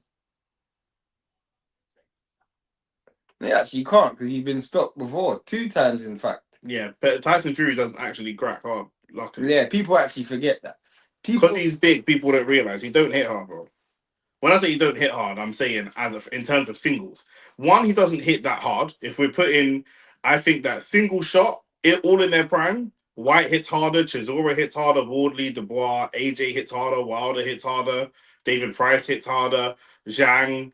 Who else could we say? I probably have people like Miller in there hit harder, Klitschko hit harder. Like he's in his time, he's not even top 10 single hitters. Then you add into the fact that he doesn't throw that many power punches. A lot of the punches he throws are happy tappy punches. So Wardley's coming in there and throwing bombs. From round 1, this brother is throwing bombs, bro. Do you know what I'm saying? So that's just what it is. Fury fighting better now. I don't even think he is, bro. He's fighting the same. It's just Makhmudov's tired. Fury's only good fights are the ones where he gets hurt. But boring ass fighter. I think the heavyweight division is becoming weak now. The recent generation is cooked. I don't think so. No, I think that's fairly fair. The big names are going. You said the recent generation is cooked. How are they cooked? I think he means the older generation. Do you mean the older generation, like the AJ Fury Wilder generation, or are you saying like the new generation, like the Wardleys and the Talmans? But yeah, man, I think Wardley kick. Well, this version of Fury has this thing where he just comes out of nowhere, just becomes a better fighter out of nowhere. Yeah. So this version of Fury loses to Wardley, but the Fury that fought Usyk doesn't lose to Wardley. That Fury might be gone. Exactly. That's what I'm saying. Yeah. But he sometimes when you think he's gone, he knows how to like raise the bar again. So I'm just saying, this version of Fury is done still. Like he will lose to. This version of Fury will lose to. But he said, yeah, that's it. He's in the older generation, the AJ Fury Wilder generation. Oh yeah. Oh yeah, they're done. They're done, fam. Like I don't even know who's the worst out of the three. Well, who's the worst out of the three? Wilder. You can say that, but he's got the best win out of the three, though. Who's his best win? In their last fights, Tyson Fury fought Makhmudov, AJ fought Jake Paul, and Fury fought. If you're being Amish and you're just going by their last fight, then yes. New gen not looking as good in my opinion, though. Maybe not, but the new gen don't have that middle tier. That's the problem. But that will happen after the Olympics. We'll see where we are. Literally. Still got people that's there. Like Justice Suni's there. Mm-hmm. You know what I'm saying? Like Riakpo and Nicole are both there now. Yeah, you got what's his name here as well, Caballo. Mm-hmm. I guess I'd like to see Jai move to heavyweight. I think his style makes more sense at heavyweight than Benavidez's style. The problem is though, he's gonna be too small. But yeah, like them man. AJ on Tinder. Tio is in the crowd. You reckon he might fight Benn? Sino 7. We've already told you. I'm not telling you again. Conor Benn has no intention of fighting any current or recently fought world champions. I met a guy that clinches more than Fury. This guy's actually clinched more than Fury has. He's making Fury look clean. Oh, what a body shot. Conor Benn is not fighting any world champions or former, like relatively recent former world champion. He's or any world level fighters. He's not. Oh, oh, that's great work from Fury there. Spun him and then landed a great uppercut. Those uppercuts have actually landed at will. Do we question Fury's power if he can just land punches like this at will for 11 rounds and not drop a man? I've always questioned Fury's power. Man is leveled Makhmudov with some big punches, bro. Mac is awful. Ibs, if you watch our channel enough, yeah, like the video, subscribe to the channel, by the way. Sponsored by Salah Sense. Use your code OnlyFacts Sports, 15% off on that. Support black business. If you watch the channel enough, you would know we said this, bro. When the fight was announced, we did a reaction to the fight being announced on the podcast. And I said, it's boring, bro. He's just going to easily outbox him. Makhmudov's claim to fame is that he beat Dave Allen. And before that, do you know why Dave Allen picked him? And it's actually kind of a bit savage, and I feel a bit bad for Makhmudov, but he picked him because he said, I wanted someone that scared me, and Makhmudov is just this big, ugly Russian, and so that's why I picked him. Nothing about his resume, who he'd fought, his style, nothing. It was just like, oh, he's a big, scary, ugly Russian. I was like, right, Makhmudov's just at home probably doing the 50 Cent face. Like, what do you say fuck me for? What's it, what do you know what I mean? That's just savage for no reason. Oh, look, they're hugging before the round 12. This is what I don't like to see, man. This is what I don't like to see. That's a good shot from Tyson Fury again.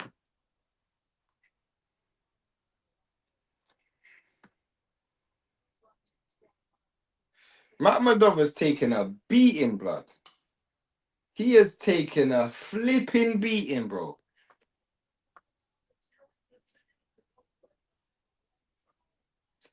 Makhmudov has taken a flipping beating, bro.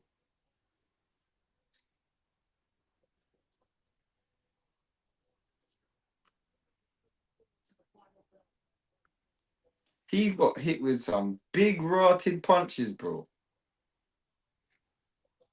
I subscribed recently. Shout out to you. Why am I seeing people saying Benavidez would beat Wardley? Bro, these man want to see Benavidez die, bro. Benavidez must have DM one of their gal or something, because man are not deep in heavyweight. Do you know what it is with you, man? Yeah, you've not seen any of these men in real life. Yeah, facts. As soon as you see even your cruiserweights that are big, Jai, Coley, whatever. I think Coley's not big enough to fight heavyweight, not at a serious level.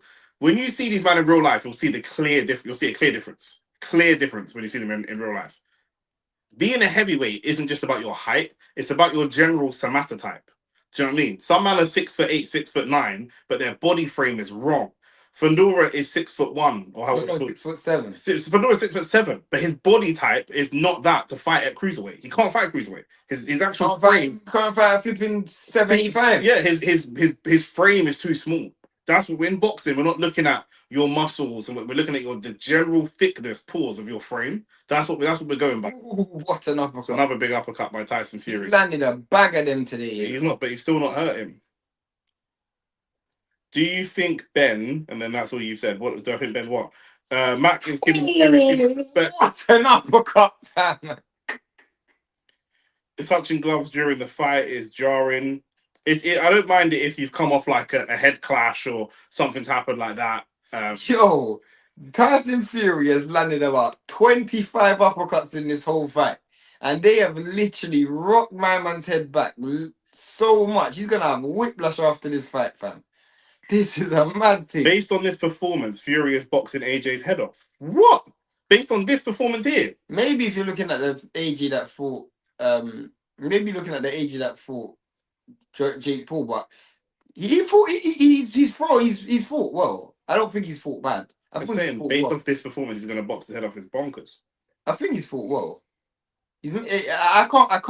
I can't say he hasn't. He's fought. He's pretty much won every round. The only thing that I question is his punch power and his overall fitness. But I don't see the Wardley hype. There's no hype to see, bro. The guy he's heavyweight champion. The hardest hitting heavyweight right It's now. not a question of hype though. When you say hype, he's got the belt. Do you know what I'm saying? You can say I don't see the Arsenal hype because I don't think they're going to win the league. But Arsenal ain't won the league. Wardley has the belt. Yeah. So there's not a question of I don't see the hype. The only two people in the world that hold belts in the heavyweight division are pushing for belts here is Wardley and Usyk, blood. AJ's not mentioning belts. Fury's not mentioning belts. Wilder's not mentioning belts. These men that maybe Caballero wants belts and the Tama wants belts at some time down the line. But Wardley has come from. You're not seeing the hype. Wardley was a white collar fighter, bro, like 7 or 8 years ago, and now he's heavyweight champ of the world, bro. Who can do that? Literally. Who could be doing football freestyle skills on YouTube and in 8 years be playing in the Prem? That's beyond hype. Do you know what I'm saying? Wardley's more technical than Wilder. Wilder's he's got that equalizer. I don't even think Wilder's got the equalizer anymore. I really don't see it. I really don't see it. And you say Wardley's got the equalizer as well. Wardley's got that equalizer, blood. That's what makes Wardley so flipping dangerous. Yeah. Because you can hit Wardley with a bat, bruv. He's still coming forward. That's the problem with Wardley. Yeah. Like, Wardley is a guy who's got a great chin. He's game as hell. He's got great punch power, and he's improving. That's the problem. I think not very often you see a mixed race man get the positive traits of both sides of his family, blood. Facts. And Wardley seems to have it, bro. He's got the pie and mash, drunk bear beers. I'm just gonna come forward and have a scrap with you. But then he's got the African athleticism, bro. So it's just it's a mix of both. Trust Do you know what I'm saying? Bang! Oh my days, the uppercut is dirty T. Oh, Rance meant Wardley. I said Wardley has the equalizer. He's a wilder but more technical. Oh, right. Version. Yeah. That's facts. Look at this. Bang! Look at that, bro. But a lot of it, I think, is that it looks worse because Makhmudov has no balance. Makhmudov's balance is terrible. Maybe. So it looks even worse. Big shot, blood. But he's hitting with big shots for 12 rounds and everything dropped him. I know, but he's never had great punch power. I don't think you can underestimate the Huni was boxing his head off. The thing is, exactly. The thing is that don't matter, bro. Do you know what I'm saying? It don't matter. I don't know what football team you support, but if your team wins 2-0 and they're the only 2 shots on target and the opponent had 10, oh no, Fury's trying to tell AJ to come in the ring. I honestly think this is where I feel like AJ's mentally not there, bro. I honestly think AJ's mentally not there. If you not follow the channel, I've said after the car crash and lose his 2 friends. And look, Tyson Fury is trying to get him into the ring.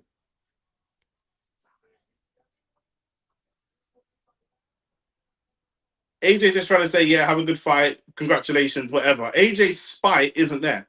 No. AJ's spiteful nature isn't. Bro, when you've watched 2 of your close friends die, you don't want to go and inflict damage on the next man if your head's not there. Depends.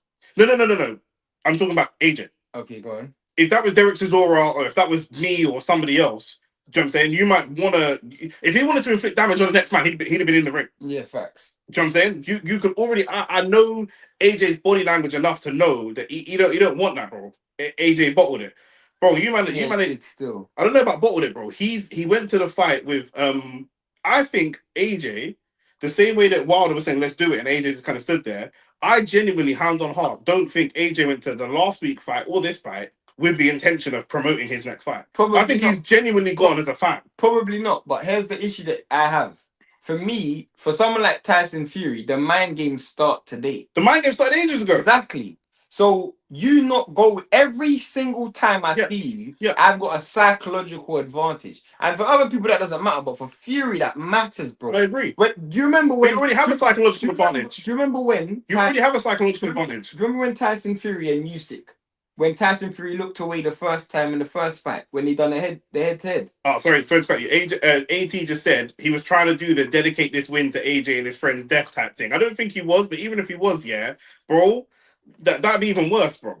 Do you know what I'm saying? Like, why come to the fight and watch the fight if you're not going to get in the ring? Because AJ is a boxer and he's a boxing fan, and AJ's not going to sit in row Z, is he? He's obviously an two-time heavyweight champion. He's going to sit in the front row.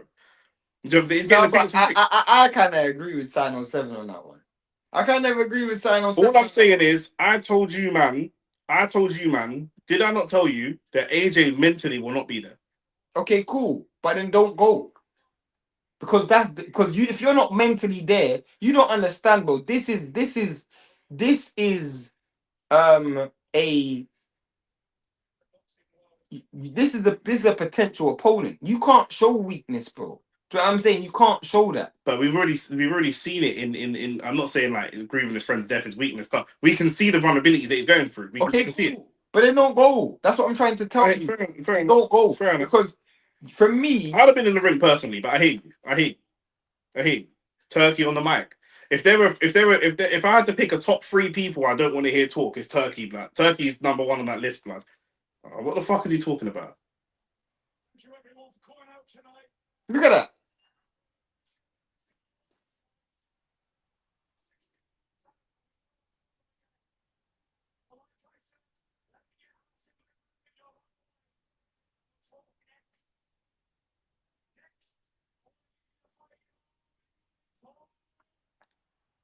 And like you said, to go back to what Shane said, you know, Tyson Fury, bro, he said he wants AJ, bro. We don't have to listen to what he's saying. He's pointing at AJ, bro. We can all see what he's doing.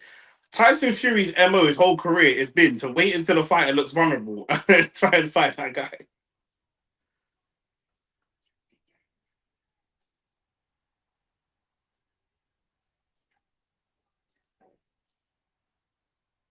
Hey, if AJ taps back into the spitefulness, yeah. But AJ's a sick, bro. I actually think what he's doing is an idiot thing, bro. I actually think what he's doing is an idiot thing. Through the WWE thing. Fair. I think what AJ's doing there is an idiot thing. I think man are being unfair. Man, bro. Fam, you're moving like this isn't a sport, bro. This isn't a sport. In no other sport would man be doing that. Is doing what? Showing mental vulnerability. You can't do that, bro. In no other sport is a man. When did the crash happen? January, yeah. In no other sport is somebody nearly dying in January. 1 second. AJ is about to respond.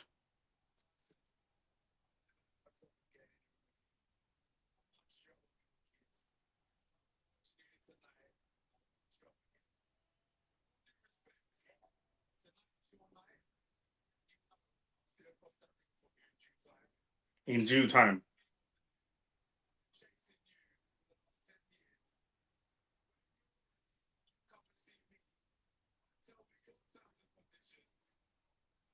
If I'm AJ, I hear what you're saying. Let me just say one thing.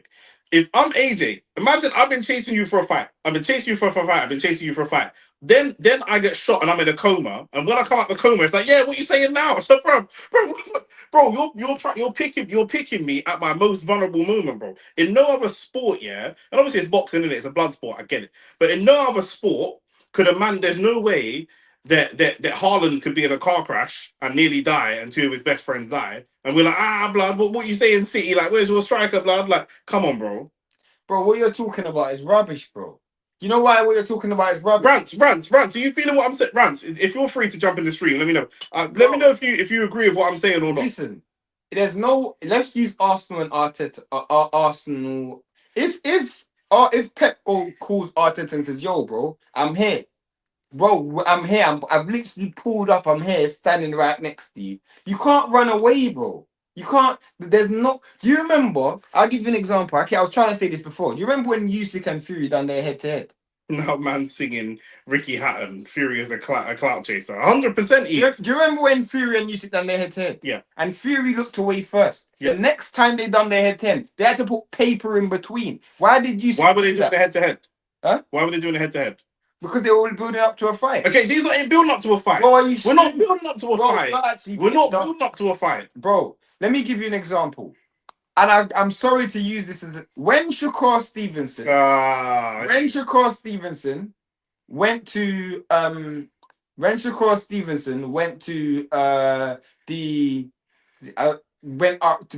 Errol Spence and Crawford. When Errol Spence went to Crawford, Crawford went to Errol Spence backstage.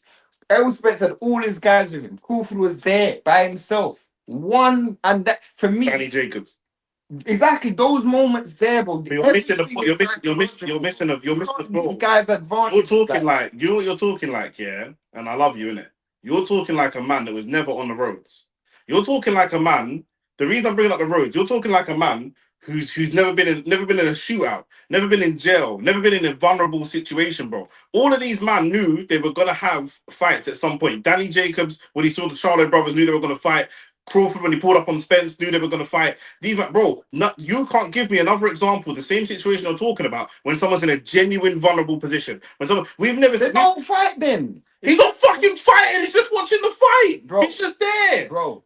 If this is like Haaland nearly dies in a car crash. Haaland nearly dies in a car crash. Yeah, he comes to see Arsenal play City at the Emirates. Hold on. Is he retired? Hold on. Is he retired? Hold on. Is he retired? Is he not negotiating the next fight right now? So he's fighting, bro. What are you talking about? Oh, a tune-up fight is not the same thing. Is he retired? Okay, he's in rehab. He's in rehab, yeah. But are you retired? Haaland's been in a car crash. He's there, broke up, legs mash up, yeah.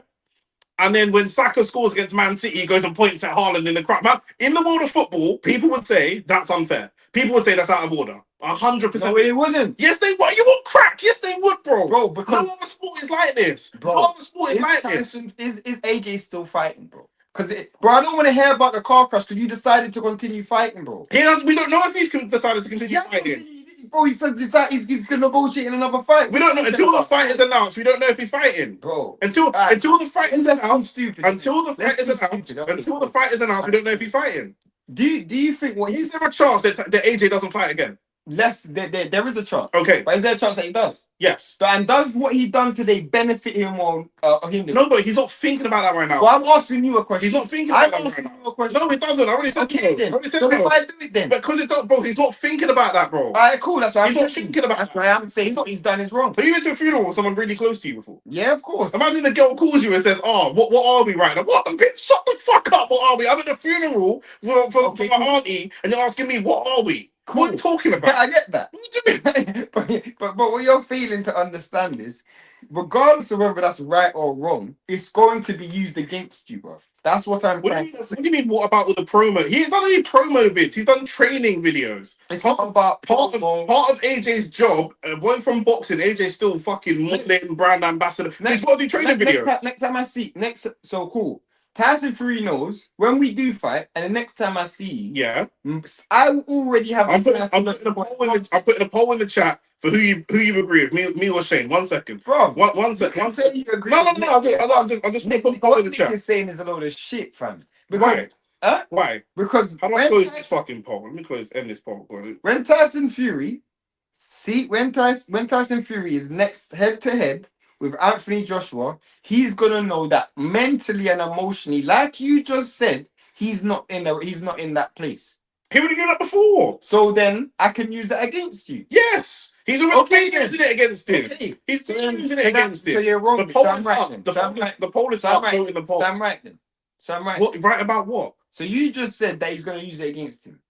No, you were all. That's what we were arguing. This is why we're having a. So what am I arguing about? This is what you're arguing with yourself. You're looking at yourself in the camera, arguing with yourself, bro. Well, I'm saying, I disagree with you saying that AJ's acting like a fassy. He is acting like a fassy. It's not acting like a fassy, bro. Bro, he's not, bro. So what is he acting like then? Bro, he's acting like a damaged man, and that damaged man is gonna. Nick, you're right. I'm listening to AJ. Nick, I think you're right. I'm listening to AJ, and I don't think he's all right, bro. He's not, bro. He's not. Are you done, bro? He didn't even know if he wants to fight again, bro. We already spoke earlier. Why Golden? Why Golden? What do you mean, why Golden? Why Golden? So he can live a life, bro. He lives a life, bro. Tyson, bruv. Do you know why that's so dumb? You know why it's so dumb? Would Terence Crawford, who isn't even... Let's say Terence Crawford wasn't retired and he didn't announce a retirement. If Tyson Fury went to a Jerome Boots Ennis fight, do you not think Terence Crawford will know that that's going to automatically be in the air? Of course, bruv. Because everybody there's going to want to see it. Okay, you ready? So then you can't run away from the guys. Go on. You ready to talk? Go on. Okay. How long after Spence's car crash did Crawford start calling out Spence again? He called him out the whole way through. The whole way through. When he's in hospital. The whole way through. Obviously, you're not going to call him up. Obviously, I don't know. But that fight was never not on the table for him.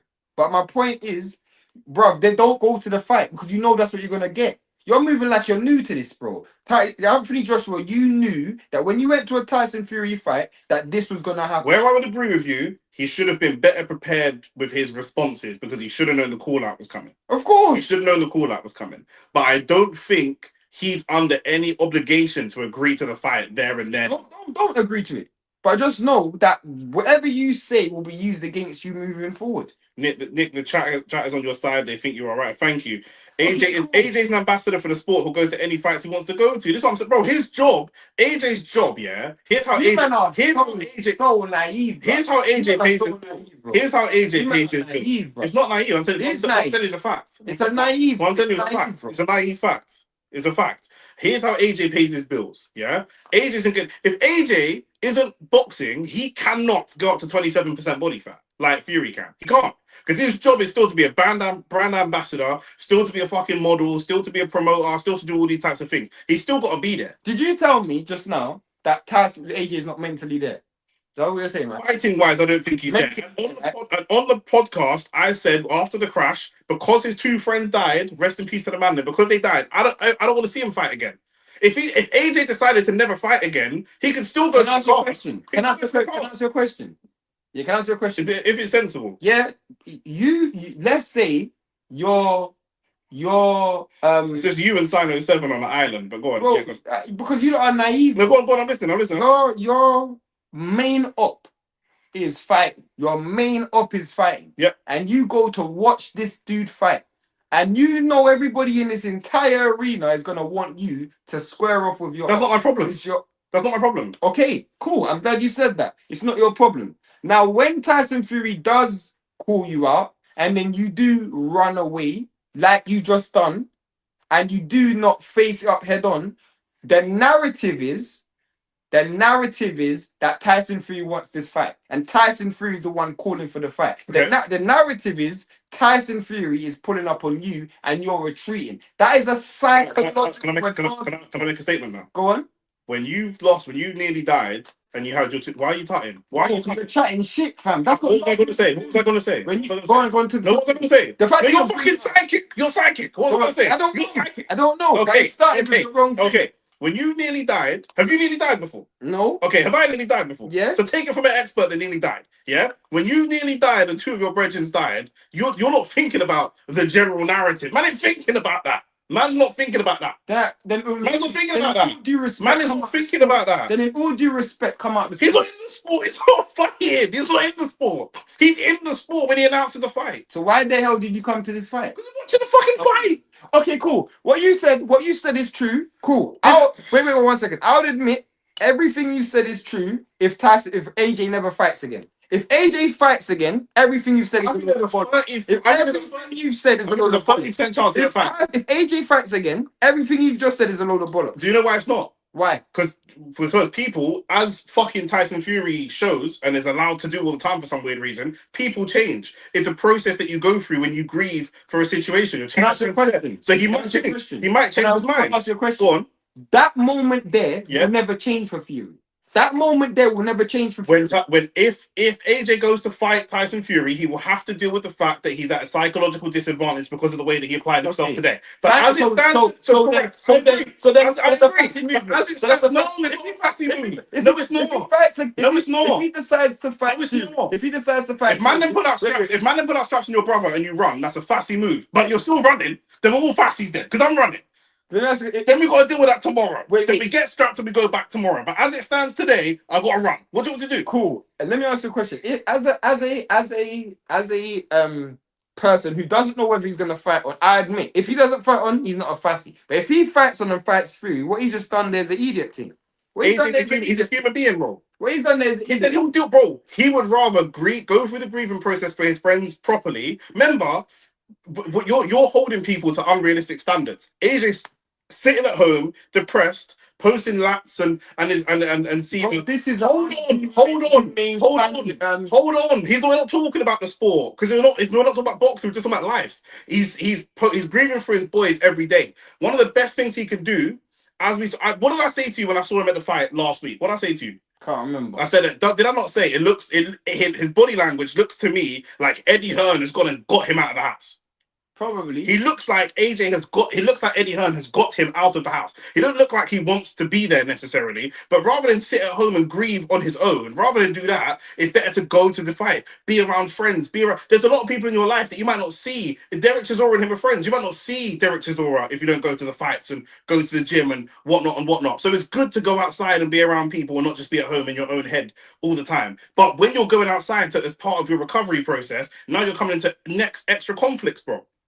What's man talking about? When he fights Tyson Fury, because of the way he done what he's done today, he'll be at a psychological disadvantage. But he still deserves the time to go through the grieving process properly. And if he's at a disadvantage, then he's at a disadvantage. Bro, this sport isn't a game. Do you know what I'm saying? Who said it was a game? Bro, this sport isn't a game. Yeah. So for me, when you're in this sport, shout out for the super chat, Life with Deji. Appreciate it. Fury is trying to play mind games. Eddie and AJ are smart. When you're in this sport, you're in this sport for one thing only, and I'm gonna hold you to one standard. Telling us that you're a different sport. I know. Okay. But I'm gonna hold everybody to the same standard. I'm gonna hold everybody to the same standard. Okay. And the standard I'm gonna hold AJ is for me, if you aren't in the sport and you are going to retire, then what you've done is fine. But if you are going to continue being in this sport and you are going to fight Tyson Fury, in my opinion, I do not want to hear nothing about your passed away friends. When I finish, yeah, I don't want to hear nothing about that. Because in all due respect, this isn't a sport for me to take. I don't care about your humanity. I don't care about nothing. I'm in a Shane business, right? And if I'm paying to watch the fight, if I'm watching the fight, I'm watching the fight between, in my opinion, the two best versions of those fighters. If you are emotionally or mentally not there, I don't want to see you anywhere near the sport. So I don't want to hear about nothing to do with your friends or none of that. I don't want to hear it, bro. That's why I don't want him to fight. But I agree. But if you're going to continue fighting, I don't want to hear about that, bro. So you're right. If he decides to retire, then cool. But if you decide to fight on, what you done there's an idiot thing, bro. I don't care. Go on. What about fake retirements? What about fake retirements? What about people like Fury that fake retire for a few months, come back? It's an idiot thing. Because what Fury does is Fury retires, no death, no nothing, just fake mental health issues and drugs and cocaine and prostitutes. And what he does is fake retire, then go to fights, so people can't call him out because he's retired. AJ has just said, I've yet to make a decision. I criticized Fury for doing that. Yes. Not that I've heard. Whatever. I've criticized Fury for doing that. I criticize Crawford for not fighting Boots, bro. I criticize Crawford for not fighting Boots. To this day, I criticize Crawford for not fighting Boots, bro. To this day. For me, bro, when you're in this sport, I abide by one rule and one rule only, bro. The best fights the best. That's the rule I abide by. And for me, if you're going to stay in this sport, I don't want to hear about your family, bro. I don't want to hear. It's an unrealistic standard. But boxing is it's not. Every time I tell you that Yard is overrated because he lost to Lyndon Arthur, you tell me that it's because somebody in his family died on the build up to the fight, and I say to you that that's irrelevant. It is irrelevant. You told me at the time. You told me I was being unfair. You told me I was being unfair. I never said you were being unfair. I just gave you context. What's the context? That he had family died. So why are you bringing it up then? Because it's relevant. He shouldn't have taken the fight. Ron said AJ will fight him and win. Fury trying to act like he's the A side when they're giving away free tickets at the train station. The problem is, Rance. The battle of narrative. The problem is, Rance, you have more confidence in AJ than AJ has in AJ. That's the problem. You have more confidence in Anthony Joshua than Anthony Joshua has in Anthony Joshua. Shane, just because AJ didn't face off with Tyson Fury, that doesn't automatically mean that he will lose to Fury. He'll lose the battle of narrative. I didn't say that. I said he will lose the battle of narrative, and Tyson Fury is very, very psychological. I know it ain't the roads. I know, but boxing, bro. You know, with any other fighter, Rance, I would agree with you. But with Fury, this is all mental, bro. This is Tyson. The one point we all agree with you on, he is now, by doing that, giving Tyson Fury the edge. Fine. And he's gonna fight an uphill battle to get that edge back. Fine. But he was already fighting an uphill battle because he nearly died a couple of months ago. He nearly died by accident. Tyson Fury can't even deal with life. He's tried to kill himself multiple times with drugs and hookers. He can't even deal with normal life. This He can't even deal with normal life. This fight has proved to me. This has proved to me one thing. A man who's tried to kill himself cannot chat to me when I almost died from different circumstances. If they were to fight, if they were to fight in 5 months or in 6 months or whenever they're saying to fight, I can't pick Anthony Joshua. I can't pick him because you don't have no confidence in himself, bro. My sister literally messed me, Fury or Joshua. They don't have no confidence in himself. I think Fury will beat Anthony Joshua because mentally he's in a better place than AJ is. Yes. And that's why I think he would win. Yes. And today demonstrated that to me, bro. Yes. So that's what I'm saying. With all that being said, I don't think it's fair to call AJ a fassy for not stepping up to that challenge when he's going through what he's going through. Cool. I think that's. I'm not judging. I'm not judging Anthony Joshua as a human. I'm judging Anthony Joshua as a boxer. That's the difference, bro. I'm not judging him as a human. You can't separate them, in my opinion. What? You can't separate them. What do you mean? How can you not separate them? Who someone is as a boxer and who someone is as a person are very intimate. No, they're linked. No. Yes, they are. No, yes, they are. They're not, bro. Yes, they are. No, why is this lesbian back on my screen? Why are you still topless? Got a Benn on the screen. Why are you still topless? You finished fighting 2 hours ago. You're still topless. Fury has been pretending he wanted to fight AJ for the last 10 years, so narratives don't matter at this point. Bro, if I'm on the road chasing down a person, yeah, and I'm calling you out and I want to fight you on the street, in the boxing ring, whatever, and then at my mum's funeral, you want to rock up and be like, do you want to fight now? And I'm like, bro, I'm at my mum's funeral. And it's like, you're not serious, because it's like, bro, what are we doing? What are we doing? What we do? I hope that this all just comes out in extra 2 lasher belt when it comes to fucking. You know the problem. Alice said, "I don't even know the question, but Nick is always right." that explains a lot, to be honest with you. Go on, tell me the problem. The problem is Tyson Fury's gonna. If they do fight, Tyson Fury psychologically knows how to get to Anthony Joshua. Have you ever seen, from the psychological perspective? I think if AJ can get back, he can beat Tyson, because I wasn't super impressed with Tyson, and AJ has had difficulty dealing with counter punches, but also counter punches with power. I don't know that Fury has the technical ability to cause AJ problems, but I don't know about the power. But we'll see. AJ physically is a specimen. Have you seen, as the boxing journalist / historian, have you seen someone come back from something similar to what AJ is coming back from, something similarly traumatic, doesn't look the same situation, and come back and channel that into spite? Because I think AJ's at his best when he's spiteful, and I think that you're right, and I agree with you for the mental mind games, because when AJ looks frail, he looks very frail.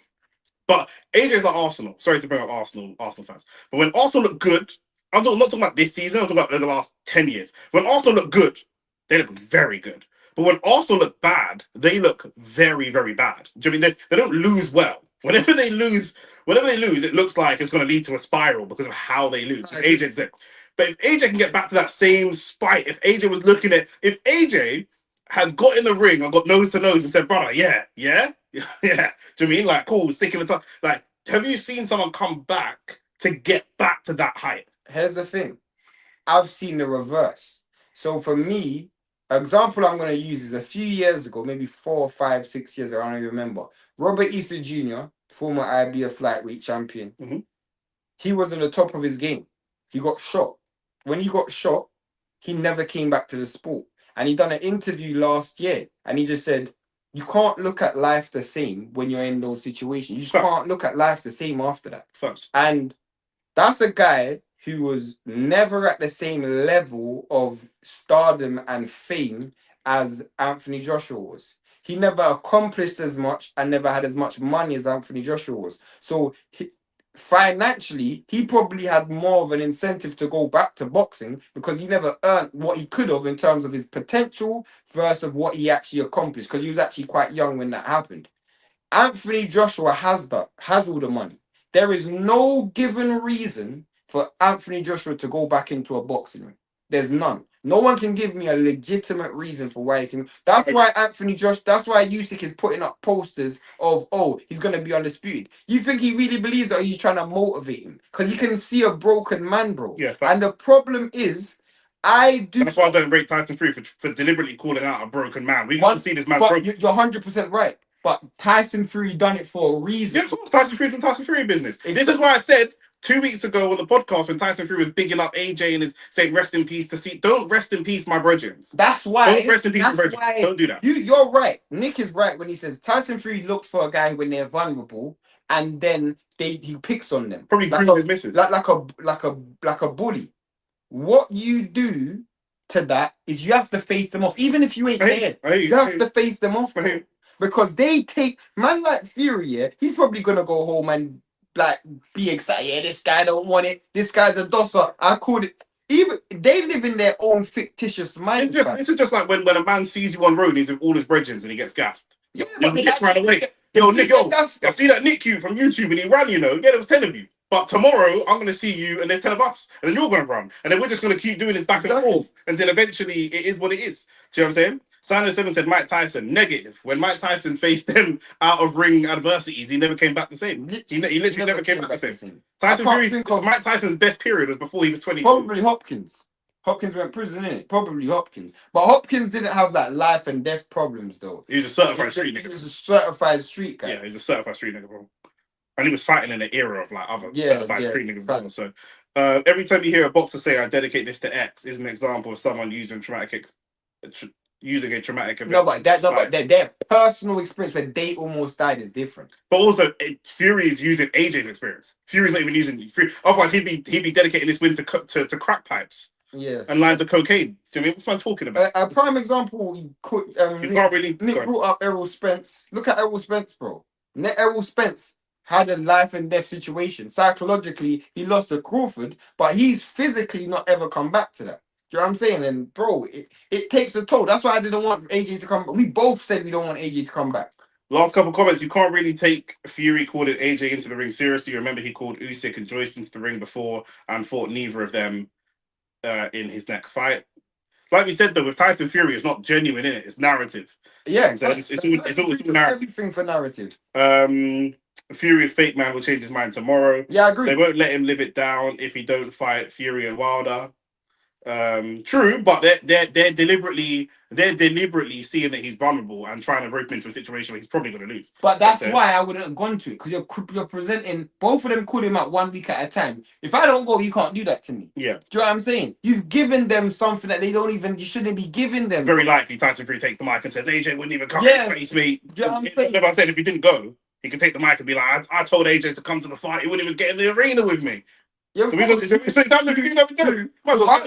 Wilder one, he wouldn't have done that. Wilder's different. But AJ's gonna brock up Wilder, so that's why I've no. If AJ fights Wilder, he beats him. But this is my point. Alright, cool. I'm glad you said that. Yep. This is where the hypocrisy is. When Wilder, did he not get in Wilder's face? He was no. But he was already standing up and Wilder's walking past. AJ, look, people were saying to me, this is the thing with interpretation. Some people were saying to me, Wilder, AJ was on it, and some people messaged me saying AJ looked scared. I didn't think AJ looked scared, but he did. AJ just went. AJ literally just looked at the camera and went. But did AJ look vulnerable? He didn't look vulnerable. I don't think he looked vulnerable. He was already standing up. He looked vulnerable today, blood. He looked. So his thing was on the ring walk out. This isn't everybody in the stadium. Look at this. Look at this guy. There wasn't like that. It's different. It's different. They put AJ's face on a big screen and everything, bro. He's just like, bro. Do you know what I mean? You aren't using me to sell tickets to your next fight. Yeah, facts. Fact, they didn't sell out. I agree with that part. They definitely use AJ's name still. Nick, check Mike Tyson versus bro. I've watched Mike Tyson's whole career multiple times. Lou Savarese, you're looking at the Savarese fight. That's what I'm saying, bro. The man's forgetting that he fought Evander Holyfield and got beat twice. Yeah. Or he fought flipping Lennox and got knocked out, bro. What are you talking about? You're picking an isolated moment, bro. Do you know what I'm saying? Mike's Mike, innit? Do you know what I'm saying? But I'm saying that you can't put that fight down to a particular trauma. Yeah, I'm trying to catch my last train still. Yeah, can't. Michael Perkins said, you're right, Shane, I can't lie. The poll agrees with me, 65%, and you 35%. Yeah, fair enough. We're going to end the poll right while I'm winning, blood, on the Tyson Fury thing, blood. I'm going to set the narrative. Because Arsenal lost. I'm going to set the narrative. Somewhere because Arsenal lost. I'm going to set the narrative how I want to set the narrative. You got to win somewhere because Arsenal lost. Motherfucker, we heard you, blood. We heard you. Yeah, set the narrative. We heard you, blood. We heard you. Yeah, you did. We heard you. We're still at 88 likes. Like the video on the way out. We need 12 more likes. And yeah, man, we're gonna see you. Listen, we're here. I don't even. If we're gonna do, speaking of Mike Tyson, we're gonna cover the Mike Tyson thing. Probably. Fucking hell. Um, we're live next week. Ben Whitaker. Don't even really want to fucking talk about that, but fuck it, it is what it is. We're live next week for Ben Whitaker, man. Then make sure that you tune in for that. Then it's Mike Tyson versus Floyd. Then on the 2nd of May, we're here. Inoue versus Nakatani. The same night, Inoue is actually going to be in the middle of the day because it's in Japan. But then bro, are you coming in for Inoue? Or not? What is it? A new A is it's the 2nd of May, but the problem we have, well, the problem you have, I'm fine obviously, but the 2nd of May, a new A's fighting like midday, and then that night, Zerdo and that fighting in Vegas, which is like 5 a.m. 5 a.m. So you can come and chill if you want to, but I know you're bouncy and you probably have shit going on or whatever. You can come stream and go out. I'll let you know. Whatever, it's cool. Then we got Wardley versus Dubois. Yeah, Let's see what happens there. Go on.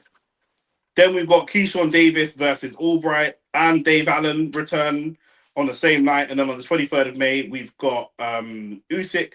30th of May, we have Ashaki Foster versus Raymond Ford, which is going to be in Houston. And the same night, we've got Dimitri Bivol as well. Then in June, we have Dalton Smith versus Puello. Going to be a great fight. 27th of June, we've got Zayas versus Ennis. Josh Ennis, Ennis' first fight. Boots Ennis' first fight for Unified Championship at 154. And then we've got Abdullah Mason fighting Joe Cordino, which is going to be a great fight on the 4th of July. Plenty of boxing. Like the video, subscribe to the channel. Appreciate everybody locking in. And yeah, man, we'll see you, man, next week. Peace and love.